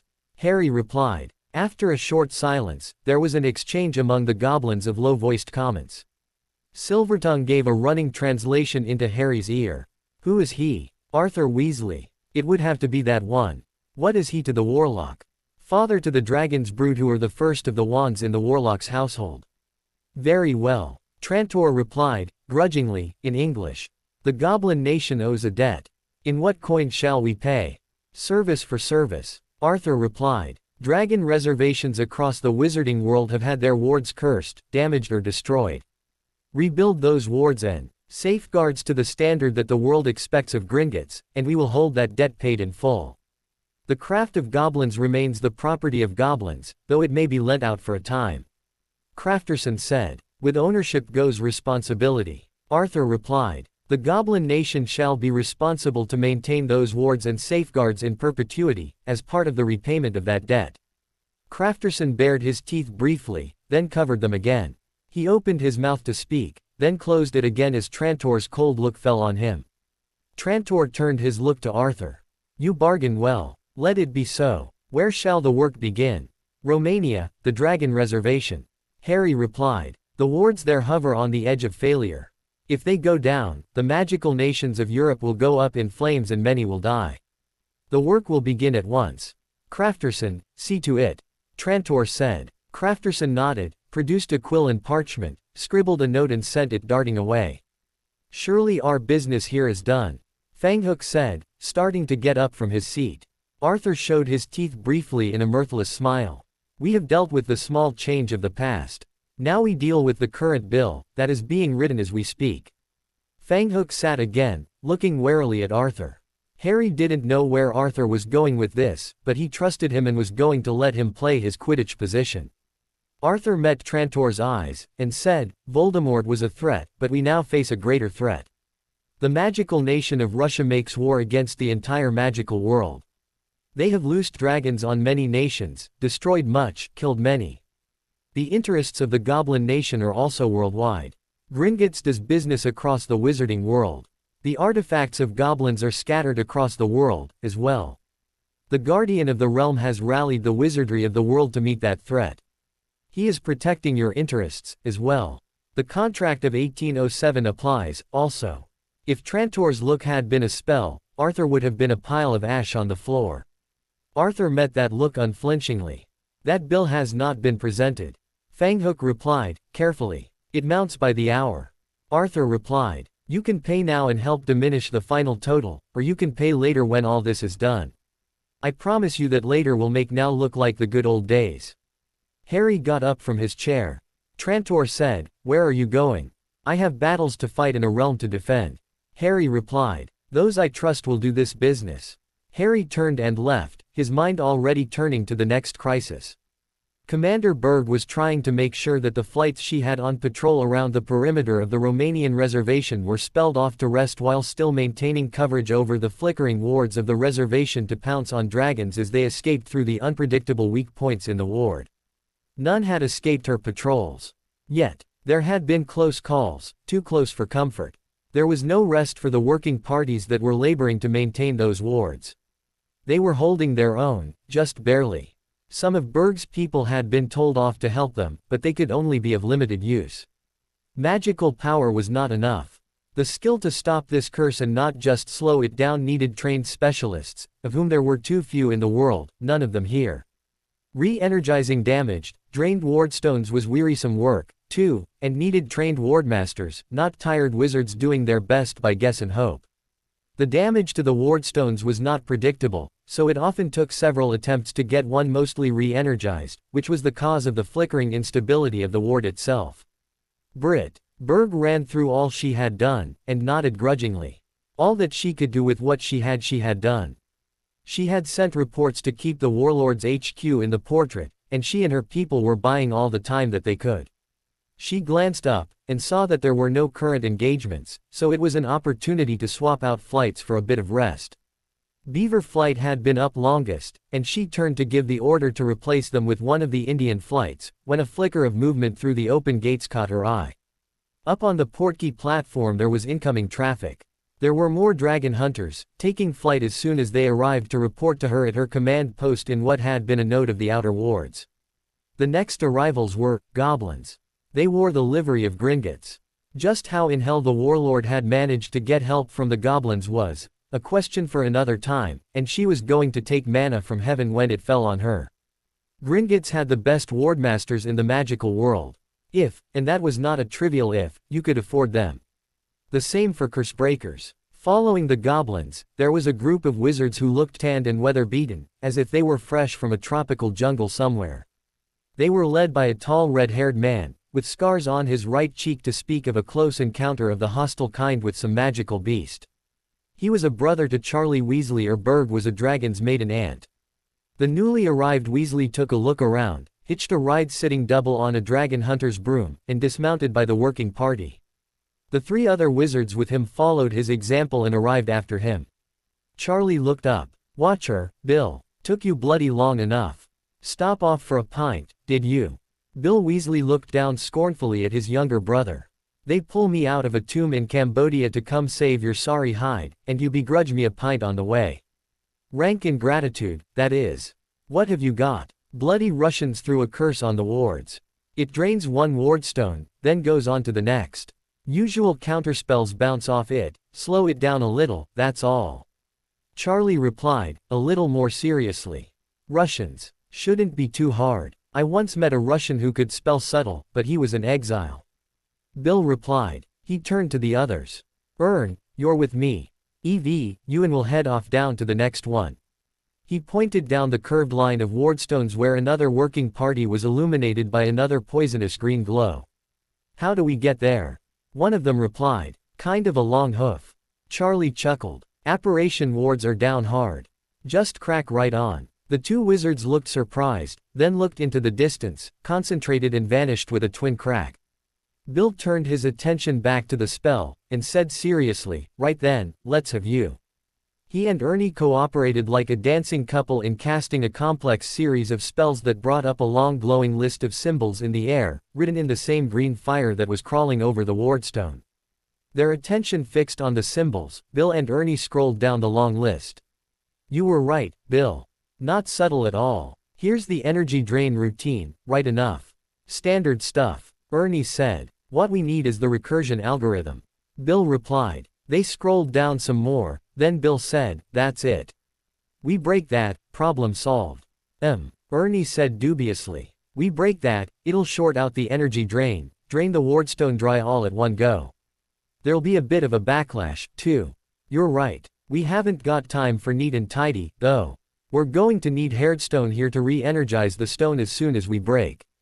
The curse. "Someone called my name," came a voice from behind them. The goblin who owned it was dressed in the livery of Gringotts and radiated authority.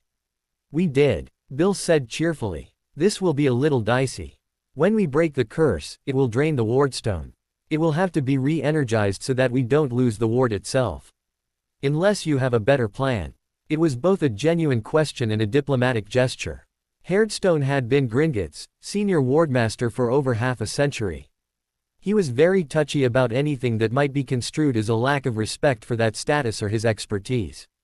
To break the curse I will leave to you. That is your business, Hairdstone replied. There will need to be safeguards placed on the stone itself to protect it from being drained, because it likely would not be able to withstand such a strain. That would most likely destroy it altogether and collapse the ward. This ward is very fragile. Aside from the damage it has already sustained, it was poorly designed and worse built to begin with.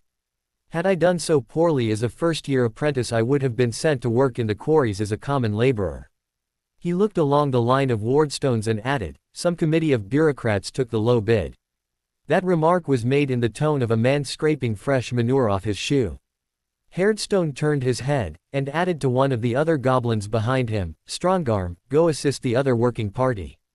Be cautious. Yes, Wardmaster, was the quick reply from Strongarm, and he vanished with a crack.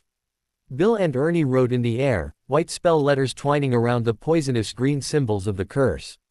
They worked their way down the structure of the curse, checking each other and confirming each other's work at each step.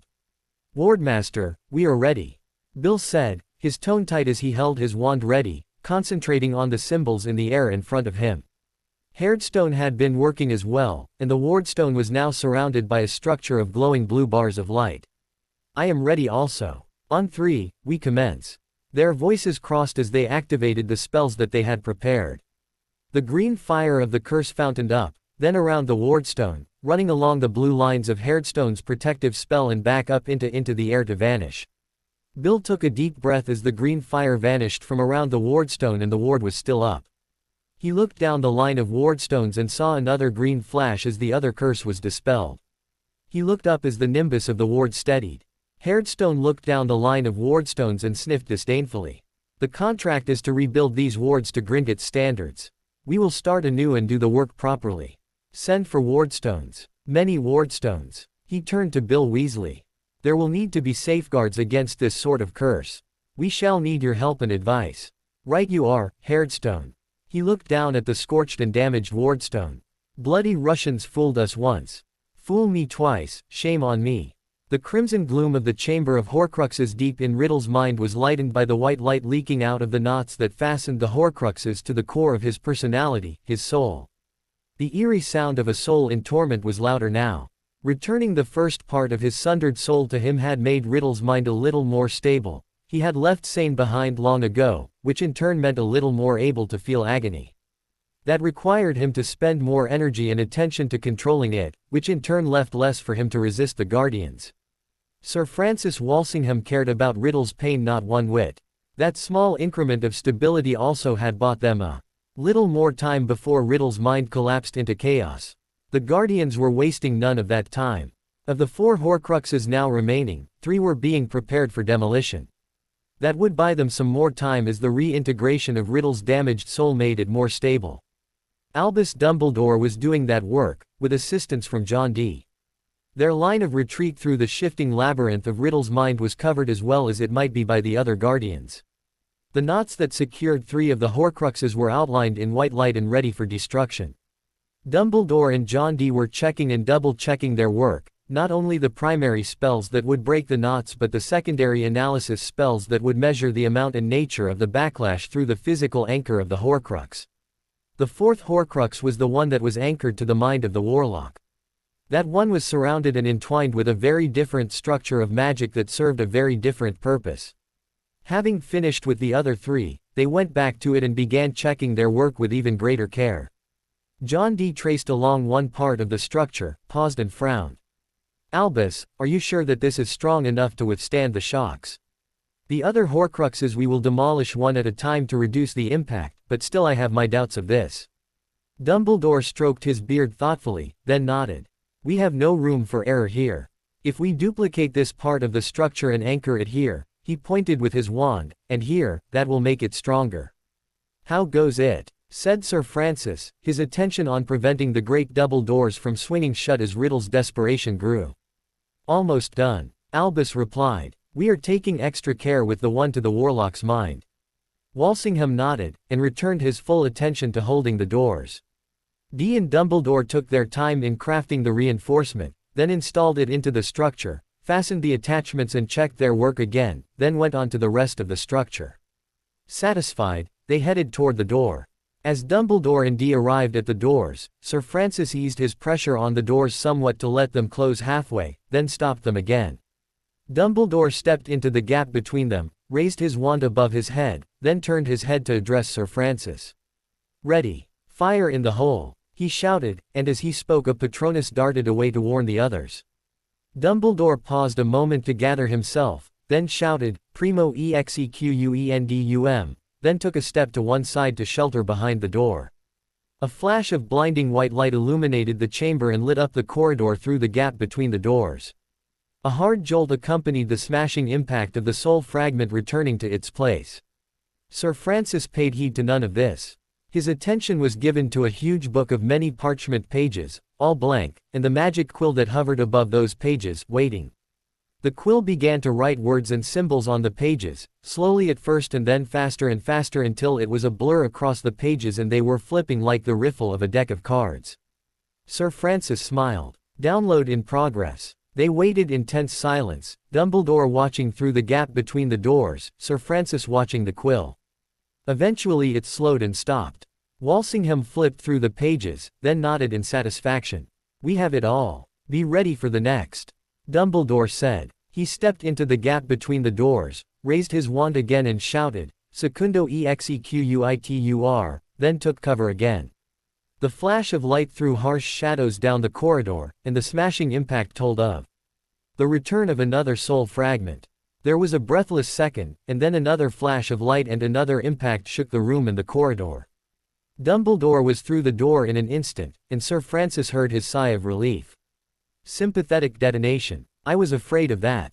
But the warlock's Horcrux is intact. Those protections held. Sir Francis watched the quill poised above the book, then shook his head. The double detonation destroyed the monitoring spells. We have only the information from the one.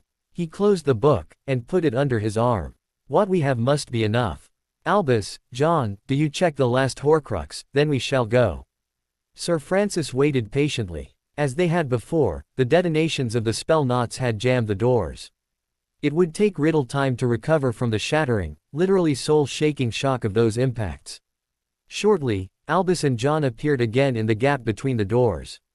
All is well, Albus said briefly. They nodded and all three set off down the corridor.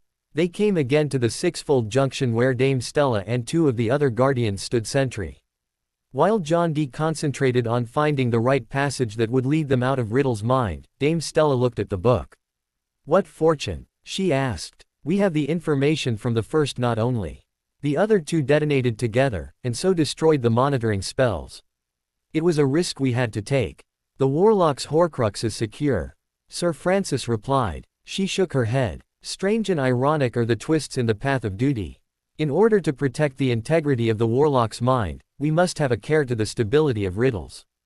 To protect him from the backlash of the Horcrux, we must shore up Riddle's own flawed work, prolong his life by protecting the last Horcrux. Just so, the warlock does his duty in full measure, against such foes as the world has not seen in centuries.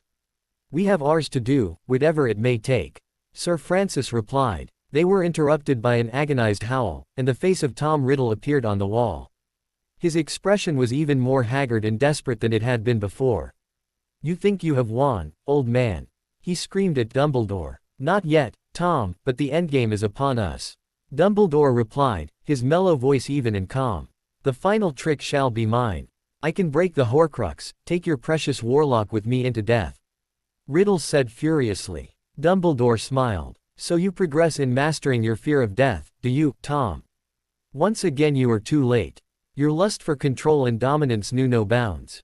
To feed that appetite you gave all, body, mind, soul and sanity. Love and trust you never knew. Now, though, you have lost the last iota of control that you might have had, the power to dictate your own death. I have secured that Horcrux. You cannot break it. We will do that when the time is right, when we can protect the warlock from your madman's malice. He was interrupted by another agonized howl. Dumbledore looked over at John Dee, and saw that he had opened the passage out of Voldemort's mind once more. Ta-ta for now, Tom. Enjoy your last days. Dumbledore joined the other Guardians as they left through the passageway. Evening had fallen in Diagon Alley when Arthur Weasley and his staff, accompanied by Trantor and the High Council of the Goblin Nation, emerged from the front entrance of Gringotts. They were greeted by a mob of reporters, drawn by rumors of urgent negotiations between the Warlock and the Goblins. Arthur led off. Allow me to present the High Council of Crafters of the Goblin Nation. Trantor, Harcraft, Crafterson, Fanghook and Springleap. We are pleased to announce that 2 agreements have been reached between the High Council of the Goblin Nation and the Warlock of Britain. He waited out the chorus of questions, then continued. One has been implemented immediately. The Goblin Nation have taken up the responsibility to re-establish the wards and protections of the dragon reservations of the magical world, where such have been damaged or destroyed, and to maintain them. The Wardmasters and Cursebreakers of Gringotts have no peer in the realm or the magical world. He paused as a hubbub of questions came from the reporters. Waiting until it died down a little, he gestured to Jonas McShine, who asked, "Does this mean that those wards were defective?" "Imperfect is not the same as defective," Arthur replied easily. "That work was not done by the best, so it could not have been the best. The new wards will also include safeguards against curses, ones that were never known to be a threat before now." "On what authority were these treaties concluded?" came a question from another reporter. "Has the Wizengamot voted their approval?" "These agreements are not treaties," Arthur replied precisely. "They are agreements reached under the authority of the Treaty of 1807, which binds the Goblin Nation to compensate the Guardian of the Realm for service rendered in the defense of the realm, which is also the defense of the Goblin Nation and its interests. These agreements were concluded by authority of the Warlock. I will note, in addition, that the Warlock has been granted, from the Wizengamot, the authority to draw upon the resources of the realm as may be needed to meet the current crisis." "What went in these secret negotiations?" Rita Skeeter asked, in her usual insinuating tone. "If these were secret negotiations, Miss Skeeter, we would not now be here, telling you what happened." Arthur replied, brusquely. "You said 2 agreements," was the next question from another reporter. "What was the second?" "For the duration of this crisis, the treasury of the Goblin Nation shall be available to the needs of the Warlock, and the craft and knowledge of the goblins shall support his defense of the magical world," Trantor replied. There was a murmur of surprise at that. The wealth of the goblins was proverbial. So was their care in guarding and accumulating that wealth. Their possessiveness for the products of their craftsmanship went beyond proverbial to legendary. "The goblins, along with the rest of the magical world," Trantor continued, "have had a sharp reminder that those who do not stand together will surely fall separately. Money spent to support the defense of our world is money well spent." Trantor waited out the reaction to that, then added, "When this crisis is over, the Goblin Nation will place wards around the islands of Britain to ensure against such a surprise attack coming upon us ever again. It is to our interests, as well as the realm's, to see to that. There have been complaints that the Goblin Nation has not been treated as equals by the realm." A female reporter called out to Trantor. "What do you have to say to that?" Trantor bared his teeth briefly. "Respect is shown by actions, not words. To show respect, you send the best. In the midst of this time of battle and war the Warlock came himself to treat with us." As to his friend and voice. Trantor swept a gesture toward Arthur. "He who bargains with Steely Eye had best come to the table prepared." "Well prepared. For my part, the Goblin Nation are honorable folk who pay their debts. Now, we have business to do," Arthur added. "Good day to you all." "I'm worried, Hermione," Harry said. "I know we need to go in prepared, and planning and preparation take time, but time we take is also time we give to the Russians. We need to end this before they come up with some other evil bloody surprise. It's been over a month." "I know that, Harry," Hermione replied patiently. "Haste makes waste, too. The waste in this case is lives. We haven't been wasting that time. I've had teams of people working around the clock, and we've got some results to show you." "Where are we going?" he asked as they walked down toward the Portkey station in the Ministry building. The Warlock and Warlord going anywhere these days was not a trivial matter. Harry's combined bodyguard of agents of the Sorceress Service and Aurors, under the fiercely protective leadership of Jane Twelvetrees, always knew more about the destination than he did. They sent people ahead to check out the area and secure it before he arrived. In this case, they knew the destination. Harry didn't. He had been up to his ears in work until he'd agreed to go with Hermione to see some of the results of projects she'd organized. Hebrides Dragon Reservation, she replied. We're using it as a test range. The goblins are still working on the outer wards, but it's secure, away from prying eyes, and well away from innocent bystanders. Jane Twelvetrees didn't look happy at that, but she held her peace. The parade of people was led and ended by bodyguards. Harry looked around as he arrived. He'd never actually seen the Hebrides Reservation before. Not many people had, unless you were a dragon handler. The stone buildings that had housed the offices and quarters of the reservation had been gutted by dragon fire. The area around the wards looked like the battleground that it had been. Craters still littered it from where Bombarda spells had been thrown around with the abandon of Stupefy. They walked down to a set of open-air stands that had been set up just outside the newly constructed inner wards. On the way, they paused briefly by a chunk of stone that had the burns of dragon fire down one side of it. Inset into it was a bronze plaque. Harry and the rest of them stood quietly while Jane walked up to it, conjured a flower and put it down on the ground under the plaque. Harry read the plaque. Here fell Sergeant John Crusher, Orator, in the defense of his comrades and the realm. Greater love hath no man than he who lays down his life for his friends. Harry waited without a thought of complaint or impatience. John Crusher had been to Jane what Albus Dumbledore had been to him. Mentor, friend, father figure, comrade in arms. He had died to give her the chance to escape when the Russians had taken down the reservation. They walked on down to the stands in silence and took seats. What are we going to see, Hermione? Harry asked, shaking off the somber mood. He had had a lot of practice at that of late. Let's don't spoil the surprise, Harry. The people have worked hard. Let them have their moment while you say, ooh, and, ah, all right. She replied. He nodded agreement. To say that Hermione had been working hard was like saying that dragon fire was a little toasty. She asked nothing from others that she did not give herself. That was a great deal. There was a flicker of movement at the other end of the reservation. Harry cast supersensory with the skilled ease of a dragon hunter, and in the next split second he was on his feet with the Elder Wand in his hand. It was a dragon, a medium-sized Chinese fireball. Easy, Harry, Hermione said, soothingly. No danger. It's part of the demonstration. Harry sheathed the Elder Wand again, realizing that she was right. The wards that were protecting them had been raised by the goblins of Gringotts. High stone walls were a lesser protection. You might as well kill a man as scare him to death. He replied sharply. Watch, she said. The dragon was flying around the outer edge of the wards, sensing magical prey but unable to get at it. Another flicker of movement resolved into a man on a broomstick coming up behind the dragon. Harry focused in on the broomstick, and frowned in puzzlement. It was like no broomstick that he had ever seen. It resembled a McLaughlin, but was longer and looked heavier. Stubby wings protruded from each side, and from their tips hung what appeared to be two much smaller broomsticks, one on each side. As he watched, the rider pointed his wand as if to cast a spell at the dragon, but there was no effect that Harry could see. He increased speed to close on the dragon, then snapped his wand twice at the small broomstick on the left, on the side that was toward the spectators. After a short pause, the broomstick took flight on its own, accelerating quickly to a speed beyond anything Harry would have thought possible for a broomstick. The dragon evidently sensed danger approaching, and it began to turn to the right, away from the wards to get room to evade. The small broomstick turned to follow it, moving in a series of decreasing turns until it hit the dragon on one wing. A second later, broom and dragon vanished. Merlin, what happened? Harry said, hardly believing his eyes. This is a new weapon that we've developed, she said with quiet pride. One of the American wizards on the project nicknamed it a Sidewinder, because it hunts like a desert snake. Where did the dragon go? Harry asked, still confused. Back to the reservation in Romania, by Portkey.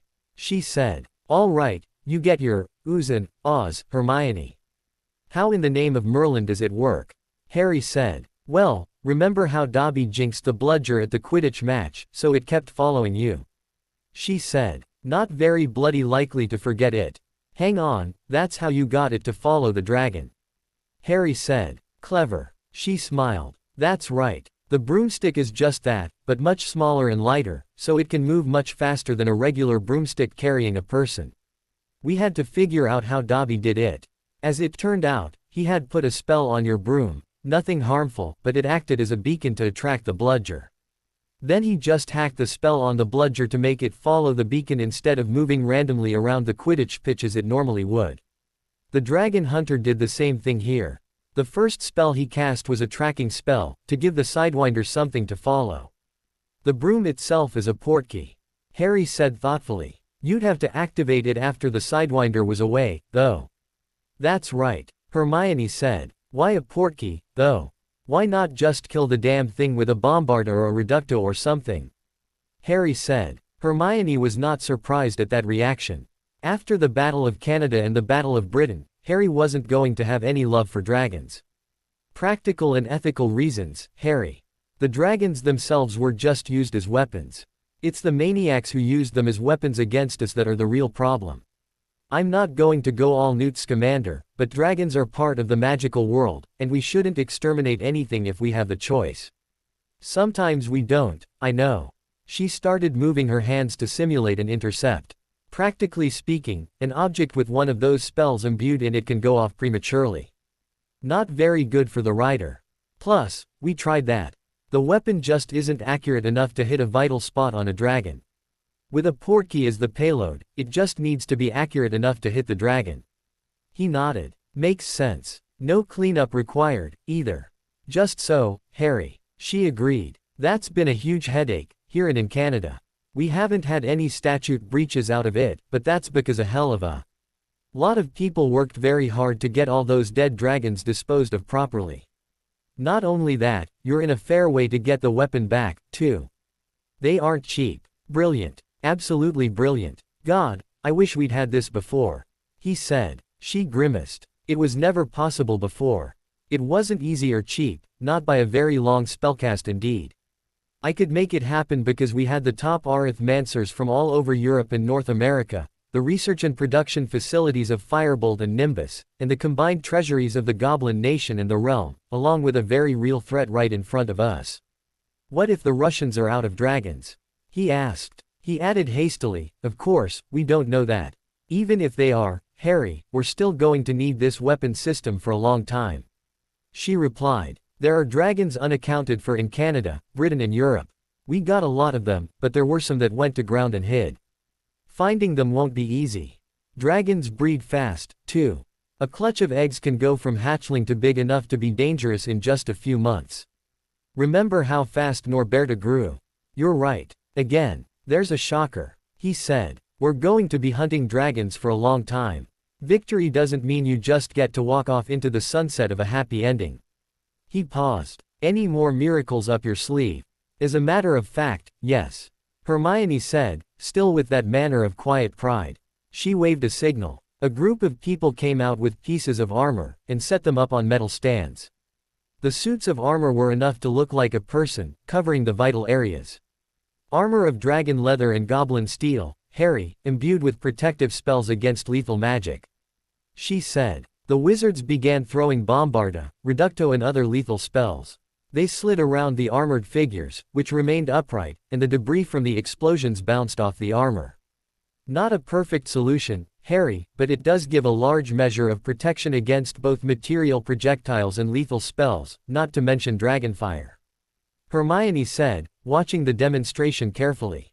Material projectiles. Harry said. We very quickly realized that was a serious problem. When it hits, a bombarda throws out a lot of debris moving very fast. It can kill you just as dead as the spell, even if the spell misses you altogether. Goblin steel to protect you against the material missiles, protective spells against hostile magic, and dragon leather to cover the areas that goblin steel can't. Another thing that was never possible before because we could never get the cooperation of the goblins before. How much of it can we get? Harry said immediately. That's going to save a lot of lives. We can't just assume that the Russians are going to roll over and surrender.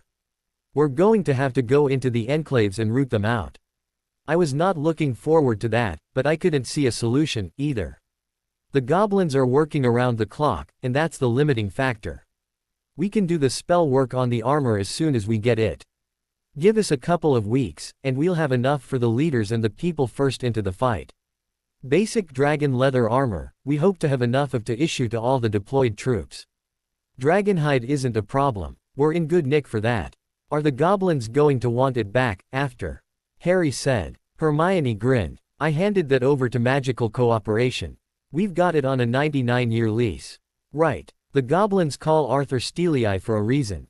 Harry said. The team he was captain of was better than anyone had any right to ask for. There are people who are complaining that the goblins aren't sending troops. She added. They're idiots. Harry replied at once. Alliance means that you contribute what you're good at. How many lives will that armor save? How many lives did they save in Romania? He sniffed, dismissively. Nobody's said that to me. Who in their right mind is going to argue with you, Harry? She replied. Harry frowned briefly. Being the warlord didn't mean he was omniscient. He only knew what people told him, and this was a reminder that not everyone was going to tell him everything. Well, back to business. He thought. Brilliant, Hermione. I wasn't joking when I said you were working miracles. Harry said warmly. I'll ask you to gather all the people who worked on this together. I can't offer them much besides a, thank you, and, well done, but they deserve that and far more. I'll certainly do that, Harry. I've laid that on already. We called it Project Merlin. I don't think there's been such a gathering since his time. The gathering was well organized. There were over 50 wizards there, an eclectic gathering from across the wizarding world. Broom experts from Firebolt and Nimbus and McLaughlin, arithmancers who set the standard for individuality high even by the standards of the wizarding world, goblin craftsmen, and others. Logan Hillier was there, too. Harry had seen him often. Hermione's right hand and test pilot. He had flown the demonstration Dragon Intercept. Harry had butterbeer rather than anything stronger, and circulated, offering entirely sincere congratulations and listening to technical explanations of which he understood about 1 word in 4. Finally he had to break off. He was going to be late for the next thing as it was. He raised his butterbeer in a toast. To Project Merlin, the best of the best. There was loud applause, and he put down the stein. He headed off toward the portkey platform. Now I can set M-Day, Hermione. That's your work, and brilliantly well done it was. We were going to win, but at what cost? Harry said, relieved. Their solutions, Harry. She replied. They aren't quick tickets to easy victory. You've got 2 sidewinders, and if you run out of them before you run out of dragons, then it's back to doing it up close and personal with your wand. If we had more time, we could produce enough for everyone. 3 weeks. How many of these brooms and sidewinders can we have in that time? Harry said. All being well, enough for 3 flights, 15 brooms, and 40 sidewinders. She said. With more time, more. 3 weeks. All right, we'll give it that long. He said. We could be better prepared if we had more time. She replied. He nodded. Hermione's careful methodical nature made her invaluable. It also made her dislike improvising or being less than completely prepared. I'd like nothing better than to give you more time. Time we take is time we give to the Russians. If we wait until we're completely ready, it will be too late. 2 weeks, and we go into Russia and deal with this once and for all. M-Day is the 6th. Harry said, decisively and finally. A fortnight and a half until M-Day. A lot of people are going to have to know that deadline. It wouldn't be a secret long, she said. Tell everyone, he said decisively. They know we're coming for them. We have to assume that they have spies we didn't find. It is not going to be a secret, and I'm not going to bother trying to keep it a secret. Hermione nodded, feeling the cold weight of history behind those words. At any other time in the history of the realm, the entire magical world, there would have been meetings and arguments and discussion and compromise. On this day, the warlord gave the order and Russia was for the hammer. The weight of that hammer was vast indeed, as no one knew better than she. The mood of the realm was that its full weight should fall upon Russia without mercy. What are you going to do with the Russians when all this is done, Harry? She asked carefully. His face went still and cold, as if it had been hewn from stone. The crown of a just man glowed in golden fire above his head. There will be justice, Hermione. Justice for the friends we have lost. Justice for what the magical world has suffered. His voice was cold and without emotion. She repressed a shiver. It is called the crown of a just man. It is not called the crown of a merciful man. The cost of justice is always high. I don't want my friend's soul to be part of that cost. The 5th London Heavy Infantry Company stood in ranks to await the inspection of the warlord. Their armor had been cleaned and polished as thoroughly as motivated troopers with eagle-eyed sergeants looking over their shoulders could manage. That the warlord would check that was as certain as sunrise that morning. It was equally certain that that was going to be the beginning of the inspection, and the easy part at that. The grapevine had carried that news with the speed of magic. The warlock arrived with his staff at the appointed time on the dot. The grapevine had warned of that, too. He was always prompt. Once he'd been early. The Hebrides training area was familiar to all of them by this time, but today was the final exam. M-Day was coming. There were people who would get a bit of a breather before their part in the plan called them into action, like musicians getting 10 bars to take a deep breath before they had to chime into the chorus. The heavy infantry wasn't among them. The inspection went well on the whole, though there were a couple of armor straps that needed tightening and a few other odd ends that were going to win their owners an earful and a few unpleasant chores. Then they marched to the assault course, past the big posters that showed a skeletal hand holding a hand of playing cards, each with the picture of a person's face. These were the key players among the Russian leaders, to be taken alive if possible. That was going to be a key part of the exercise. The assault course that they went over was the alley writ large, simulating a Russian magical enclave. As with the alley, there was no school solution. This was the final exam, and it was tough. The start point was a portkey platform, simulating their arrival by portkey. Harry and the staff were watching the company's progress on the magic mirrors. They were under spellfire as soon as they came off the platform. It was close and ugly. Russian fanatics came out of hide holes and inflicted casualties before they could be killed. The company forged ahead, using their training. They blew holes in the walls instead of using doors, because you had to assume that doors had BP traps. Taking a prisoner required the cooperation of a 5-man team, to hammer down the target's defenses and stun him, then search him for traps. One team did not do that thoroughly enough, and were ruled killed by a BP trap. Finally the complex was cleared. Littered through the ruins were the bodies of those who had been ruled killed, with the Arlet of the marking spells on them. Pink denoted the serious wounded, and there were a number of them. The yellow splotches of light wounds were on more than half of the remainder. The company assembled again in front of the warlord as the training course reset itself behind them. "You passed," Harry said abruptly. "You could have done better. Look around you." There was shock on some of the faces as they say the number of red and pink spells in the ranks. Harry was silent for a few moments to let that sink in. 3 days to M-Day. You are stood down until then. Go over your mistakes and learn from them. Next time you do this, it won't be Arlet marker spell. Harry said. Harry paused to let that sink in. Dismissed. As they left again, Hermione said, "Do you think it's really going to be that bad?" Harry grimaced. "I don't know, Hermione. There are so many things that I don't know. I have to assume the worst. We've had too many surprises. If we're surprised that it's not as bad as we thought it was going to be, then I'll have done my job right." M-Day 8 o'clock. The improvised portkey stage was crowded with portkeys larger even than ones built for the Quidditch World Cup. Each 5-man team had its own portkey, and they were closed up on it awaiting the word. The target was the heart of the Russian government, the Sepiv. It was one of the few places that they could definitely know the location of, because diplomats had to come and go between capitals. It also meant that the Russians knew that. The heavy infantry was the first, armored up and waiting the word. Behind them was the cavalry. They would smash their way through the roof and get aloft to provide top cover. After that was light infantry, to follow up and secure the areas that the heavy infantry had cleared. Stretcher bearers would get casualties back to the portkeys for evacuation to hospitals. We have planned and prepared as well as we could. Hopefully, it will be enough. God, let it be enough. Harry thought. The big clock that was ticking off the last minutes to M-hour hit 8 o'clock. Go, Harry shouted. Soldiers gripped the handles of portkeys and vanished. The Cheka guards on the main portkey platform of the Sepiv were alert, because they were always alert. The heart of Russia's government demanded that. Still, a long shift on guard duty inevitably blunted that alertness. They had been inspected by a senior agent an hour ago. Of the 20 on duty, half were doing routine chores or having a cup of tea. The Cheka guards drew their wands instantly as groups of 5 armored wizards appeared on the portkey platform, and battle exploded in the chamber. Senior Agent Second Class Gleb Smirnov had a frozen instant to wonder what madness would drive people to use Bombarda Maxima in an enclosed stone chamber as he dove for cover with the thunder of those spells in his ears. Taking cover behind a stone pillar 5 feet thick had saved his life.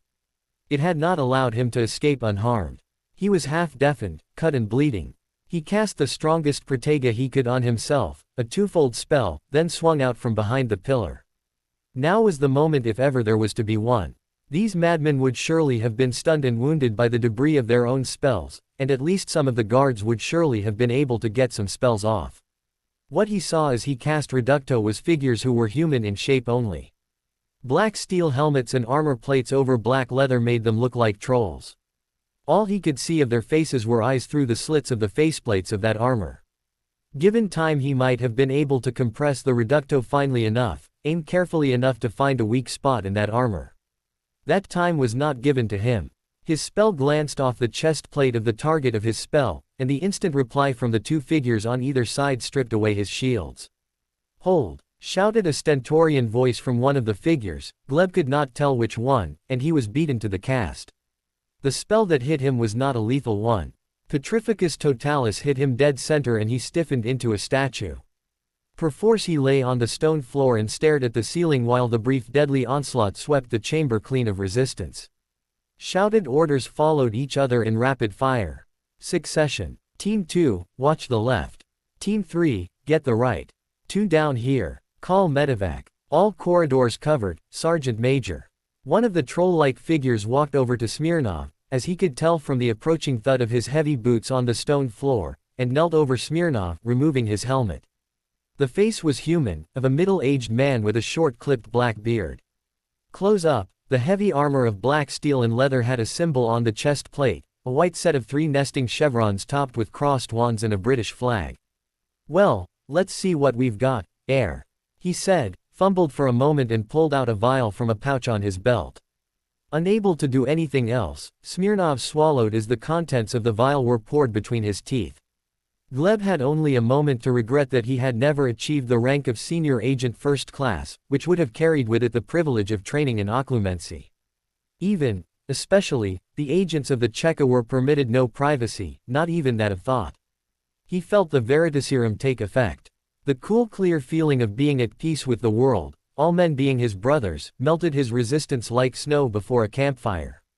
"Name and rank," the armored man said. "Gleb Smirnov, Senior Agent Second Class, Cheka." Gleb said, no longer able to resist. As the questions went on, drawing from him the numbers of guards in the outer security stations and much else besides that these attackers would surely use to deadly effect, a small impotent voice in the back of his mind screamed at him that each question he answered was yet another death sentence in addition to the first one that he had already committed by allowing himself to be taken alive and interrogated. He listened helplessly as the man kneeling over him stood again and gave his orders. "Listen up. Here's the plan. Team 3, North Corridor. You got 100 feet, then there's a guard post. There's hidey holes each side of the entrance, so mind that. Team 8, back up Team 3. Aye, Sergeant Major," came quick replies. Similar orders covered each of the other 3 corridors. The traps that might have cost them casualties and time were useless because of the information that had spilled out of Gleb's mouth to betray them and his comrades. The Petrificus spell was stripped from him and replaced with an Incarcerus left him able to move his head a little and nothing else. As the effects of the Veritaserum ebbed, he watched as men and women in dragon leather armor of various colors arrived on the portkey stage with brooms, blew a hole in the stone ceiling and mounted to the sky. Being able to think clearly again was no blessing at all to Smirnov. He was certain that the agents in the outer security stations would fight, perhaps even give some account of themselves. There was no hope at all left in his mind that they would win, or even hold out very long against the weight of armor and spellfire in numbers that was sweeping down the corridors and out into the rest of the Sepiv. That onslaught was driven by a determination that had these attackers stepping over the bodies of their comrades to press that attack. Abruptly, a spell yanked Gleb roughly into the air and toward the portkey stage. "Sir, recommend that we send this one back to the rear. He's worth the squeezin'." The rough voice of his interrogator had an overlay of deference. Make it so, Sergeant Major, was the immediate reply. The accent was that of the British aristocracy, but the only other sign of that was the white badge of rank on the battered armor. The door to the office smashed open and armored men and women with their wands out and ready stormed into the room.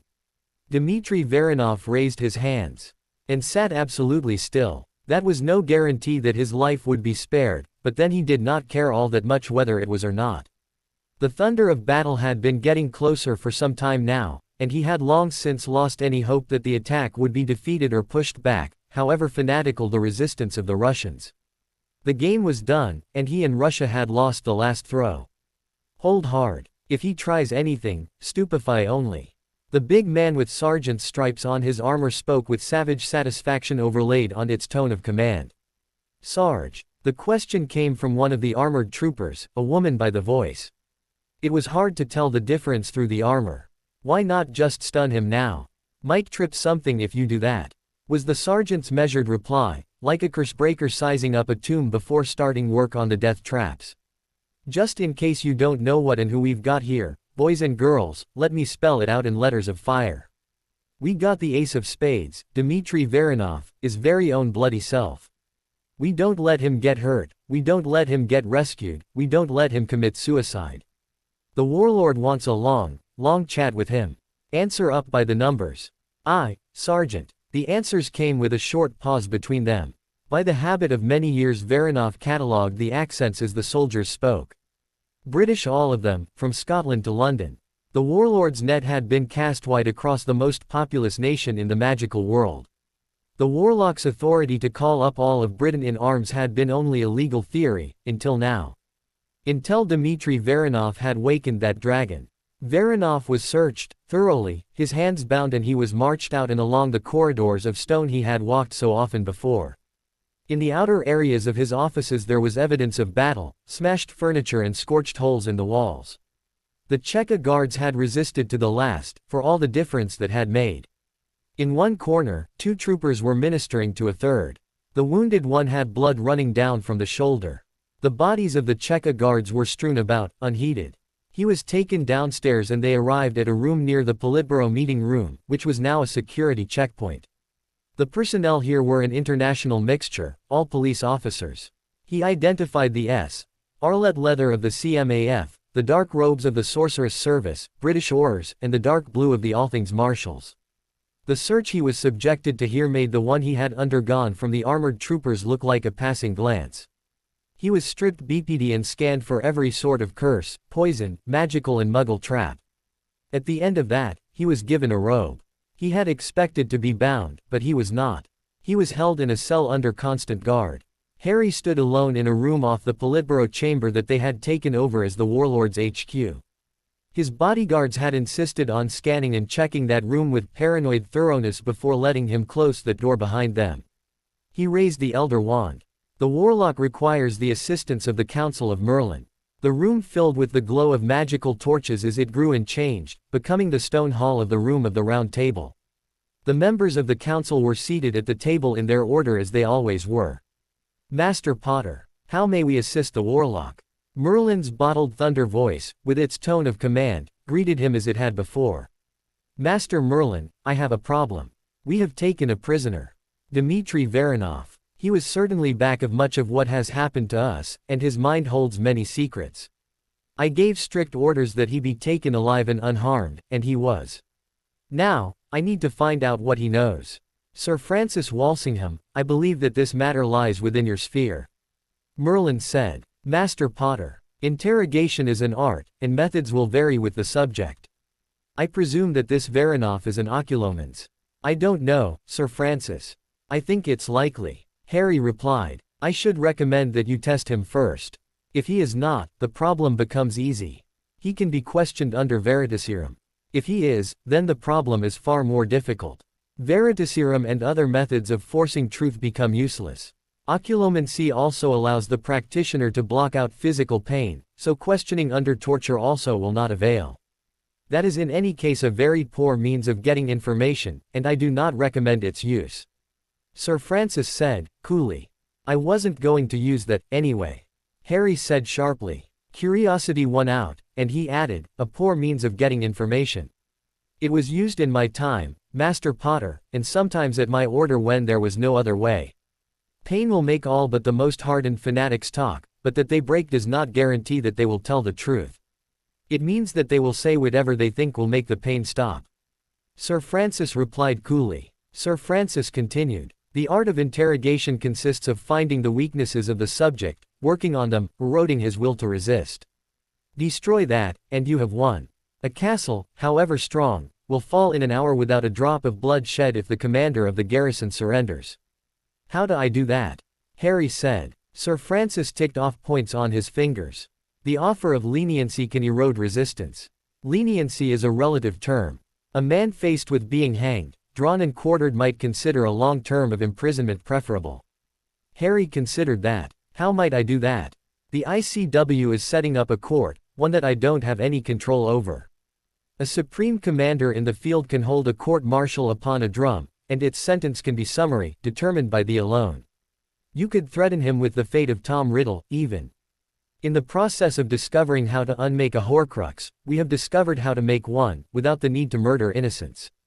I would never do that. Harry said, distastefully. In such an interrogation, the truth is a powerful weapon if wielded skillfully, Master Potter. To convince him that you could do it would be enough. For the rest, let his own imagination supply the answer. Such as he cannot even spell mercy. Sir Francis replied. Harry nodded thoughtfully. He could do that. He had had enough of fighting blind. Say on. The setting of the stage is as important as the drama. He must see that thou, not he, are in control. If others are present, they defer to thee and do thy bidding without question or hesitation. Sir Francis said. Sir Francis gestured toward Harry. Thine own mien is of vital importance, Master Potter. Thou must be calm, in control. You cannot show anger or disgust at his crimes, however much you may feel them. Remorseless determination, leavened with mild contempt, is the note to strike. Rub his failures in his face in order to erode his confidence in himself. Harry was beginning to see how this could work. A man with no reason to fight, nothing left to fight for, no confidence that he could fight effectively, would have no heart to put up a fight. Anything else? Harry said. Never lie to him, Sir Francis replied, firmly. Such as he are masters of lies, but they have no defense against the truth. Veronov was taken from his cell, allowed to dress himself in plain coarse clothes, and taken away, all in dead silence. The corridor he was marched down was familiar. It led to the meeting chamber of the Politburo. He wondered if it was a cold statement of power or simply practical convenience that had turned the center of power for all of magical Russia into the warlord's HQ, proclaimed so by the sign that hung above the great wooden double doors. If it had been him there would have been no doubt of the answer, but these people did not think as he did. Veronov made no attempt to resist as he was marched into the chamber and shackled into a plain wooden chair. 2 guards stayed by him, wands out and alert. The leader of the escort walked over to the far end of the great wooden table, saluted and reported. Veronov was unable to hear what he said, or the reply that sent a flurry of Patronus charms flying away. Shortly chairs from the table came floating over to sit facing him, and one by one people arrived and took those seats, looking at him in stony silence. Berg was first, wearing the dark blue leathers of the Northern Alliance. Hillier took the seat next to her, wearing his worn and faded red leathers. A short red-haired woman took the next chair. It took Veronov a few seconds to recognize her as Ginny Weasley. She wore black leather, with a device on the right B, east of the letters DA in gold, and a gold crown above it. Commander of Dumbledore's army in succession to her brother. Not the least of our foes. He remembered Canada and how close that battle had been. Young, like Potter himself. A new generation had taken the fate of the magical world into their hands, and nothing would remain the same. Sherritt was next. His already imposing height was emphasized by the turban with the jewel denoting his rank pinned to the front. The gaze of his hard black eyes never left Veronov. Another deadly, powerful foe. India's contribution was second only to Britain's.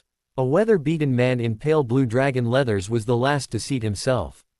Veronov shook his head. The Americans. He had never even considered them. Their isolationism ran deep. Even they had rallied to the warlock. The chair in the center remained empty. The meeting at the end of the table broke up, and a man dressed in black dragon leather strode up to take the seat in the center. There was a woman at each shoulder. One Varanov knew. Hermione Granger. She had had as much to do with the downfall of Russia as Potter himself. The other was a young woman, dressed in the robes of a British Auror. The look on her face said that if it were up to her, Varanov would already be a dead man. The man in the center was Harry Potter. Varanov knew that face as well as he knew the one in his mirror. He was not tall, and on the thin side. The famous green eyes regarded Varanov searchingly through the lenses of his round spectacles. There were men and women twice Potter's age and more facing him, war-hardened military commanders, every one of them. All of them waited without any trace of impatience on the warlord to speak first. Dmitry Varanov. It has been a while since that council meeting. Now, we will have another talk. There are questions that need to be answered. Potter spoke like a teacher to a delinquent student. A last flare of defiance brought Varanov's head up. You will kill me anyway, Potter. That will not get you my secrets. Potter's hand flickered with the speed that had saved his life in Canada, and the Elder Wand was in it.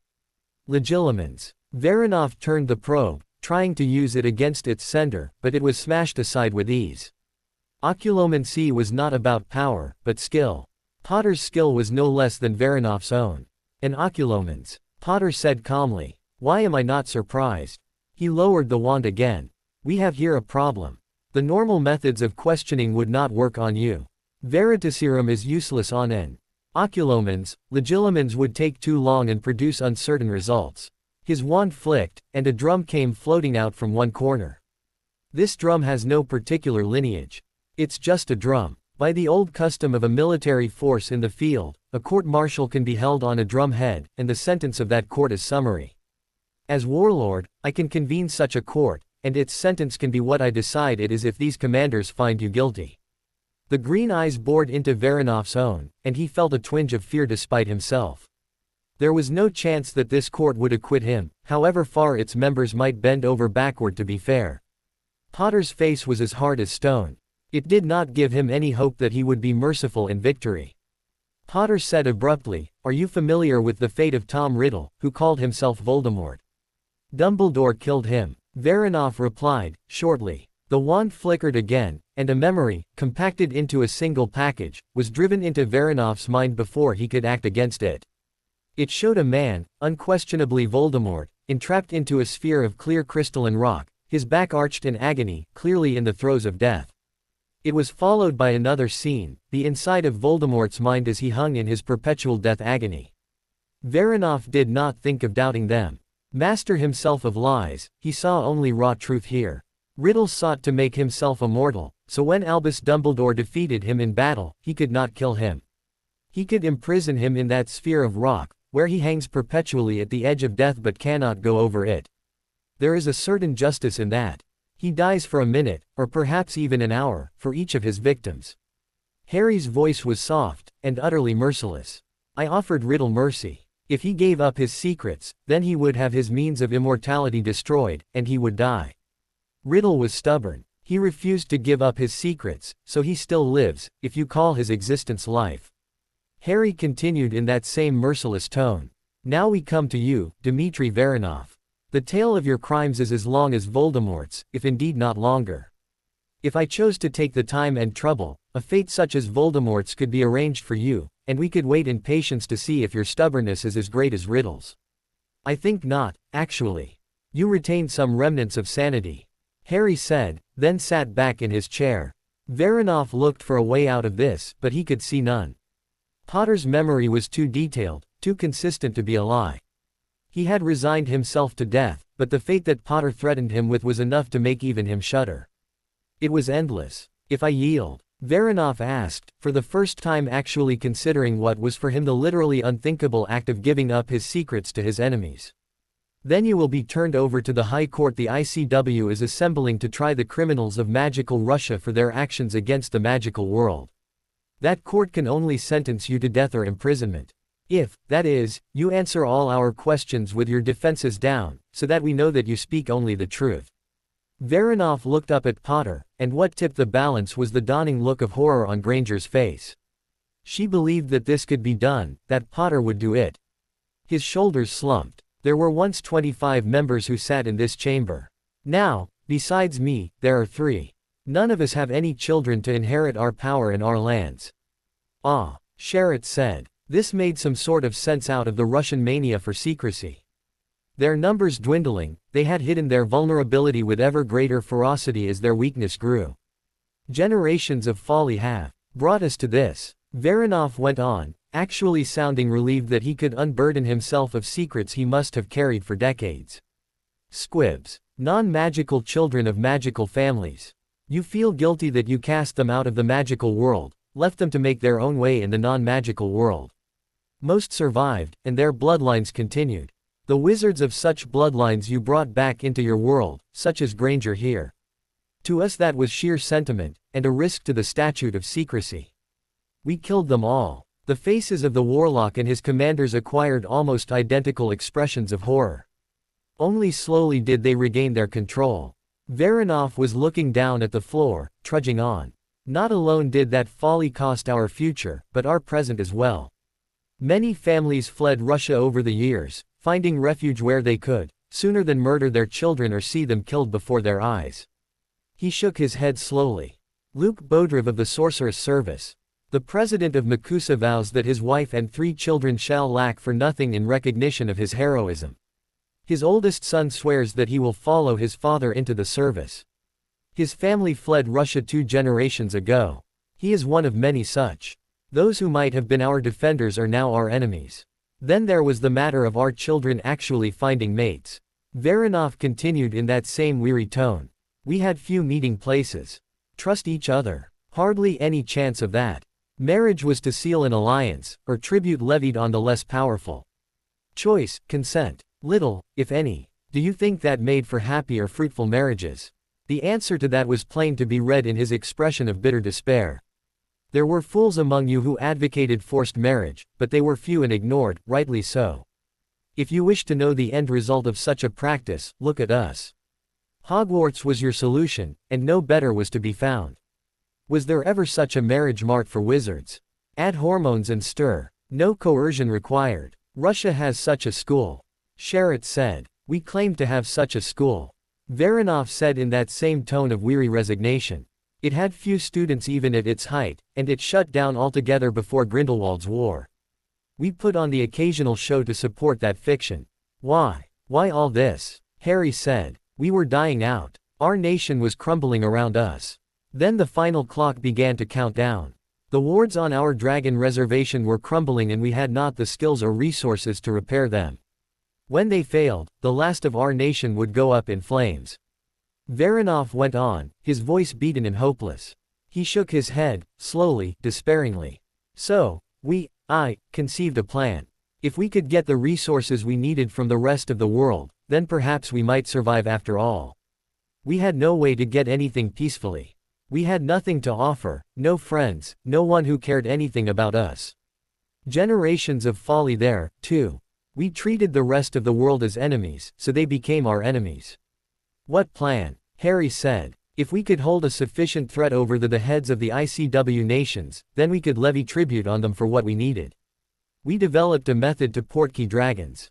Originally, it was just to capture wild dragons. I saw that it could be used as a sufficient threat, so I put our plan into play. There would never be a better time. We would strike first at Britain, already divided and heading for civil war. With the strongest of the ICW nations removed as a threat, the rest would yield. We would have the wealth of nations at our command. Varanov said. The lust for power that had brought Varanov to the leadership of his nation was still there, even amid the ashes of despair. Wealth, power, women. All those we would have had. Women, those above all. Weasley. You I would have had for my own. Ginny's voice was as clear as a bell. No, you would not. I would have died fighting first. Varanov's head bowed, recognizing truth when he heard it. Then his head came up, and a flash of hatred overlaid the despair. Then you happened, Potter. I have never believed in fate, but now I wonder. He sagged back into the chair. Dumbledore defeated Voldemort, removed that threat. I never anticipated that. It was wholly unlike him. He was a chess master, not one to stake all on a single gambler's chance. A cold brief smile flicked across Harry's face. Albus Dumbledore was my mentor, my teacher. He had failed to protect me and his students, so he sought atonement for that failure in battle. The best he might hope for was to die victorious, which he did. Varanov grimaced. You again. Of course. That was a setback, but not a fatal one. The Canadian resolution was the real threat. Such wards would neutralize the threat, doom us to extinction. So I ordered my agents in your ministry to intercept the meeting notices. Sufficient, I thought. You were young, untried, knew nothing of intrigue. Then you walked into the council meeting, and that was the first disaster. We had to move, or concede defeat. Harry nodded. Much was becoming clear to him. Sir Francis Walsingham had been right, all that time ago as it seemed now. Weakness and desperation lay behind all of this. Hillier spoke, his heavy bass laden with contempt. When you buy traitors, you should make sure that they are competent ones. Bulstrode never knew I was in London, kept no track of Harry's movements. We had expected an easy victory in Canada. Surprise, leaders dead, no warning. You again. We threw all the dragons in our reservation at you, and you slaughtered them all. Varanov continued in a dead despairing monotone. You give me too much credit. Harry replied. I was the rallying point. The commanders. He gestured at the officers seated on each side of him. They carried the fight. Have it as you will, Potter. Failure is an orphan, and I failed. So, then, we had lost hope of victory, but if we loosed the dragons of the reservations on you, we might create a time of chaos, in which we could hope to find profit. We did that. The Cheka had plans for that and many other eventualities. You wanted revenge on us. That was why you hit our reservation first. Harry said coldly. That too failed. The Cheka cell had orders to leave none alive, destroy the wards and the portkeys to ensure that you had no warning. They never returned, so we never found out what happened. You had time, and you used it. A grim smile touched Harry's lips. Your defeat had many authors, Varanov. He nodded toward the woman in Auror's robes. Jane Twelvetrees followed the trail of Bulstrode's treason, and she discovered your plan. She led the force that killed your agents, and brought warning of the dragons being loose. Twelvetrees, expression went from rigid control to cold loathing. You killed my partner. I would not trade 100 of your brainwashed avs for one of John Crusher. Varanov realized anew what a slender thread his life hung on.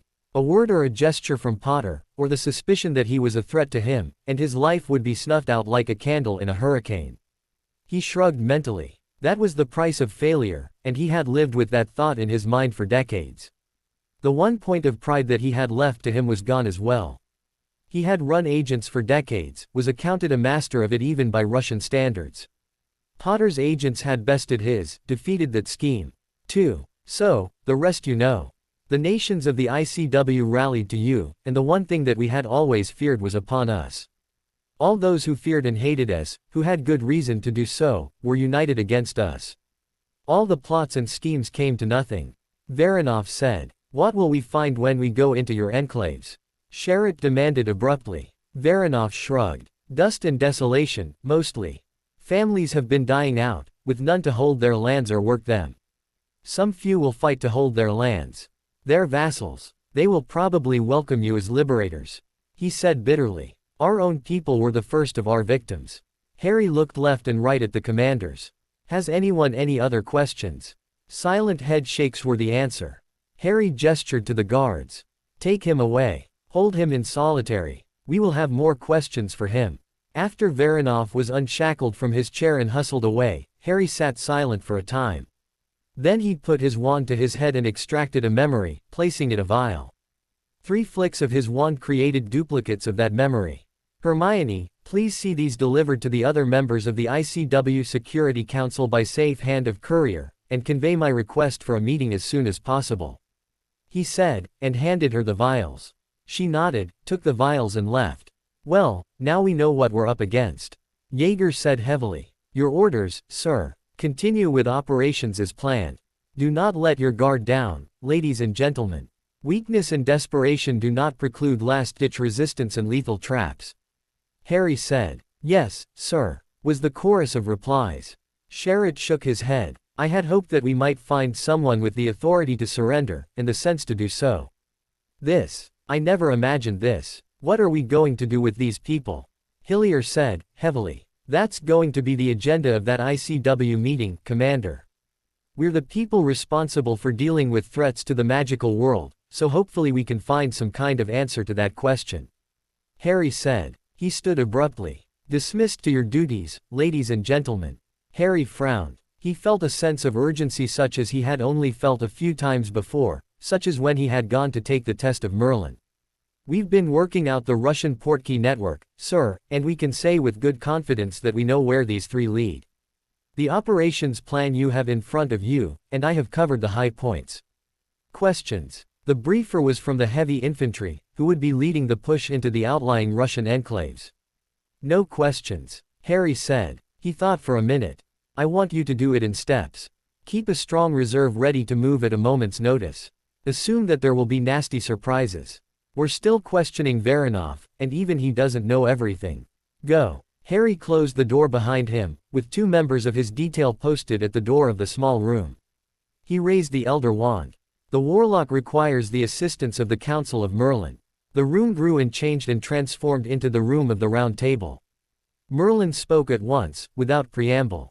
Master Potter, we have news for thee of some urgency. We do realize that thy time is taken up with matters of import, but this matter affects those endeavors. Master Dumbledore, we have found a link between Voldemort and the Russians. Dumbledore took up the narrative. What link would that be? Harry said. This knowledge we have but lately gained. We have been engaged in combing through what memories we have been able to seize from Riddle's mind. No very pleasant task, that. In the course of that, we have discovered the answers to questions that I was never able to answer before. Riddle was a penniless orphan, at Hogwarts on a charity scholarship. How then did he come by the money to buy influence and begin his rise to power?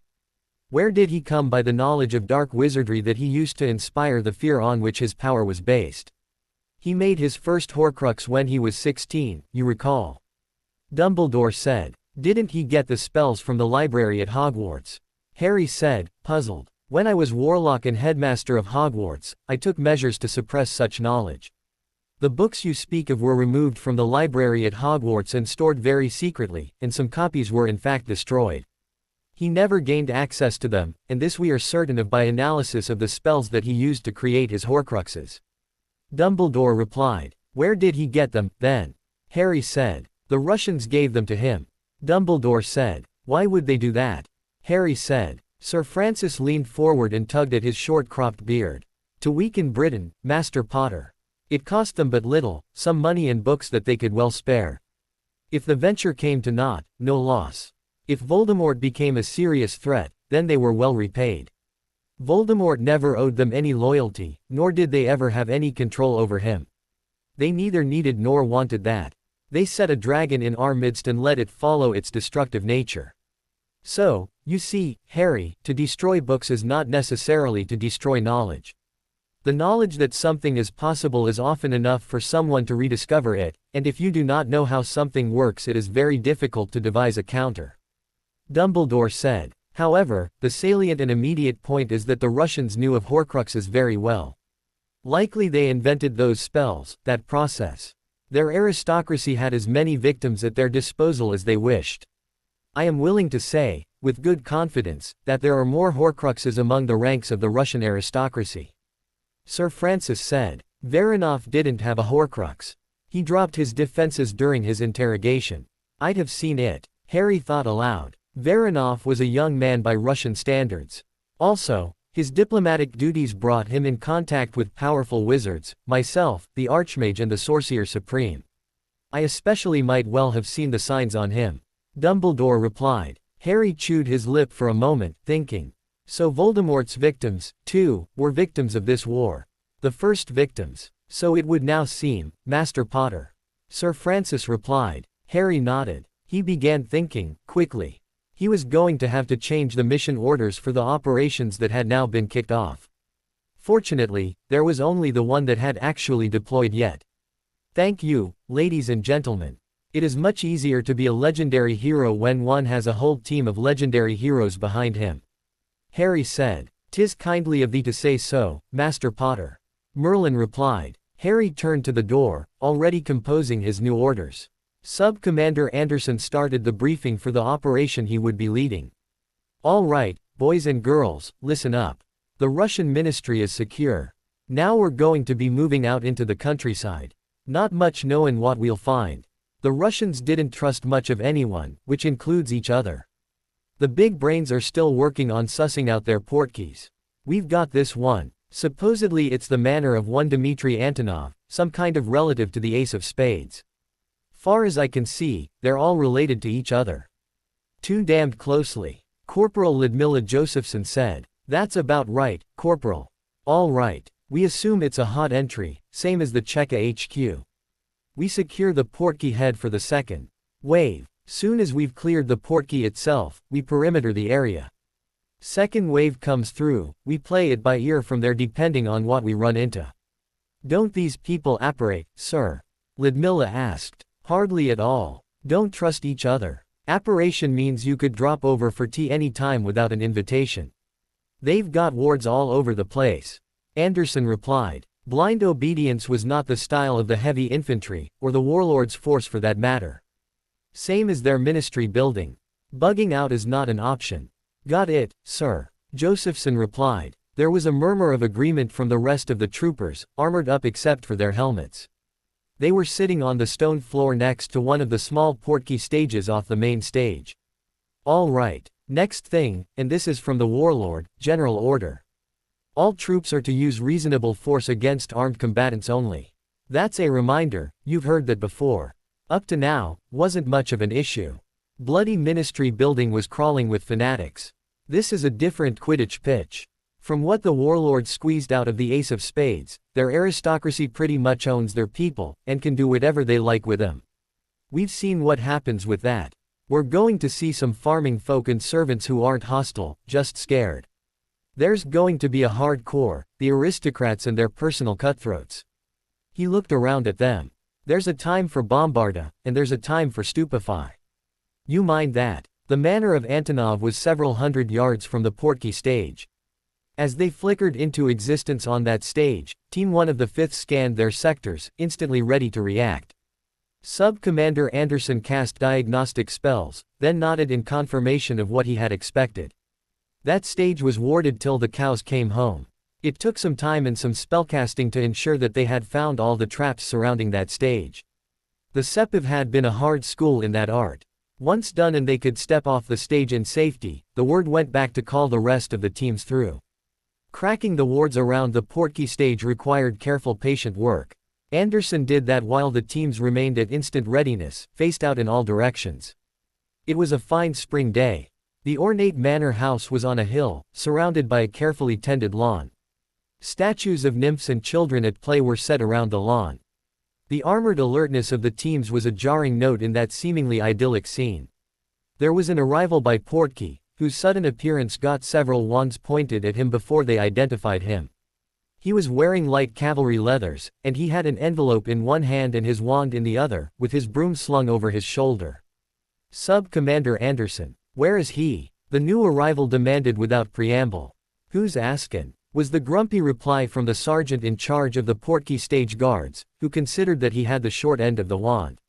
I have new orders for Sub-Commander Anderson from the warlord personally, to be put in his hand without delay, and if you don't tell me where he is this bloody instant I'm going to have your A.S. for breakfast, kippered. Was the short reply. Sergeant Alderson decided that this wasn't just some lightweight HQ broom jockey. He pointed down the hill. He's there, under that tall tree. He's there. They're doing a perimeter sweep before we tackle the manor house. Good. The officer, for such Alderson now noticed that he was, with dragon kills on his sleeve to boot, swung onto his broom and was gone like a cast spell. Sub-Commander Ian Anderson stood on top of the hillock looking down into the small village that housed the working folk of the manor. His face was that of a man looking down into hell, which wasn't far off the truth. The irregular scatter of small shacks lay in a hollow among the fields that the people who lived in them worked. None of them was very large, or had any amenities like windows. They looked as if they would barely withstand a stern look, never mind a Russian winter. His troopers had gone through the village and gathered up the people who lived there. They were huddled in a group surrounded by some of his troopers. Against orders, those troopers had taken their helmets off, and their expressions mirrored Anderson's own. Anderson walked slowly down to the group, trying to compose his face into the proper expression for a commander in the field.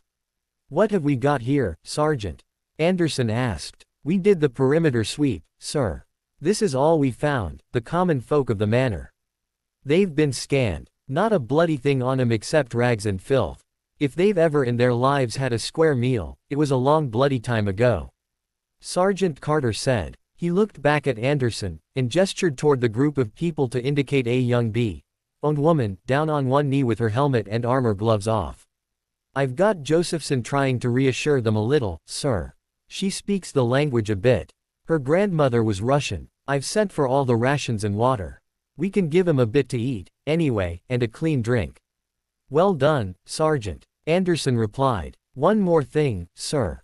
Just over here, you can see how they were kept in line," the sergeant added. Anderson turned to look, and was put to it to keep his breakfast down, never mind maintain his commander's face. There were 2 flogging triangles, identified as such by the whips racked by them. One was sized for an adult, the other for someone smaller, like a child or a small woman. Next to that was a gallows, with a body hanging from it. 2 troopers were engaged in cutting the rope to let the body down.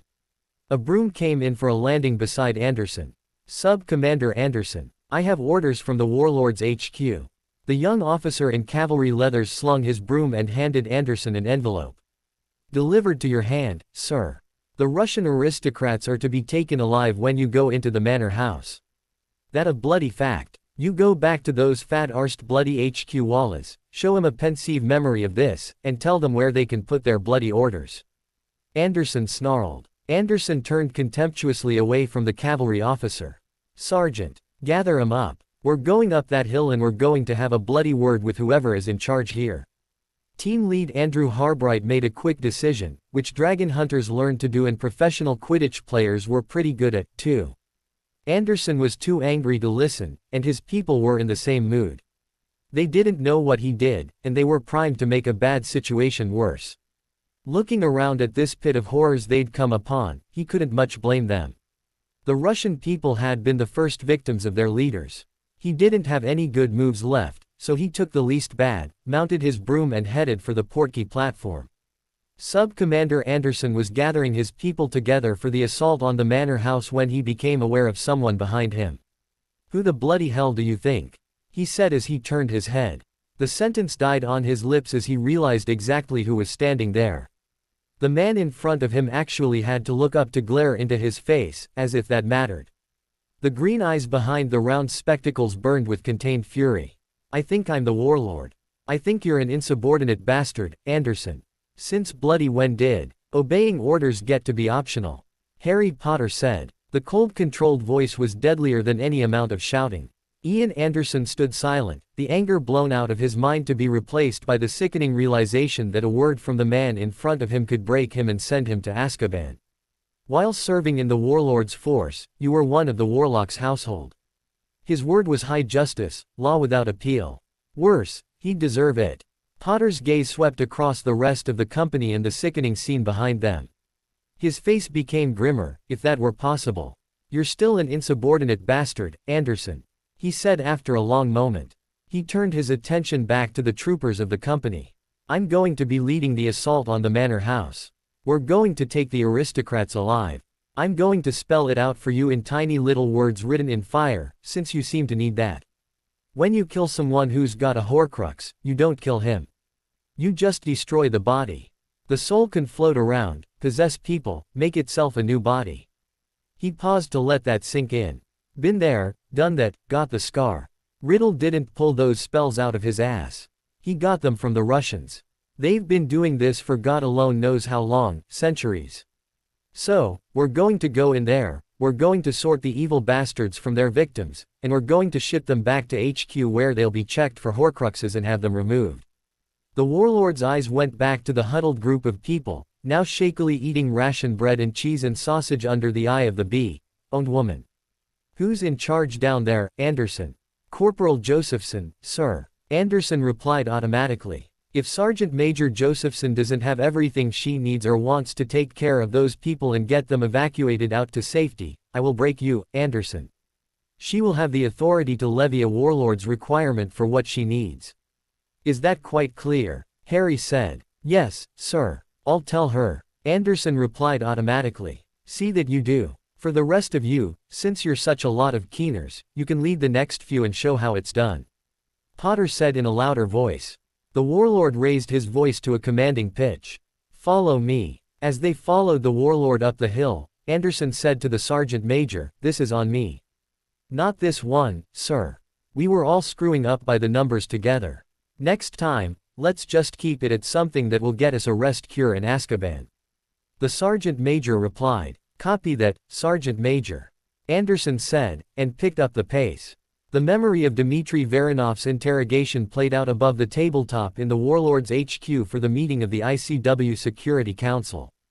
The Archmage held the gavel.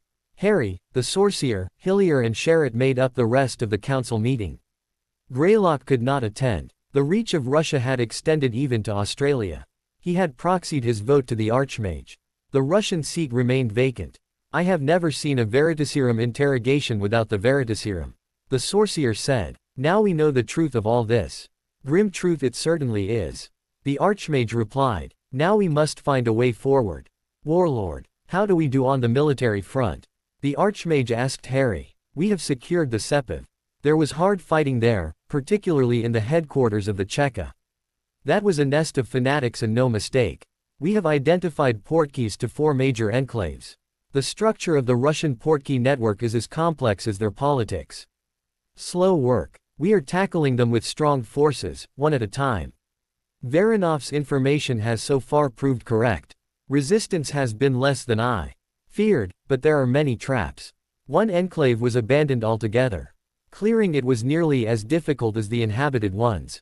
Magical vermin of all kinds had proliferated. Harry replied. We have also come across evidence of how they treated their own people. Harry added. He flicked his wand and another pensive memory played out above the tabletop. This was recorded by the first team of the 5th Heavy Infantry. They were the lead team into the manor of Dmitry Antonov.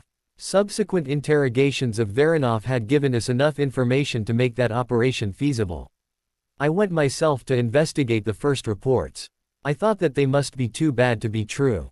They were understatements. The pensive memory appeared above the table and played out, showing the luxurious manor house with its cramped and filthy servants' quarters, the pale and frightened servants with the scars of casual tuppety on them, and the rags and filth of the people who worked in the fields. The flogging triangles and the gallows with the body hanging from it were the end of the memory. Harry then called up another memory, this one his own. The troops of the company had, by my orders, taken Antonov alive. He was an Occlumens, but not a very good one. I was able to enter his mind and confirm what I suspected. He is over 2 centuries old, because he has a Horcrux. Harry cut off the murmur of shock, surprise, and puzzlement with a gesture. Since I have far more knowledge of this particular piece of dark magic than I ever wanted, please let me review this for you. A Horcrux is created by ripping off a piece of a person's soul and storing it in a physical object. As long as that piece of soul is separated, the bearer of the Horcrux cannot die. The Russians have had this spell for a long time, and they have used it. Antonov was certain that most of their aristocracy had made use of this means to attempt to make themselves undying. He looked around at the shocked faces around the table. Killing the bearer of a Horcrux, well, destroying his body, doesn't kill him. As Britain found out the hard way with Tom Riddle, the soul, spirit, call it what you will, is set free to go where it will. It can possess others, and given help from living wizards it can also have a new body fashioned for it. Whether the Russians have done that, or Riddle invented that part of it for himself, I don't know. This we do know. The Russians shared the knowledge of how to make Horcruxes with Riddle. Harry bowed his head and rubbed his scar. Then he straightened up and went on. I have given strict orders that all the members of the Russian aristocracy be taken alive, since killing them doesn't kill them. A created body is quite easy to spot, and I have ensured that the troops on the ground know to look for that as well. Harry removed his glasses and rubbed his eyes, looking far older than his years. This is what they would have done to us, if they could. There was a long, shocked silence. The Archmage recovered first. Do we have to imprison them forever? I believe that you did something like that with Riddle. Harry took a deep breath and replaced his glasses, holding his head erect again. No. I have had some very competent people working on this. There are actually two ways to destroy a Horcrux. One is by finding the physical object and destroying it, which destroys the piece of soul that it contains. Finding them is difficult, destroying them is dangerous, but it is possible. The other way is simpler and surer, though still not easy. You go into the mind of the bearer, and break the link there. Much of the structure of the spell that composes a Horcrux is devoted to making sure that the soul fragment remains anchored to the physical object, and doesn't follow its natural urge to return to its original home. There was another silence around the table. The sorcerer broke it. Are you willing to share this knowledge with us, Monsieur Potter? Willing and anxious, sorcerer. We will need to train wizards who are skilled legilimens in how to do this. Harry replied at once. He frowned. There does remain the matter of proper legal authority to do that. We cannot kill prisoners out of hand, however much they may deserve it. I do believe, Warlock, that Albus Dumbledore petitioned the High Court of Britain for writs of capitis and exigent against the Death Eaters.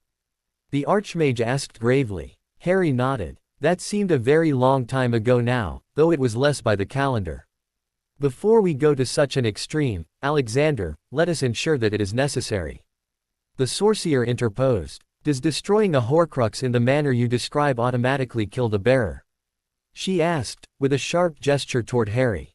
No. Riddle has had 4 Horcruxes destroyed that way, and another 2 where the soul fragment itself was destroyed. He's still alive. When the last of his Horcruxes is dealt with, he will become mortal again and he will die because he's already at the edge of death. Harry replied. Sherrod tapped on the table. Hardly a problem, then. We are not killing prisoners, we are giving them medical treatment. They will have a dangerous piece of dark magic removed from their minds and the integrity of their souls restored. Harry thought about that. It sounded reasonable. Some of them will die. The Horcrux will be all that's keeping them alive. Hillier weighed in. No medical procedure is without its hazards. Ask any metawizard. I've been told that often enough. Well, now we come to the central question. What do we do with this chamber of horrors masquerading as a country? Dulles said, looking down the table.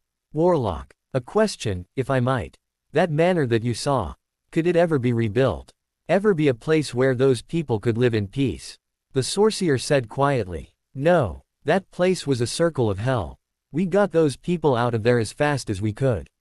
I will not give an order to send them back there, and it would not be obeyed if I did. Harry replied at once. Some manors deserted, the others impoverished beyond belief, a government of war criminals, people who have been starved and tuppized into submission. There is nothing left of Russia. We do not have to destroy this country. It has already destroyed itself. She said. It seems to me that the Warlock has already shown the way forward. Evacuate the common people to safety, try the leadership for the war criminals that they are, destroy the enclaves so that they are not a breeding ground for pestilence. Sherrod said. Agreed. Came from around the table, and that choice was made. Our remit, as the Security Council, is to deal with threats to the magical world. The question of whether there should be a nation of Russia at all is beyond that remit. Dulles said. Silence was followed by nods of assent. Harry stood waiting as the General Assembly of the International Confederation of Wizards was seated and called to order. He checked the notes on his speech for at least the 100th time. The Secretary General of the ICW arose and called the Confederation Assembly to order. The seats were all filled but one, and there were other seats as well. The Goblin Nation had sent observers, and there were rumors abroad that they were considering petitioning for a seat in the Assembly, the first non-human species ever to do so. That they would have the backing of the Warlock for that was considered a given. The empty seat was the one for the magical nation of Russia. Those who had any occasion to come near it avoided it as if it harbored the darkest of deadly curses. The Secretary General stood at the lectern, and said formally, members of the General Assembly, guests from other magical realms, Harry Potter, Warlock of Britain, Warlord of Britain, Warlord of the magical world, will now address the Assembly. Harry came up to the lectern and put his speech down on it. He looked down at the sea of faces below him, took a deep breath and a sip of the glass of water on the lectern. You can do this. Hermione did the research, after all. The council helped you write it. To all those gathered here, greetings. As Warlord of the magical world, I have come to render a report of my command, as is right and proper, and give an accounting of the results. Magical Russia posed a terrible, an existential, threat to the entire magical world. They ruined their own nation. They tried to extend their power over the entire magical world, and that would have brought the same ruin to all the magical world. By my order, pensive memories have been made of the horrors that our troops found when they went into the magical enclaves of Russia, that our world may remember what we fought against. Harry paused and took another sip of the water, to give himself a little time. The assembly was silent, so silent that the rustle of the pages of his speech could be heard. That threat has now been cast down and destroyed. The leadership of Russia has been captured and are now being held to await trial before the High Court that this assembly is now convening. That court will have the long and difficult job of determining what justice may be in all of those cases. I wish them well in that hard task. For the common people of Russia I would urge most strongly an amnesty. Whatever they may have done, they have endured a punishment harsher than any court could levy. They have suffered enough. Once again he paused. Militarily, the operations to remove the threat have accomplished their aims. The magical enclaves of Russia have been destroyed with fiendfire after the evacuation of the inhabitants, where there were any. That was not retribution, but necessity. Any abandoned magical enclave or house will accumulate magical vermin, but these were even more dangerous. The magical nodes of Russia have been twisted, poisoned by the dark magic practiced by the Russian aristocracy. Cavalry forces have swept the areas around the enclaves and removed the last few loose dragons. The Russian dragon reservation was already emptied out by the Battle of Canada, and it also has been destroyed. The troops who did this hard, dangerous and necessary work are now being redeployed back to their home bases, for the rest that they have so richly earned. He turned another page. There have been rumors about certain dark magic practiced by the Russian aristocracy, and what has been done about that. Let me set the record straight. The Horcrux is a dark magic, involving ritual murder, that ensures that the person cannot die until the Horcrux is removed. This is being done for all Russian prisoners. This procedure does not kill the patient, though it is not without risk, either. Removing it restores the integrity of that person's soul, and with it their mortality. This has been done on my order and on my responsibility. The ICW Security Council, of whom as Warlock I am a member, has determined that the threat to the magical world has been removed. This is, therefore, my final report as the warlord of the magical world. Adequate thanks to all those who rallied to the defense of our world, to those who fell and their families, to those who endured hardship and danger and witnessed unimaginable horrors is utterly beyond my poor powers, but such as I can offer I do, little as it may be. He raised his head and looked out over the assembly. I therefore relinquish back to this assembly the authority of the warlord of the magical world, since the need for it is now at an end. With that goes my hope that it will never again be necessary to grant such power to anyone, to rally such a force against any threat. Harry waited out the murmur of surprise. We have come through a terrible time. We, all of us, have erred. We did not look into the shadows where evil dwelt, we allowed it to prey on the innocent and the vulnerable and grow in secret. We in Britain made that error, and we paid for it. If Tom Riddle had been held to account for his first crimes, we would not have suffered what we did. The magical world made that error with Russia, and that also cost greatly. Harry rubbed the scar on his forehead. We should remember the lesson we have learned at such cost. Let us not repeat that error. Our atonement for making it should be to work to build a better, safer and more just world, to hand that world down to our children for them to make better still. We have waged war, and won. Now we should wage peace, and give that the same effort that we gave to the Dragon War. Whether the magical nation of Russia should form a part of that world, or whether it should be declared at an end and consigned to history, is a choice that I leave with this assembly, where it properly should be. This only will I say. History tells us that Russia was once a thriving nation. That history is long past. Now it is a twisted, ruined wasteland. If it were even possible to rebuild it, it would take lifetimes and the wealth of nations. Who might be found to try to live there and do that reconstruction I don't know. I would not, and I would not ask anyone else to. I would not even condemn a criminal to do it. For my part, I will do all I can to see the common people of Russia resettled elsewhere, in places where they can live in peace and recover from the horrors that they have endured. He looked up at the assembly. Thank you for the trust you have reposed in me. I took up a monumental task, and I have done that job and lived up to that trust as best I could. Now I can rest. I need a rest. The applause from the assembly lasted a very long time. Harry waited it out, gathered up the pages of his speech and left. "Shouldn't you stay? Keep an eye on things, Harry," Jane said. He shook his head. "No. Magical cooperation can do that better than I can. They've got to decide it for themselves. I'm tired of deciding things. I'm very tired of it." They took the portkey back to London. Harry had a similar speech to make to the Wizengamot. Before making the transit, he looked around at the silent people who had been a part of his life, who had guarded him waking and sleeping. He didn't even know all of their names. "While I'm saying thanks to all the people who worked like Trojans on my account, I'd like to say that to all of you. Some of you, I don't even know your names, which makes me a thoughtless git. I'm sorry. Thank you for all that you've done. I don't know the half of it, I expect," Harry said. Jane replied, "It was clear, for all of them. You've had a little bit on your mind, Harry. But you owe everyone a pint and a chance to hear it in person, before we all go our separate ways. All you want. Time and pints and anything else that I can do," Harry said. They took the portkey in the now very practiced dance, point first, Harry and whoever was with him, and then the rear guards.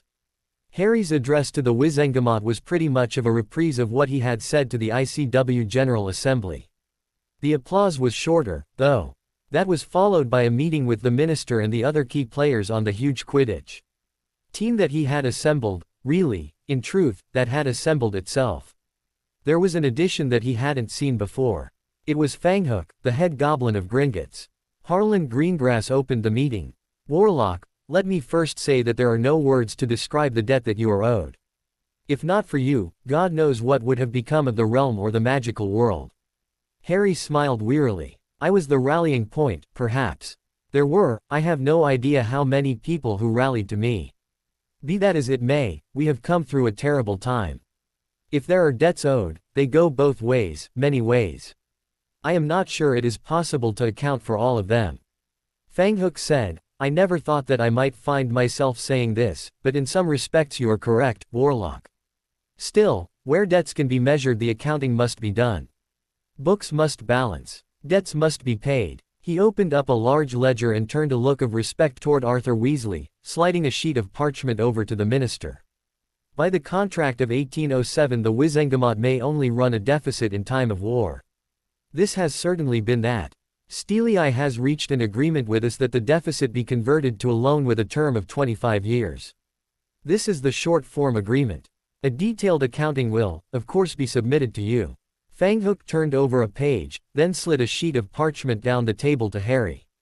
"On the other side of the books, the Warlock is due a sum approximately 1/3 of that loan for his efforts in the defense of the Goblin Nation. That sum has been deposited to a vault to the account of the Warlock, and it awaits your disposition." Harry smiled, then his face took on a look of astonishment as he read the huge numbers on that sheet of parchment. He opened his mouth to speak, then closed it again. This wasn't a dragon attack. He had time to consider what should be done with that money. He now had the means to repay people who deserved it with something more tangible than just thanks. "Thank you, Fanghook. I will issue instructions about that in due course. I, also, have debts that must be paid." Fanghook smiled, not showing his teeth, then slid another sheet of parchment down the table to Arthur Weasley. "Of course, Warlock. This accounting is for another debt owed by the Goblin Nation. During this late crisis, Steely Eye bargained on our behalf as well as that of the realm. For that, he is due a proper agent's fee. Those fees have been deposited to the account of the Weasley family. It was necessary to enlarge his vault, for which a fee of 4 galleons, 6 sickles was charged." Arthur's face took on an expression of astonishment to match Harry's. Harry had no doubt that it was justified. His inheritance from his parents made him very well off by the standards of the wizarding world. It fit in a standard vault with ample room to spare. The Weasley family was now, he was sure, one of the wealthiest in the realm. As far as Harry was concerned, they deserved every canute of it. "Now, my business here is done, and I will leave you to yours," Fanghook concluded, taking his ledger and his leave. Miranda Greengrass smiled wryly. "So the balance of power in the realm shifts yet again. You, as the Warlock, now have the resources to maintain your household as you see fit, without regard to what the Wizengamot may decide. They will not be best pleased by that." Harry made a dismissive gesture. They wanted the DA disbanded, too. In hindsight, that would have been a mistake. Not to mention that some of the people pushing that idea were Russian agents. Miranda nodded. I didn't say that I agreed with them. You are going to hear about this for a long time. There will always be those who will accuse you of abusing that power. Harry frowned. God, does this backbiting ever end? I just gave up the power of the warlord without even being asked. You'd think that would gain me a little trust. Among sensible people, it does. There are a lot of people who are not very sensible where power is concerned. She replied. They will do their duty to the realm as they see fit. I have responsibilities, too. Harry replied. What else? Harry said. It felt odd to return his attention to matters that did not require instant, life-and-death decisions. Arthur put down the sheet of parchment he had been handed from Fanghook, and his face lost its cheerful expression. There is going to be an ongoing problem of accounting for the loose dragons.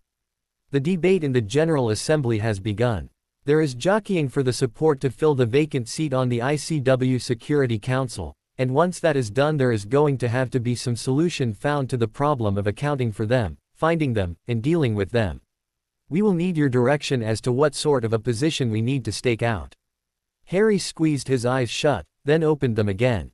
The battles were over, but the work of cleaning up after them was going to go on for a long while yet. Harry took off his glasses, rubbed his eyes, and put them back on. What are the choices here? There's a camp in the General Assembly that wants every dragon in the world dead. They want the problem solved that way. They don't have any concrete answers to practical questions like where the money and wizards to do that would come from. Few supporters. A fringe group, but a noisy one. Arthur said. Harry flicked it away with a gesture, then rubbed his arm where the scars from dragonfire would always be. Not possible, not desirable, either. I'm not Newt Scamander, but dragons are part of the magical world. We can't just exterminate creatures for our convenience. That sort of attitude is a bit too Russian for my taste. Is there something more practical being proposed? Harry asked after a pause. The Archmage has proposed a plan for an international force under a mandate from the Security Council to deal with the whole problem, worldwide. We've been passed an early draft of the proposal. We can go over it with you when you're ready. Arthur said. You look dubious. Harry replied. The devil is in the details, always. Who would command such a force? How would we account for contributions of money, wizards, equipment? How do you persuade the nations that have dragon-hunting forces to put them under someone else's command? Arthur replied. Impossible. Harry asked, seeing the expression on his face. Very difficult, and it would take a long time. I think it would be the perfect solution if you could manage it. One force that everyone contributes to, that protects everyone. In my experience, perfect is the enemy of better. You'd have to get everyone to agree to it. Arthur replied. That would take for bloody ever. We don't have time for that. Harry said. He thought for a moment. Whatever else the rest of the world does, we've got to be able to deal with this problem here in Britain. We'll retain volunteers for a standing force. For the time being, I'll fund it out of the Warlock's vault, but that's not going to last forever. The Wizengamot is going to have to contribute, too. Miranda looked grave, and glanced over at Harlan. He nodded. She looked back at Harry. All right, I'll start whipping that vote. Can I use your name? All you want. I'm the guardian of the realm, and it's on me to get this done. Harry said. I'm going to contract with Marauders LLP to build us a real-time map of the UK, too, once the goblins get the wardstones in place. Same as we had in Canada. Harry added, as that thought came to him. Who is Marauders LLP? Miranda asked. Sirius Black, Remus Lupin, and the other wizards they recruited. What they knocked together in a couple of hours got the job done. Given money and time they can do a lot better. They'll have them. Harry replied. If the Wizengamot is going to put funding towards something like that, they'll want strict accounting of the money. They'll say that you're handing a plum to your godfather. Miranda said. Right. Anything they don't approve of, every Canute gets counted twice. If they approve of it, well, it's all in the family. Harry said. Miranda noted the sarcasm. Harry was never going to have any patience with politics, however necessary they might be. Harry sat back and thought some more. What else could be done to hold the realm while the Wizengamot and the ICW dithered and argued? He thought about the desperate time when they'd been alone with an onslaught of dragons bearing down on them. Then, they hadn't been alone, and that had made all the difference. People were stronger when they stood together. So were nations. We could build on the wartime alliances. Canada, Makusa, India, the Northern Alliance. Nothing fancy about it, just an agreement that we stand together as we did before, help each other in time of crisis. An attack on one of the allies is an attack on all of them. Someone wants to act like Russia, they can get what Russia got. Not perfect, but better than nothing. Harry said, thinking out loud. Yes, was Arthur's instant reply. A long sight better than nothing, and a lot more likely to succeed. We can start on that right away. We'll need you to weigh in at some point, I expect, but that's for later. You'll have some time to rest. I think you need that. Harry looked around the table, at the expressions of concern there. He did want to rest. There was still one thing that needed to be done, though. He rubbed his scar. I have one more account to settle. Then I can rest. Hermione, we need to talk. Harry said. What about, Harry? She replied, concerned at once. Harry was looking more relaxed these days, but not now. Right now he looked as tense as he ever had when the dragons were flying. They were in his office at the ministry. It was a large one, all dark wood with a large desk. It was on the same floor as magical cooperation. Some senior bureaucrat had been shuffled down one to make room for him. Hermione, I've asked a great deal of you, more than I should have. By all rights you should be able to rest, for the rest of your life if you want. I hate to do it, but I have to ask more of you. There are things you need to know and choices you have to make. He said, tightly. Harry, you're starting to scare me. She said. Maybe you should be scared. Let's sit down. He said. He took the chair behind his desk, she took the armchair next to it. The heavy oak door closed and locked at his gesture. You know I inherited the crown of the Warlock from Dumbledore, when he died. I'm not sure how long he had me in mind as his successor. It is the Warlock's duty to provide for his successor. Right now, that would be you. He said. Me, she said, astonished. I was asked a very simple question. Is there one whose integrity thou trust absolutely and whose wit is greater than thine? Who is the one person in the world who fits that description? He said. She looked shocked, disbelieving. I can't do what you do, Harry. I can't wield the power you do. I can't make the decisions that you do. Someone has to, Hermione. There must be one to hold the crown, else the realm lies in grave peril. Merlin said that to me, and he was right. How close did we come with the Russians? Harry said. Merlin. Hermione said, bewildered. The crown was created by Merlin. That's why it's called the crown of the Warlock. He earned the name of Warlock, because he and Arthur set out to forbid war within Britain, to unite the realm under one law. He knew that it would be a never-ending job. He designated a successor, someone he trusted. So it has been down to the present day. He also created a means to store the memories and the personalities of the Guardians, like a portrait but far more detailed and capable, as a resource for the current Warlock. He said. So it's not just you. That's what you meant about the Council of Merlin. She said, processing what he had told her. No, it's not just me. People have said that I'm wise beyond my years. What I really am is wise enough to seek the advice of the council and listen to it. There are centuries of knowledge and experience there. He said, watching her reaction. She nodded slowly. I see. You said that once, I now recall. But what about? She stopped, not certain how to broach a delicate subject to her friend without hurting him. He smiled briefly. Power can corrupt people. The council has access to the memories of the current Warlock. They know not only what he does but why he does it. The Warlocks are people, Hermione. They're fallible, they make mistakes. God knows I have. Those mistakes can have terrible consequences. Voldemort was a mistake that Dumbledore made. If a Warlock's motives are good, if he's doing his best to meet his obligations, that's all anyone can do. His face turned grim. If a Warlock willfully abuses the powers of the crown and the office, the council can remove him.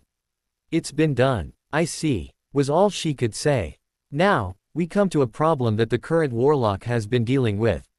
Or rather, one that he has delegated to the council. Voldemort, he said, the grim look still on his face. Then her quick mind caught up. He's not dead. How is he still a threat? Voldemort, as you know, made Horcruxes to make himself immortal, or at least unable to die. Dumbledore imprisoned him so that he couldn't escape, make a new body as he did before. There were 7 of those Horcruxes. 6 have been destroyed. He tapped his scar. The 7th is here. It was made by accident the night he murdered my parents. Destroyed. How? She asked. Curiosity, well, she'd never been very good at resisting that. Tom Riddle's diary was one. That one you know about. Nagini, Voldemort's pet and familiar, was another. Dumbledore killed it the day he defeated Voldemort. Of the remaining 5, the Council has destroyed 4. They have access to Riddle's mind though mine. A Horcrux is a link with 2 ends.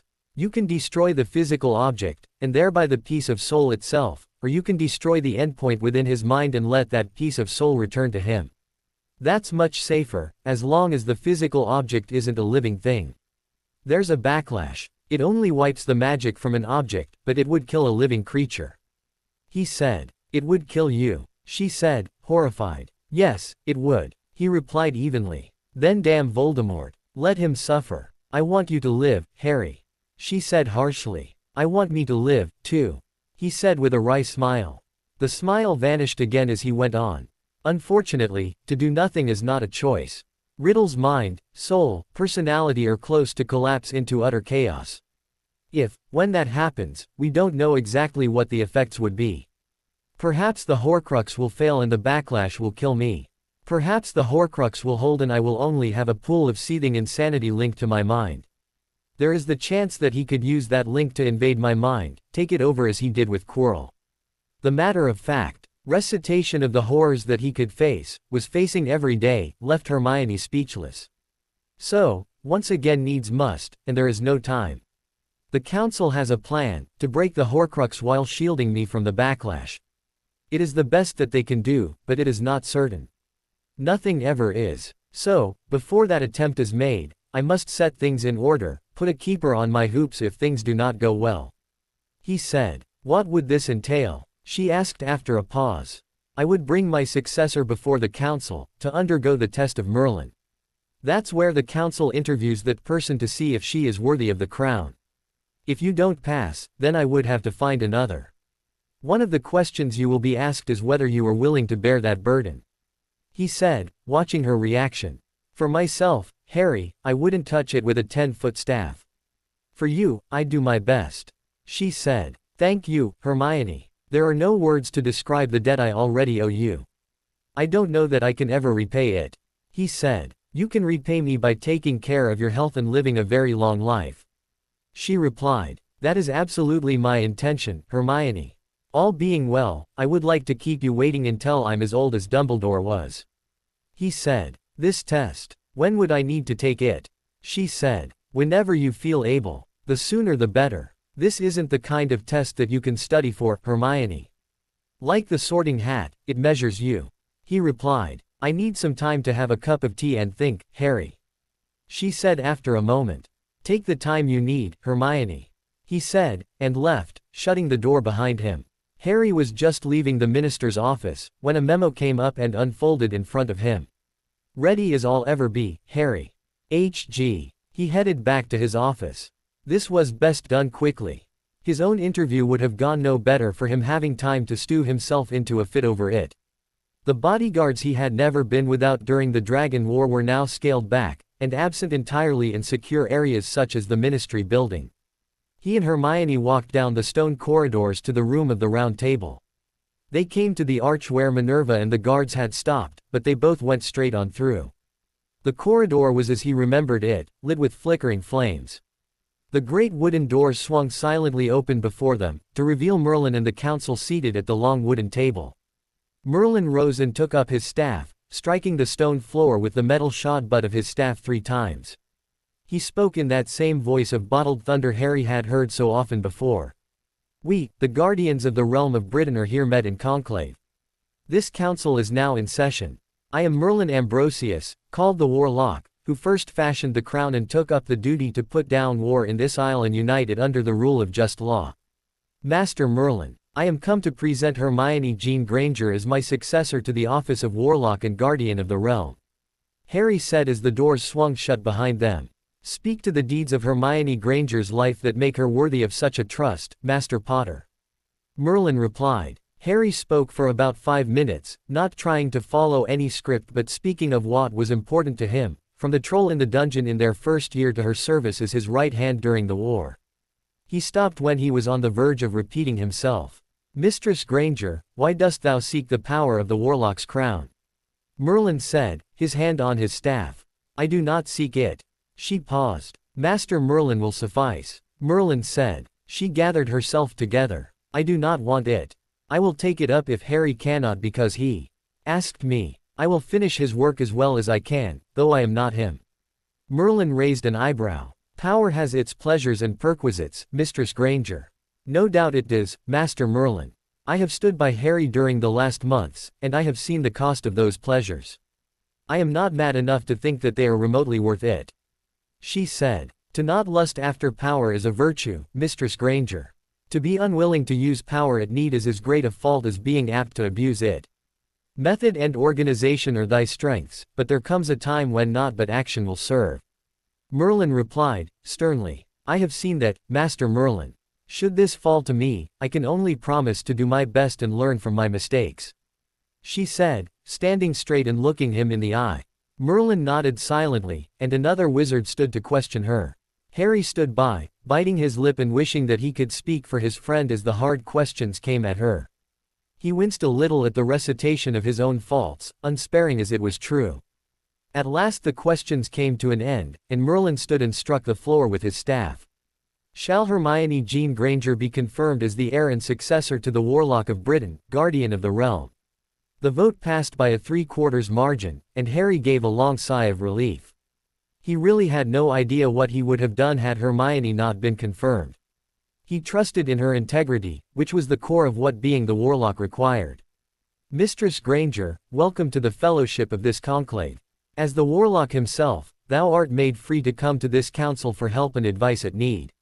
Should Master Potter die, or otherwise become incapable of bearing the crown, it will come to thee at once. A word of caution, Mistress Granger. The Warlock is the master of the Elder Wand, but there are 2 ways in which that mastery can pass. One is by inheritance, as it did from Master Dumbledore to Master Potter. Should the master of the Elder Wand fall in battle against another wizard, the Elder Wand will acknowledge him as its master by right of conquest. Merlin said. Hermione took a moment to think through the implications of that, then nodded. Whilst we all hope that may be a far day, we must prepare for the worst. What knowest thou of the Horcruxes of Tom Riddle? Merlin said. They are pieces of Voldemort's soul, torn off by a dark magical ritual involving murder and torture. He cannot die while they still exist. From what Harry has told me, of the 7 that Riddle made, 6 have been destroyed.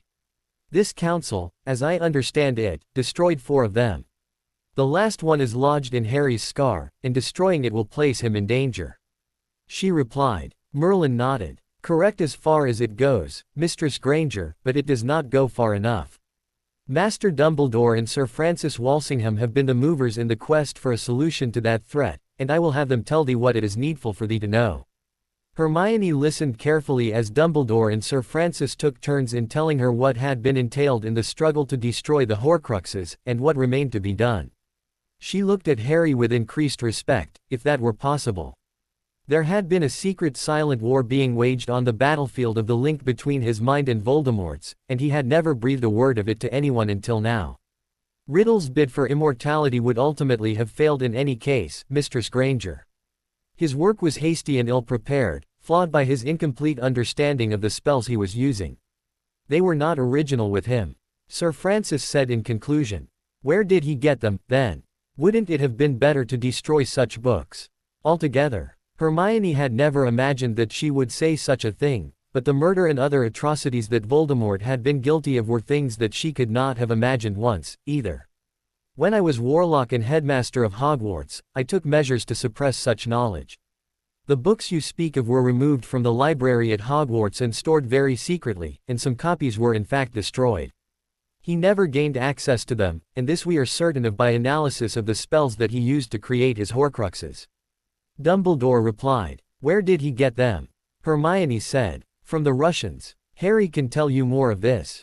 Riddle was brilliant, but not as brilliant as he thought he was.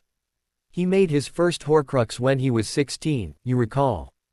Dumbledore said. The Russians gave them to him. Why would they do that? Hermione said. Sir Francis leaned forward and tugged at his short-cropped beard. To weaken Britain, Mistress Granger. It cost them but little, some money and books that they could well spare. If the venture came to naught, no loss. If Voldemort became a serious threat, then they were well repaid.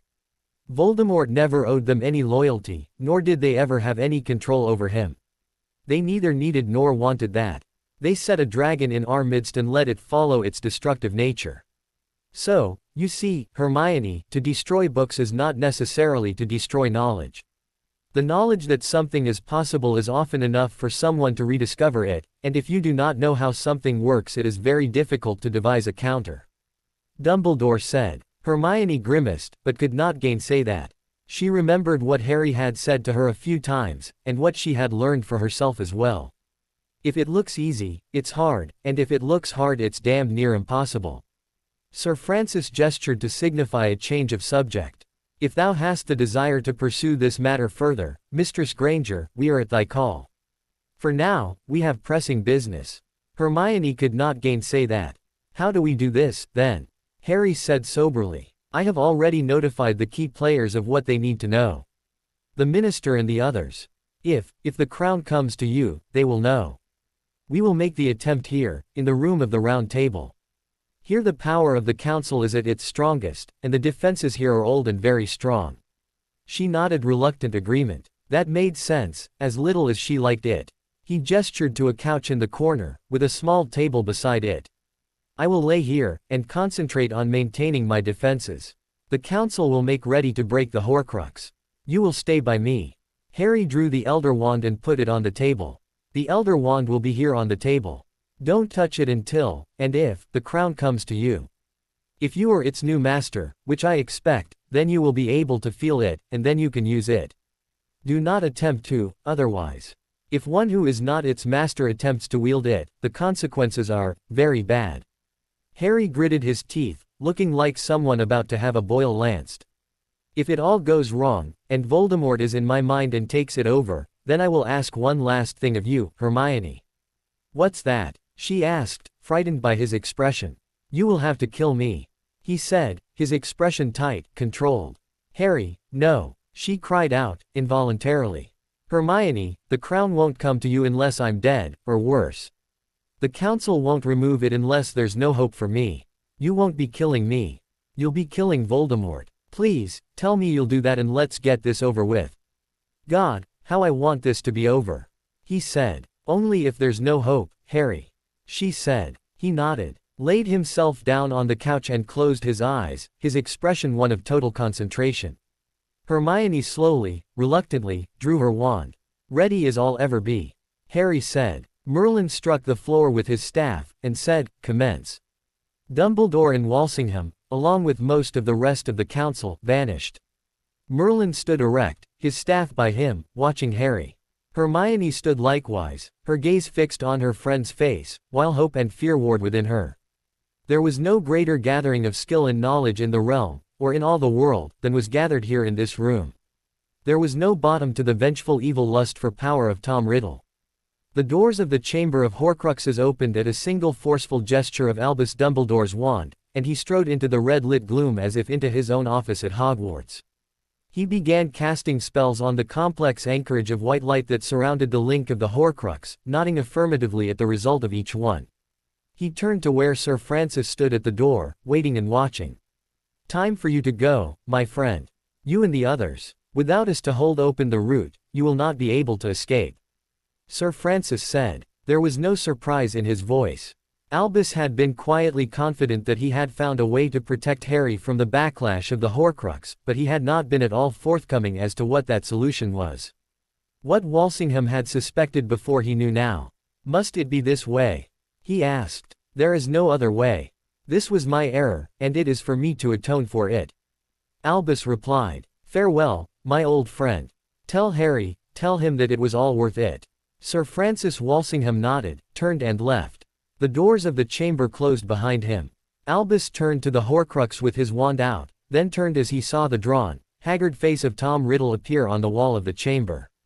Now, Tom, now we are come to the end. It has been a long duel between us. That duel has reached beyond our own deaths. He said. Why? Riddle said, with the sound of his soul's agony wrapped around the word. Love and trust, Tom. The two things that you never understood, were never capable of. You lusted after the power of the crown, but it could never have been yours. You had no love for the realm, or anyone in it.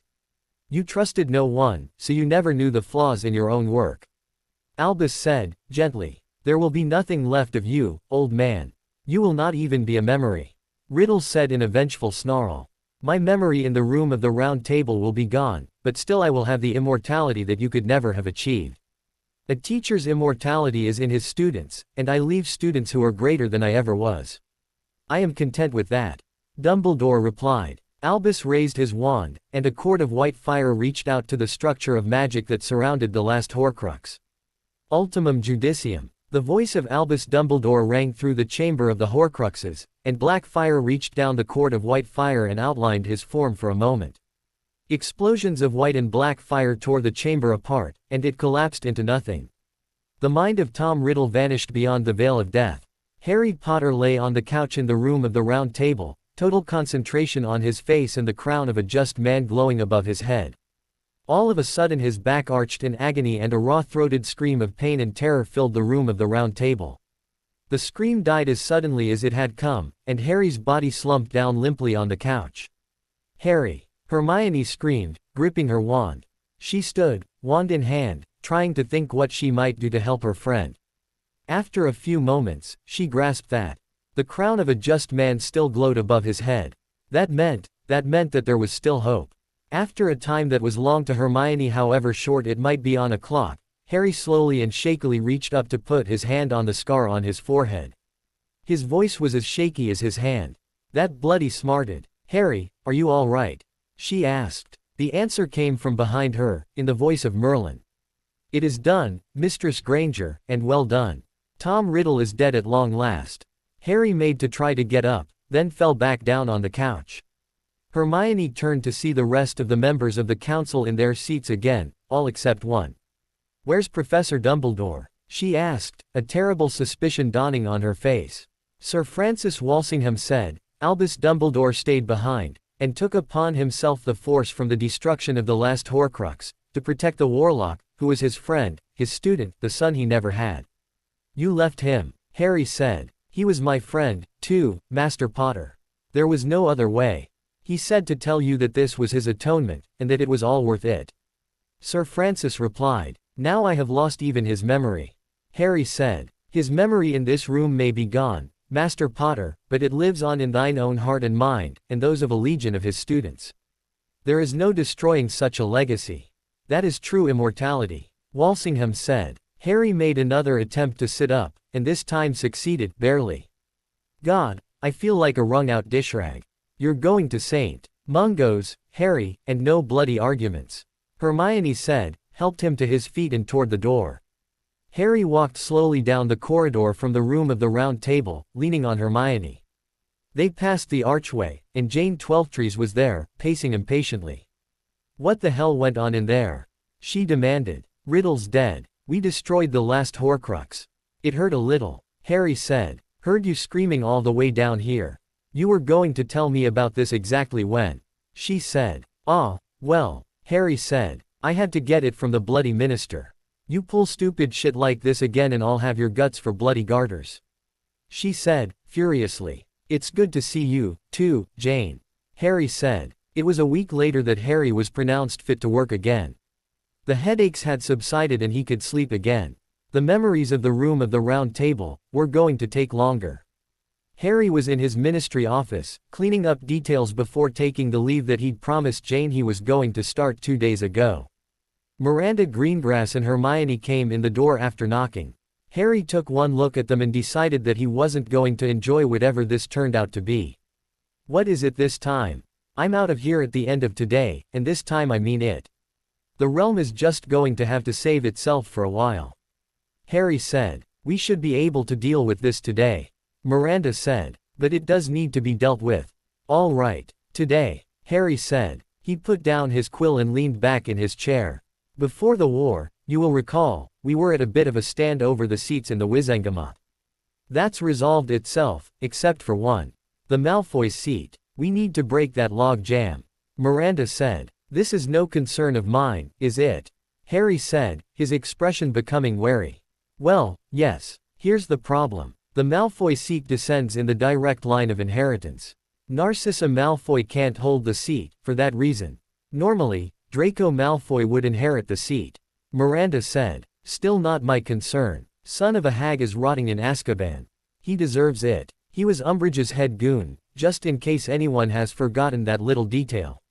Only reason he wasn't a marked Death Eater like his dear old dad was that he didn't have the balls for it. Too bloody bad some Dementor didn't fancy a snack, but I guess he'd turn even their stomach. Harry said. Miranda winced. It was just a good thing that Harry's private office was as secure as Jane Twelvetrees could make it, which was very secure indeed. This was going to be as enjoyable as she'd thought it was going to be. Harry, we all know you don't like him.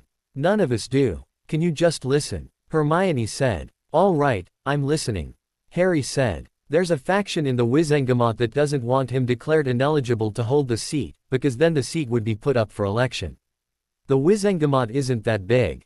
One seat changes things. There's enough of them to block the motion to declare the seat, so there's a lot of talking and no progress. Miranda went on. Harry made an impatient, get on with it, gesture. One of their big talking points is that the trial was held with you and the DA in the room. The High Court was pressured, his sentence was too extreme, extenuating circumstances were ignored, and so on. Miranda said, carefully. Harry snatched off his glasses and gave Miranda a very hard look. She waited for him to blow his stack, but he didn't.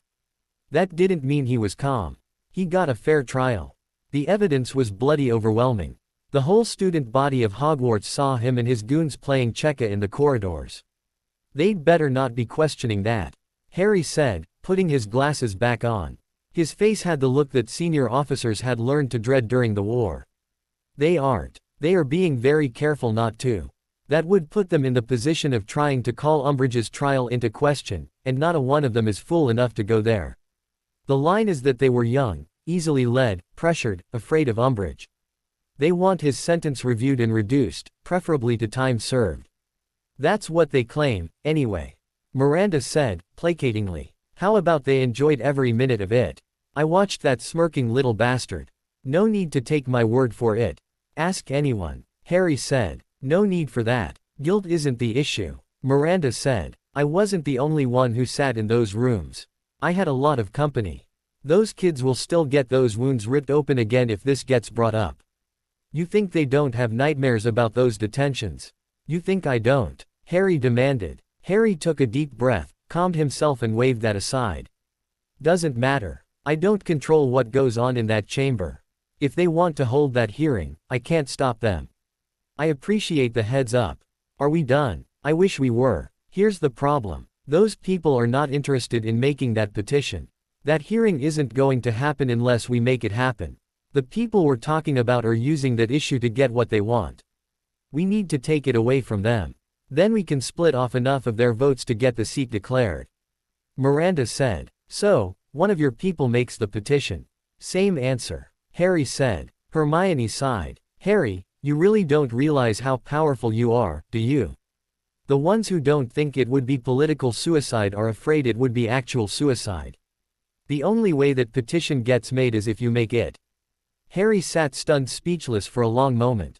You want me to petition the Wizengamot to reduce the sentence of Draco Bloody Malfoy and his toadies? Seriously. Maybe I should go apologize to Voldemort while I'm at it. Review, Harry. Not reduce. They could confirm it, maybe increase it, even. Miranda said. Her careful control vanished. Damn it, Harry, you think I'm here because I want to be. You think I haven't tried every way I could. Think of to avoid this. I know exactly how big a pile of dragon shit this is. I tried to keep you out of it. God, I tried. God bloody awful decisions get made in politics, because the alternative is worse. Harry's hand balled into a fist. The crown of a just man glowed into life above his head. Hermione and Miranda waited in silence.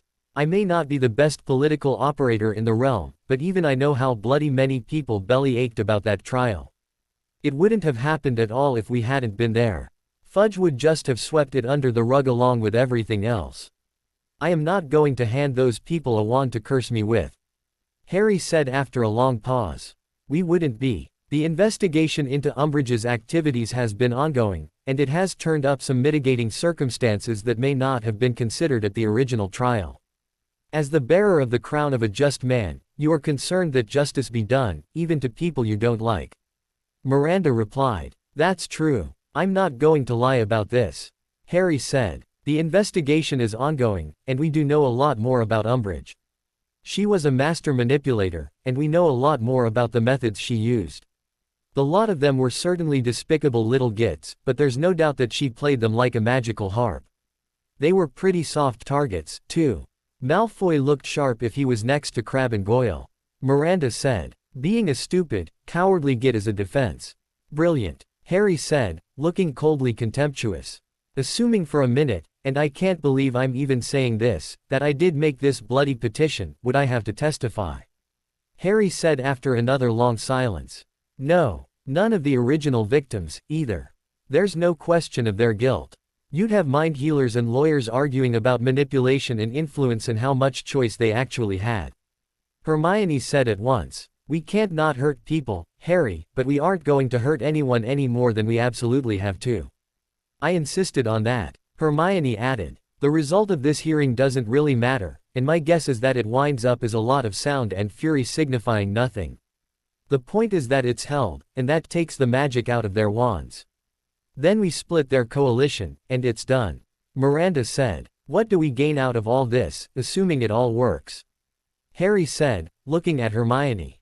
The Wizengamot gets back to doing the business of the realm, which includes the appropriations for the defense of the realm, which we need to defend the realm. Hermione said. Miranda added, on my side, the election for minister can be held at long bloody last, and with any reasonable luck at all Harlan and I can hand this bag of basilisks to whatever mad bloody idiot wants it, and then we can retire. You aren't the only one who's tired, Harry. Believe that. Harry leaned back, and his face set in the cold controlled expression that Hermione had seen during the battles of Canada and Britain. I'll give you that it's a good plan, Miranda. Tell me how it can go wrong. What are your failure points and what are your fallbacks for those failure points? Miranda had walked into this office fully prepared, which was a breathing level reflex for her, but she took a second to marshal her facts. Harry Potter had learned in a very hard school to look hard at a plan and take nothing for granted. The petition should be accepted automatically. If the speaker tries to block it, highly unlikely, then one of my people calls the point of order, and the vote will go to uphold the custom of the Wizengamot. The privilege of the warlock got a little dusty during Dumbledore's tenure, but you've knocked that dust off pretty thoroughly. Whiffletree doesn't like me very much, Harry observed. No, he doesn't. He's also a literalist where the custom of the Wizengamot is concerned. Why he got elected speaker in the first place? Miranda replied. The vote to schedule the High Court review has been whipped. Plenty of margin. Suitable leaks to the Prophet and the other news outlets will make it very awkward for any of that coalition to vote against what they've been asking for. Miranda added. All right. The hearing gets held. Outcomes. Harry said. Most likely, no change or some token reduction of his sentence.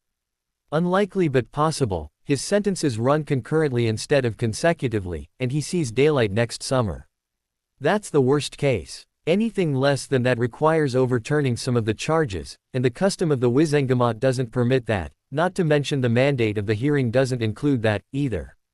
All right. Worst case, he's back on the street, sentence completed. What then? Harry said. He still can't hold the seat. Convicted criminal. You remember that from Sirius' trial. Hermione added. Sirius was pardoned. Harry said. So he was. War hero, your support, sympathy right across the chamber for a genuine injustice. Malfoy doesn't have any of that. That petition is going to be made anyway, because I've made sure of that, and it's going to crash and burn. Miranda said. Why make it, then? Harry said. A petition like that is a one-shot, Harry. It can only be made by a member, or you of course, and the speaker has to call the vote. Otherwise the chamber would be buried in parchment from every lawyer in the realm. It gets put up, and knocked down, and that's it. He never gets another chance. Harry tapped on his desk with 2 fingers. Very worst case. There's something in the water that day and he does get pardoned. What then? Logjam is still broken. He succeeds to the Malfoy seat. First thing that happens is that the ethics committee goes over him with a lot of Revelio spells, and he's suspended from voting till he passes muster on that, which will be a while even if he does. Even after that, anyone with a bill in the chamber will actively avoid having him support it. Harry sat silent for a minute or so, then nodded. All right. Your plan is sound, and it has a good chance of success. That's the politics. How is justice in the realm served by this? There was a silence in the office. Hermione broke it. I don't see how an act of mercy does any damage to justice. It does if it's tainted with political expediency. People have to trust that justice will be done, and wealth and position don't get you any special breaks. Easy for people to think that. Harry said. No one in the realm is going to think that you want anything for Draco Malfoy except for him to rot in prison. You don't gain one damn thing from this. You aren't setting any precedents here. Miranda replied. I'm tired of measuring out justice. I'm really, really tired of it. Harry said, his head back and his eyes closed. How close did you come to blowing Umbridge's head off in the room that day? Hermione asked. Harry's eyes snapped open and he gave Hermione a hard look. Closer than I care to think about. Choices matter. I made the right one. What has that got to do with anything? Really, you could argue that Umbridge deserved whatever she got. Head blown off, sat in a detention room with one of her own blood quills, rotting in Azkaban. You chose law and due process. I completely agree that you made the right choice. Justice is an ideal. Law and due process are what we've got.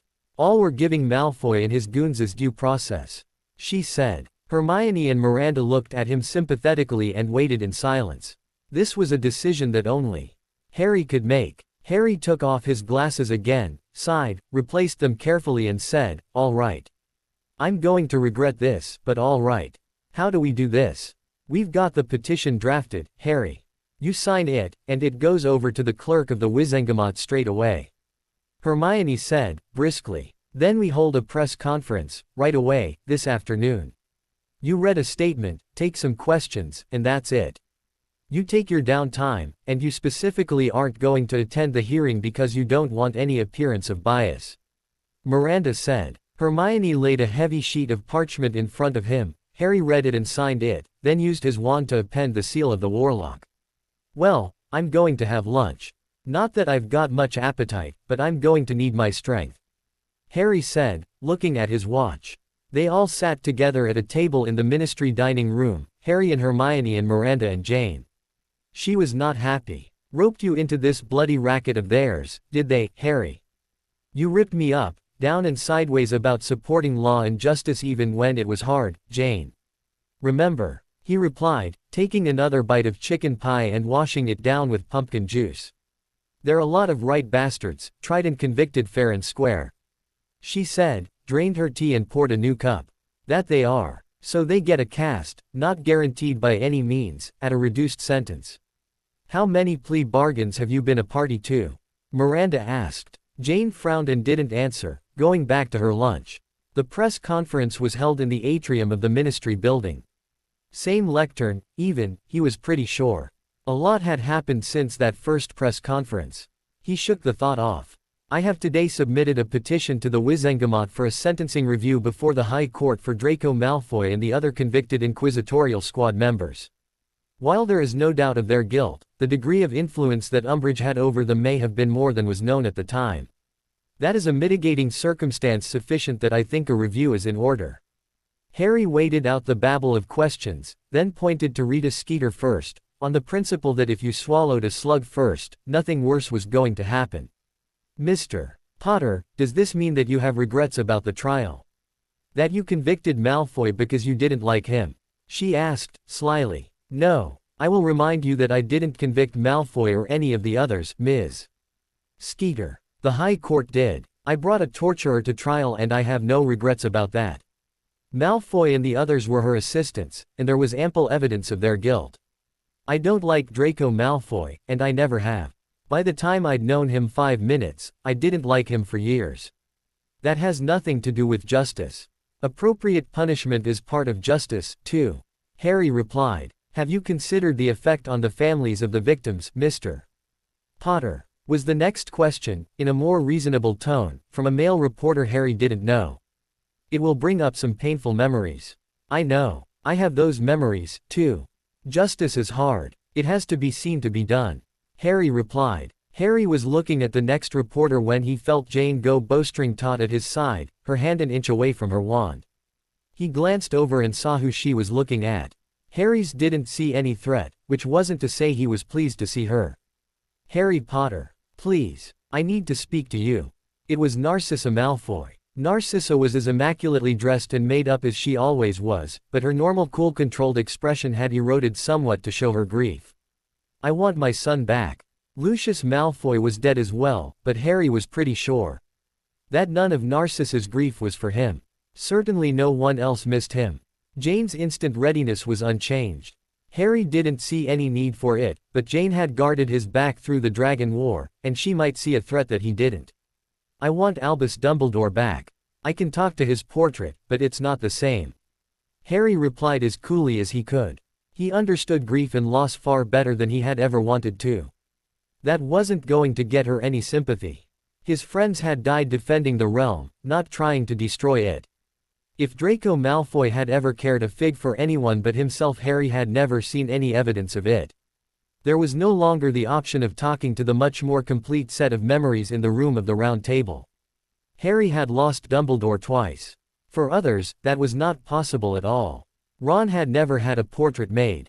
Draco isn't dead. Can you not be merciful and pardon him? She replied. He has paid for what he did. Not enough. Harry thought, remembering Colin Creevey sitting in the hallway after detention trying not to cry. He had come to realize that it was a good thing that he did not make such decisions. Saying that would accomplish nothing, so he bit his lip and said nothing. Giving voice to his suspicion that this appeal was a last desperate hope at gaining back some small fraction of the power and influence she had once had and now had lost completely would not help, either. Not saying that was hard, too. Why are you torturing me with false hope? The great Harry Potter will testify, and he will remain in prison. She said, changing tacks when Harry didn't answer. She was trying to look pitiable. Harry wasn't buying it, but he didn't know if the reporters were. I will not be testifying, Mrs. Malfoy. I will not even be at the hearing. Harry said. She said, unsteadiness creeping into her voice, you claim to be the great champion against torture. How is 20 years of Dementor exposure not torture? Harry had had that question thrown in his face before. Like many others in the wizarding world, he had come to the unpleasant realization that there was no good answer to that problem. Having Dementors roaming loose to prey on wizards and muggles alike was not a good thing, either. He had seen that himself, up close and personal. Aloud he replied, if you have a solution to the Dementor problem, Mrs. Malfoy, I would be pleased to hear it. I'm the most powerful wizard in the world, and I can't destroy a Dementor. What do you want from me, Mrs. Malfoy? Harry said after a pause. I don't see any way I could help you. Even if I wanted to. He left unsaid, though only by an effort of will. The conversation ended at that point. 2 ministry security guards came up behind her and escorted her out of the atrium. Harry looked over at Jane and saw her stormy expression. Ministry security is going to hear about this little ambush interview from me.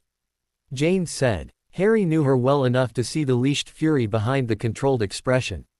Jane, you looked as if you were going to kill her. It's not that important. No harm done, he said. If she'd reached, I would have. Bloody well could have been harm done. All it takes is one killing curse. People who have nothing left to lose are by definition very bloody dangerous. You should know that if anyone does. She replied shortly. Her expression tightened at his dubious look. That woman has lost everything she ever gave a tinker's curse for, Harry. Her son is in Azkaban, her husband is dead, her political power is a snowball in dragon fire, her family has cast her out, no one in society would be found dead anywhere near her. What do you think she has left to lose? That's it. I'm going home, Harry said, abruptly. His desk was clean. On form, that was going to last about 5 minutes, if that. He was going to get while the getting was good. He patted his pockets, checking his wands by the habit that had been grained into him beyond all forgetting. Jane was there, which was no surprise at all. He would have been astonished if she had not been. Sirius was also there, dressed in the sort of robes that a man might wear to his wedding. Harry took that in, a little surprised. Sirius was not by habit a fashion plate. Looking good, Sirius. What's the occasion? Harry asked. Sirius smiled. He was indeed looking good, more at ease and relaxed than Harry had seen him in a long time. Well, Harry, the arrival of the head of the ancient and noble House of Black to the new House of Black is an occasion, after all. The new House of Black. When did that happen? Harry said. Sirius smiled. You were a little busy at the time. It was right after the Battle of Britain, and I asked you what I should do about 12 Grimmauld. You said, do what you need to do, so I did. What did you did? Harry said, then shook his head. He had to be tired, saying things like that. Sold it for what it would fetch, which wasn't a lot. That was a place of ill omen, besides being a bloody mess. There were no good memories there for me, Harry, any more than you have of 4 Privet Drive. Time to start fresh. Some place where we could sit in the sun. Sirius said. Well, that sounds good.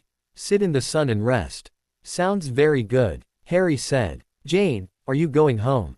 Your parents? Harry asked. Sirius intervened. Jane is the guest of the House of Black for as long as she wishes to be. Of course. Harry agreed instantly. Well, I want to be. I think sitting in the sun and resting is a fine idea, too. I'll be seeing my family, to be sure, but that's for later.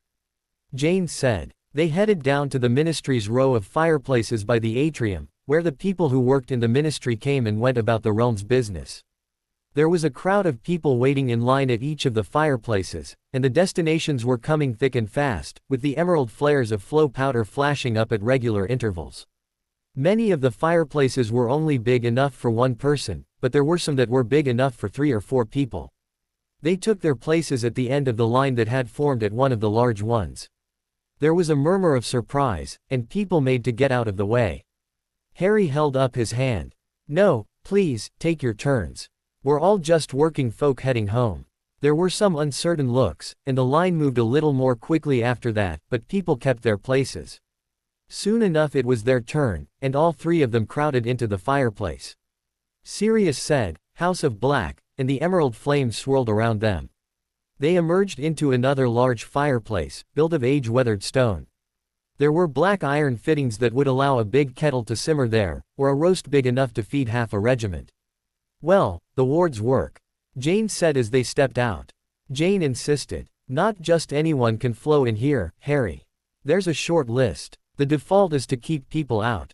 Sirius said. The big living room that they had emerged into reminded Harry of the burrow, on a larger scale. The wood floor under the high stone ceiling had comfortable chairs and couches scattered around. Wide tall windows let the late afternoon sun in. Smaller, non-flow fireplaces crackled with fires in them. Tall rows of shelves held a collection of books of all kinds and sizes. What do you think? Sirius asked. Brilliant. Harry replied, immediately and sincerely. He looked out the windows and saw a large lawn that sloped gently down from the house, with a gazebo in the center and flower gardens around the edges. I thought so, too. Old place, was in the Cotton family for generations. Tom and Rosie Cotton were the last of the family, not able to keep up the place any longer, so they put it up for sale. I didn't haggle much, they're good people. I could actually have got away a lot cheaper if money was an issue. The Wizengamot put up the properties of the Death Eaters for sale. They were escheated to the realm when they were outlawed, you know. The bidding on them wasn't very spirited.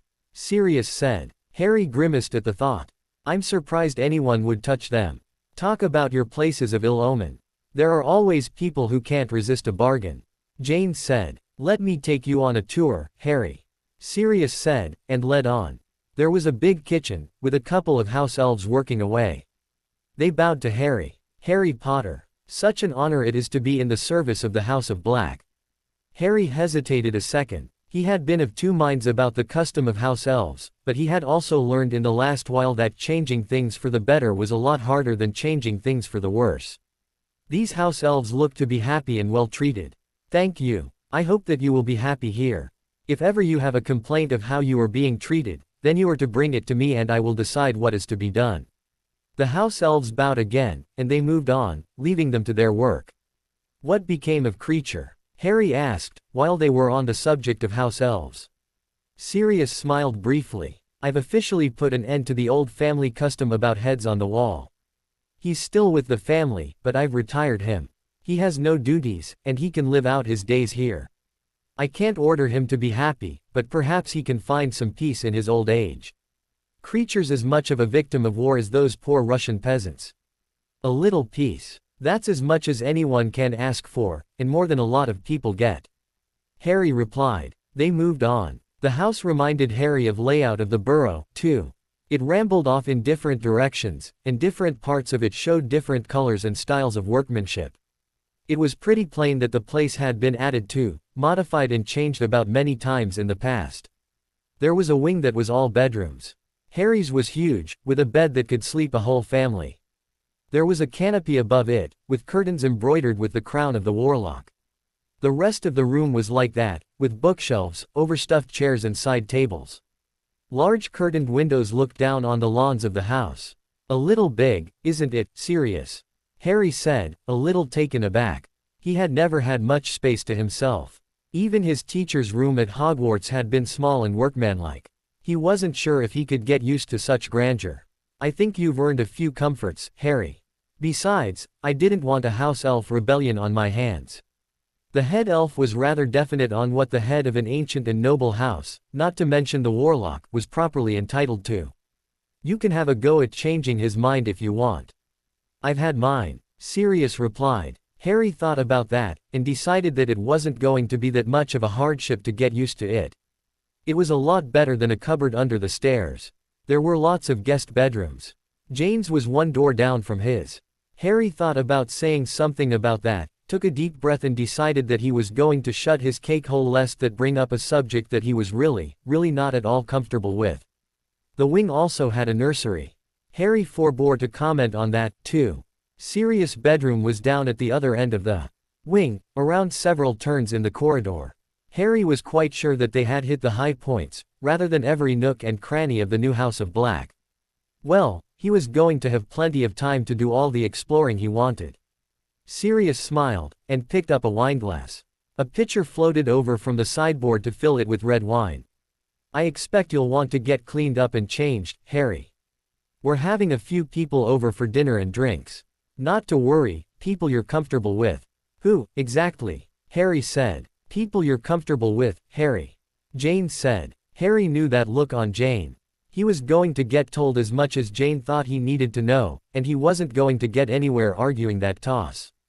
Harry headed off to his new bedroom. It had its own loo, as sumptuous as the rest of it, and there were fresh clothes already laid out on the bed.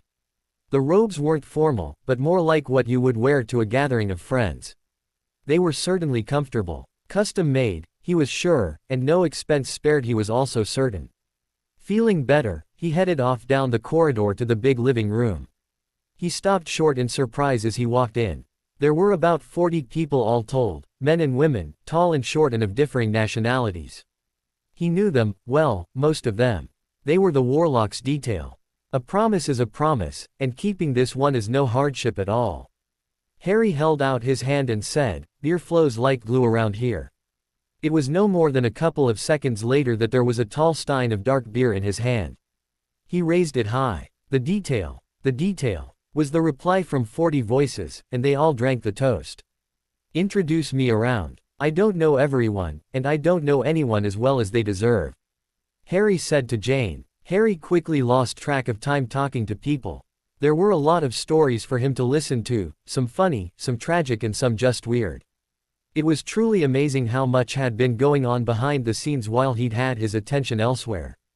The buzz of conversation among people swapping stories was interrupted by a formal announcement. Dinner is served. Harry drained the last of his beer and put it down on one of the side tables before it could refill itself again. He headed toward the door to the dining room, and stopped to talk to a familiar face at the door. Dobby. Sirius told me that the head elf here rules with a rod of iron. I should have known. Harry Potter's house must be kept properly. Dobby's formal tone was belied by the pleased smile. Harry sat down at the head of the long wooden table with Jane at his right hand. Dinner was a work of art, which did not surprise him in the least. Dobby, he was sure, would permit nothing less.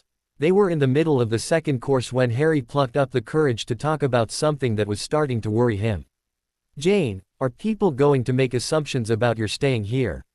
I mean, I'm glad you're here, but..." He trailed off. He was quite unprepared for her hearty laugh. "Harry, you really haven't been paying attention, have you?" She waved down the table at one of the Aurors, a middle-aged woman. "Jenny, you've been tracking the tabloids, right?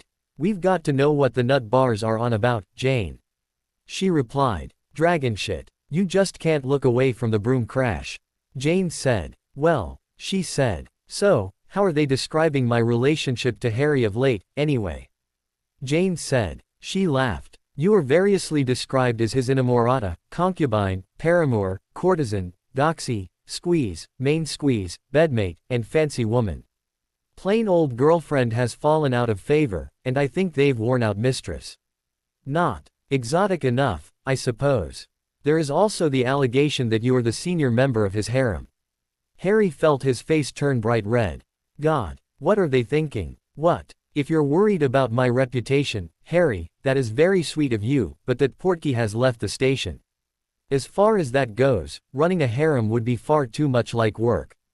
Jane said easily. The subject changed, to Harry's great relief, and the talk went far and wide through courses of the dinner.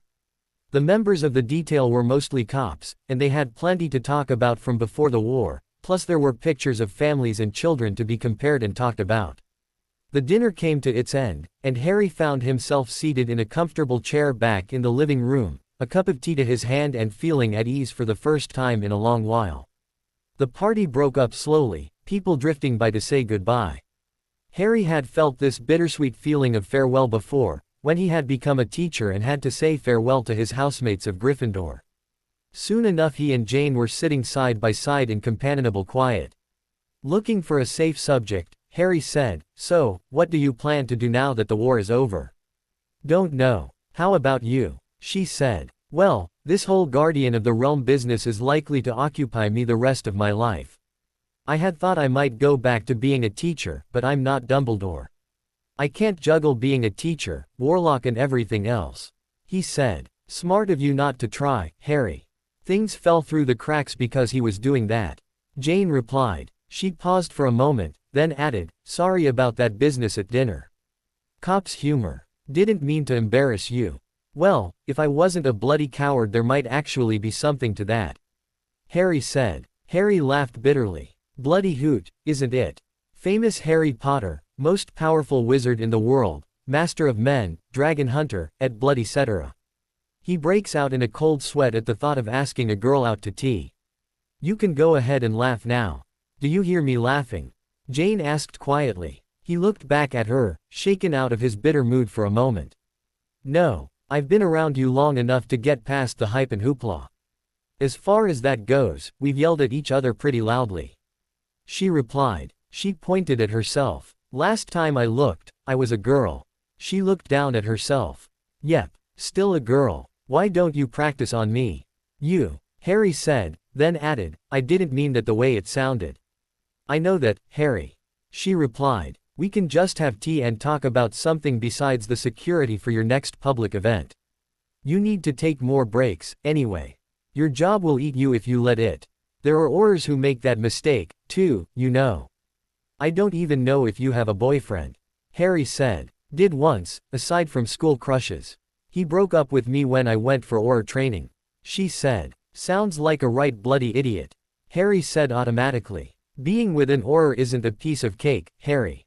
If he couldn't deal with that, then better for all concerned. I wasn't about to give that up. It was what I wanted ever since I started at Hogwarts.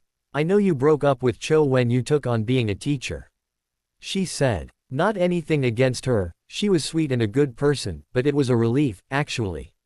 Every time we were out together, I was always afraid of doing something stupid or thoughtless that would hurt her or embarrass her. Cedric Diggory was the ghost at the feast, too," Harry said. "You aren't going to have that problem with me, Harry. If you look like dropping a clanger, I'll put a word in your ear. I've done that before, a time or two," she said. True enough. Harry felt the fear, bloody panic if the truth were known. He always felt at the thought of trying to be a boyfriend to anyone begin to ebb. He could trust Jane. He realized how much he would miss her if she wasn't there. "So, do you want us to be together?" he said. If he was going to put his foot in it, then he was going to do it and get it over with. Jane heard the wary tentative tone, so unlike the confident decisive man that the world knew. This really does scare the life out of him. Hermione was right about the bloody Dursleys. Well, if they got what they deserved, it still wouldn't undo the damage. "Yes, I do, Harry. That's why I'm here," she said, being careful to be gentle. "You do realize that if we're together, there are going to be people accuse you of robbing the cradle." Harry said, "You do spend a lot of time worrying about what people will think. There's years, and there's life experience. By years, you were born after me, right enough. By life experience, hell, Harry, you should have gray hairs in your beard," she replied. Harry decided that he wasn't going to argue about that. There were days that he did feel as old as Dumbledore. "So, what are your plans for after the war?" She held up her hands. "Cursed if I know, Harry, and that's the God's honest. Before the war, it was all really simple. I'd wanted to be an Auror since I was a girl, worked bloody hard to get it, ticked all the right boxes on the parchment. Hufflepuff, good marks all across the board, Quidditch team, prefect my senior year. I got it, did well at it, too. Then came the war. I suppose I'm on leave of absence from the Corps, but I'm going to have to deal with the parchment pushers to find out about that. Before I do that, I have to think about what I want." She shook her head. "First time in my life I've ever had to think about that. I've always known what I wanted. Now, it's not the same. I'm not the same. Losing Big John, that hurt. I wonder if I'd been quicker, if—" "Don't go there," Harry said, sitting up straight with an emphatic gesture. He pointed at her. "That way lies madness, Jane, and I'm not bloody joking you on that. I've put my feet on that road once or twice, and it's not a good idea. You bought the time for the realm to get its wand out. The people who say that I saved the realm are ignoring the fact that you and Big John bought me that time." She thought for a moment, then chuckled. "Well, perhaps you're better at this couple's business than you think you are. That's what couples do, you know. They put a word in each other's ear when they look like dropping a clanger." She got up. "I'm off. Long day." She leaned down and said, "This is where you key your girlfriend, Harry." The key was a gentle one. Passion could come later. She started to walk away, then turned back to Harry. "That business with the bedrooms, that was serious. Whether I lock it or not, that's my business. I don't." It was a lovely day at Hogwarts. Spring had come to the Highlands of Scotland. The gates of the castle were open again, as they had been in the years of peace. The damage to the walls had been repaired, mostly. Some of it had been left as it was, as a memorial to those who had fallen there. The area out in front of the walls was free of the dead dragons, but it was no longer the manicured lawn it had once been. A tough close-quarters battle had been fought in that place. Here and there grass was beginning to grow back, but magic and dragon fire had clashed there, and the scars would long remain. Out of that stretch of churned and blasted earth rose a monument, pale stone topped with a wizard on a broom, his wand extended. All the four sides bore inscriptions. The inscription under the wizard was, "The Battle of Hogwarts." Beneath that were the dates, and on one side the names of all of Dumbledore's army who had fought there. The names of those who had died there were wreathed in laurel. On the other sides were those who had come to the rescue, with the names of the fallen wreathed in laurel also. Harry stood up to the temporary lectern and looked out at the crowd. The veterans of the battle were in the places of honor in the front. There were families, reporters, and many of the ordinary people of the realm who had come to witness this event. "Good morning. It has been a year since we buried our dead and paid them the respect that they deserved, even as those still here are owed a debt beyond repayment.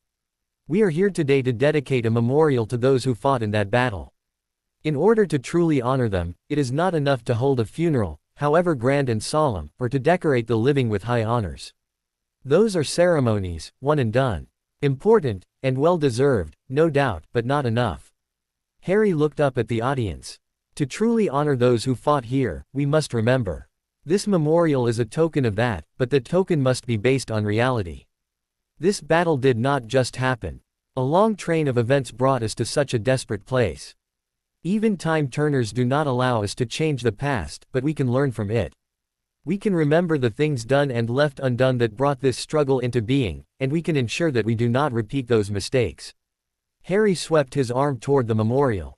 We can consecrate a monument, but this ground is already consecrated by the courage of those who came to protect the heart of our realm, the hope of our future. Many of them came from far across our world. The Dragon War taught us some very important lessons. To desire peace is not enough. It must be watched over, guarded against those who do not desire peace. Much has been done. Alliances have been forged, forces raised. Much remains to be done. Harry glanced down at his notes, then back up again at the audience. The true memorial of a war is a lasting peace. Such a peace is not a free gift, nor to be had by any one time of valor and sacrifice, however great. It is built a day at a time, a choice at a time, an act at a time, by those who remember. Let us remember, he said. The crowd fell silent as a mellow chime rang out. Hermione Granger's voice called out, Minerva McGonagall, headmistress of Hogwarts. Another chime, Ronald Weasley, commander of Dumbledore's army. The list went on. In silence, the peoples of the magical world remembered, not only on the battlefield of Hogwarts but everywhere that the Wizarding Wireless could carry that roll of honor. Arthur Weasley's normally cheerful face was downcast, which certainly fit with the solemnity of this occasion, but there was more to it than that. Sorry, Harry. Business, he said. Harry nodded, and they stepped away to where they could speak privately. Harry wondered which of the several pots that magical cooperation was watching had decided to boil over at this inconvenient juncture. Of course, there was never a good time for such issues. Harry's definition of what constituted a crisis was a lot stiffer than it had been before the war. China, Arthur said. Harry nodded. This was an ongoing issue. He'd taken it up and pushed it against the attitude of a lot of people that sleeping dragons should be let alone. The celestial empire of Qian was a huge question mark in the landscape of the magical world. They were isolationist to a degree that made Makusa look warm and welcoming. What Harry knew of their capabilities and intentions was far less than he was comfortable with. It was, in fact, as close to zero as the Chinese could make it. Harry was determined to change that. Where are we? Harry said. We sent a formal letter of proposal for talks at the ministerial level through their delegate to the ICW, which is really the only means of communication with their government. It was a bit of a chore persuading him to do that, even. He might as well be under an imperious for all the ability he has to decide anything for himself. The talks have been going on for a week, now, on neutral ground. We're at a total impasse. They're talking about going home tomorrow. You weighing in personally is about our last chance to break the logjam. Arthur said. His tone added doubt that even that would work. So, what's their position? Harry said. They want this whole collection of unwashed barbarians to go away and leave the higher celestial empire to bask in its total perfection. Arthur replied. You sound a little bitter. Harry observed. That's not a comment, Harry. It's a translation. Arthur replied. On the record, Harry said. Arthur shook his head. Side conversation, but we were meant to overhear it. That's the attitude we're dealing with. That's unhelpful. Harry said. If the man the goblins had christened Steely Eye was at such a place, then indeed this was a hard problem. Harry wasn't sure how much help he could be, but he owed Arthur Weasley much. On the monument he had just dedicated, there were 4 that ended in Weasley. By the cruel and fickle fortune of war only one of them was wreathed in laurel. It could easily have been more. How much time do we have? Harry said, moving on to practicalities. The next formal session is in 3 hours. That will be a couple of hours, then there'll be a break. That's when you go into play. We make sure they don't know you're there before that. Arthur said. Shouldn't I be at the formal session? Harry asked. Arthur shook his head. No. The formal session is where everyone states their official position, at length. Actual business, deals, proposals, get floated during the breaks. Harry looked puzzled. Odd. Arthur said. Does seem that way, but there's a reason for it. What's said on the record is your official position. Changing it requires the authority of your government, directly or granted to the ambassador. What's said over teacups isn't. You can bring out an idea or float a proposal, and if it doesn't work there's no harm done. The room was a grand one, luxurious. It was normally a hotel ballroom, but had been refurnished for this occasion. The tables for the formal talks were carefully laid out, with precise attention to detail to ensure that there would be no cause for offense taken. It would not require much for the Chinese delegation to blow up into an excuse to terminate the talks and leave, which was what they wanted to do. The Chinese delegation finished restating their official position, which added up to, "Go away and stop bothering us." The moderator called for a break, which the leaders of both delegations agreed to. There were 2 rest areas, scrupulously equal in fittings, and a common area where refreshments and snacks were available. Harry waited behind a curtain, then strode out from behind it at Arthur's nod. He headed for the common area and got himself a cup of tea. It was good tea. He added a little honey, not looking at or acknowledging the other people in the common area.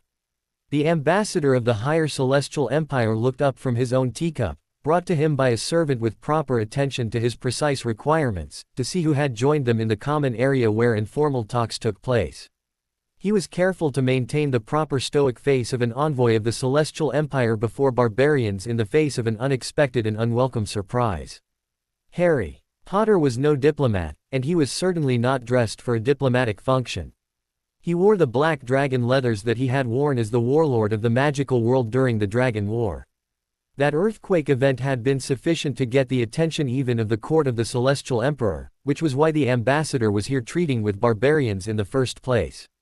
The messages did not end there. Potter getting his own tea rather than summoning a servant meant that he considered himself a soldier in the field, because fighting men did not have servants. That alone put paid to the complacent assumption of the conservative faction at court that the military alliance, the magical Allied Treaty Organization, would go back to the comfortable pre-war complacency of its member nations. Potter was the founding father and Britain the keystone of that alliance. His voice would be heard and heeded in those councils. Potter brought his teacup directly over to the ambassador, sipped from it, and said, "Good afternoon, ambassador. He expects me to know who he is." Another message, that the warlock was not going to accept the notion that China was indifferent to the outside world.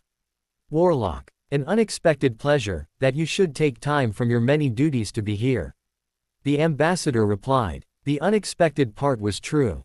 This is one of my duties, ambassador. These talks are important, both to me in my personal capacity and to those I represent. Potter replied. The dragon may sleep, but it does so lightly, with one eye open. The ambassador realized that he was looking into the eye of that dragon. Surely there is no need for your personal attention in such a minor matter, warlock. I assure you that the Celestial Empire desires only peace. The ambassador said, smoothly. As do I, and those I represent, ambassador. Still, we have concerns. I have concerns. We have been through a very bad time, because we accepted the unsupported word of another nation that they meant us no harm. That nation no longer exists, but those memories remain. To allay those concerns requires more than just words. Potter said. The ambassador hung an expression of polite inquiry on his face while his mind raced.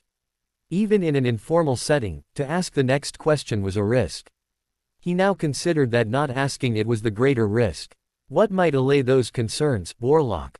He asked. For now, an exchange of embassies. If we have reports from the eyes and ears of people we trust, to tell us that the Celestial Empire bears no hostile intent toward us, that will go some ways to allay our concerns. You, of course, would have the same benefit concerning our intentions. Potter replied. We can no longer simply ignore this. Potter was a young man, and those who had underestimated him on that score had, some of them, lived to regret it.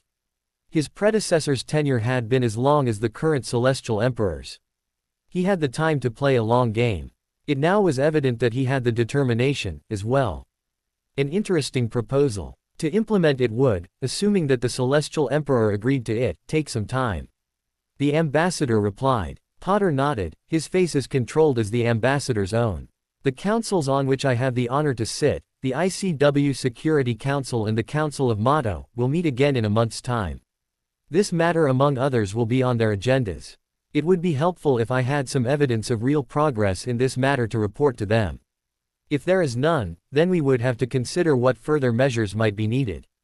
A month. Clearly he does not know the bureaucracy of the Empire. If he did, I doubt if he would care. Potter's reputation for swift decision and decisive action ran before him. The ambassador began to consider ways and means. This would have to go to the Son of Heaven himself, by channels that bypassed the bureaucracy. The conservatives would do their best to block it, even so. Embassies. That is a larger concession than it looks. The ambassador had heard rumors of a new and disturbingly efficient espionage system based in Britain. Still, there was not much for spies to find. The Empire was not contemplating any action against Motto, and on further thought it was better for all concerned if they knew that from sources that they trusted. I do assure you, Warlock, that the Empire appreciates that peace is a great treasure. The ambassador said, by way of disengaging from this conversation. Cold determination overlaid the control of the Warlock's expression. So it is, ambassador. It is so great a treasure that it must always be attended by a guard of warriors. Potter put down his almost untouched cup of tea, and left without further ceremony. Not a diplomat. He can, however, make a point. The ambassador reflected. He turned to go. His official statement would have to be recrafted with care. Harry had changed out of his leathers and was having a cup of tea that he could actually drink when Arthur came back out of the session, smiling. It worked, Harry. Talks on exchange of embassies in a month's time.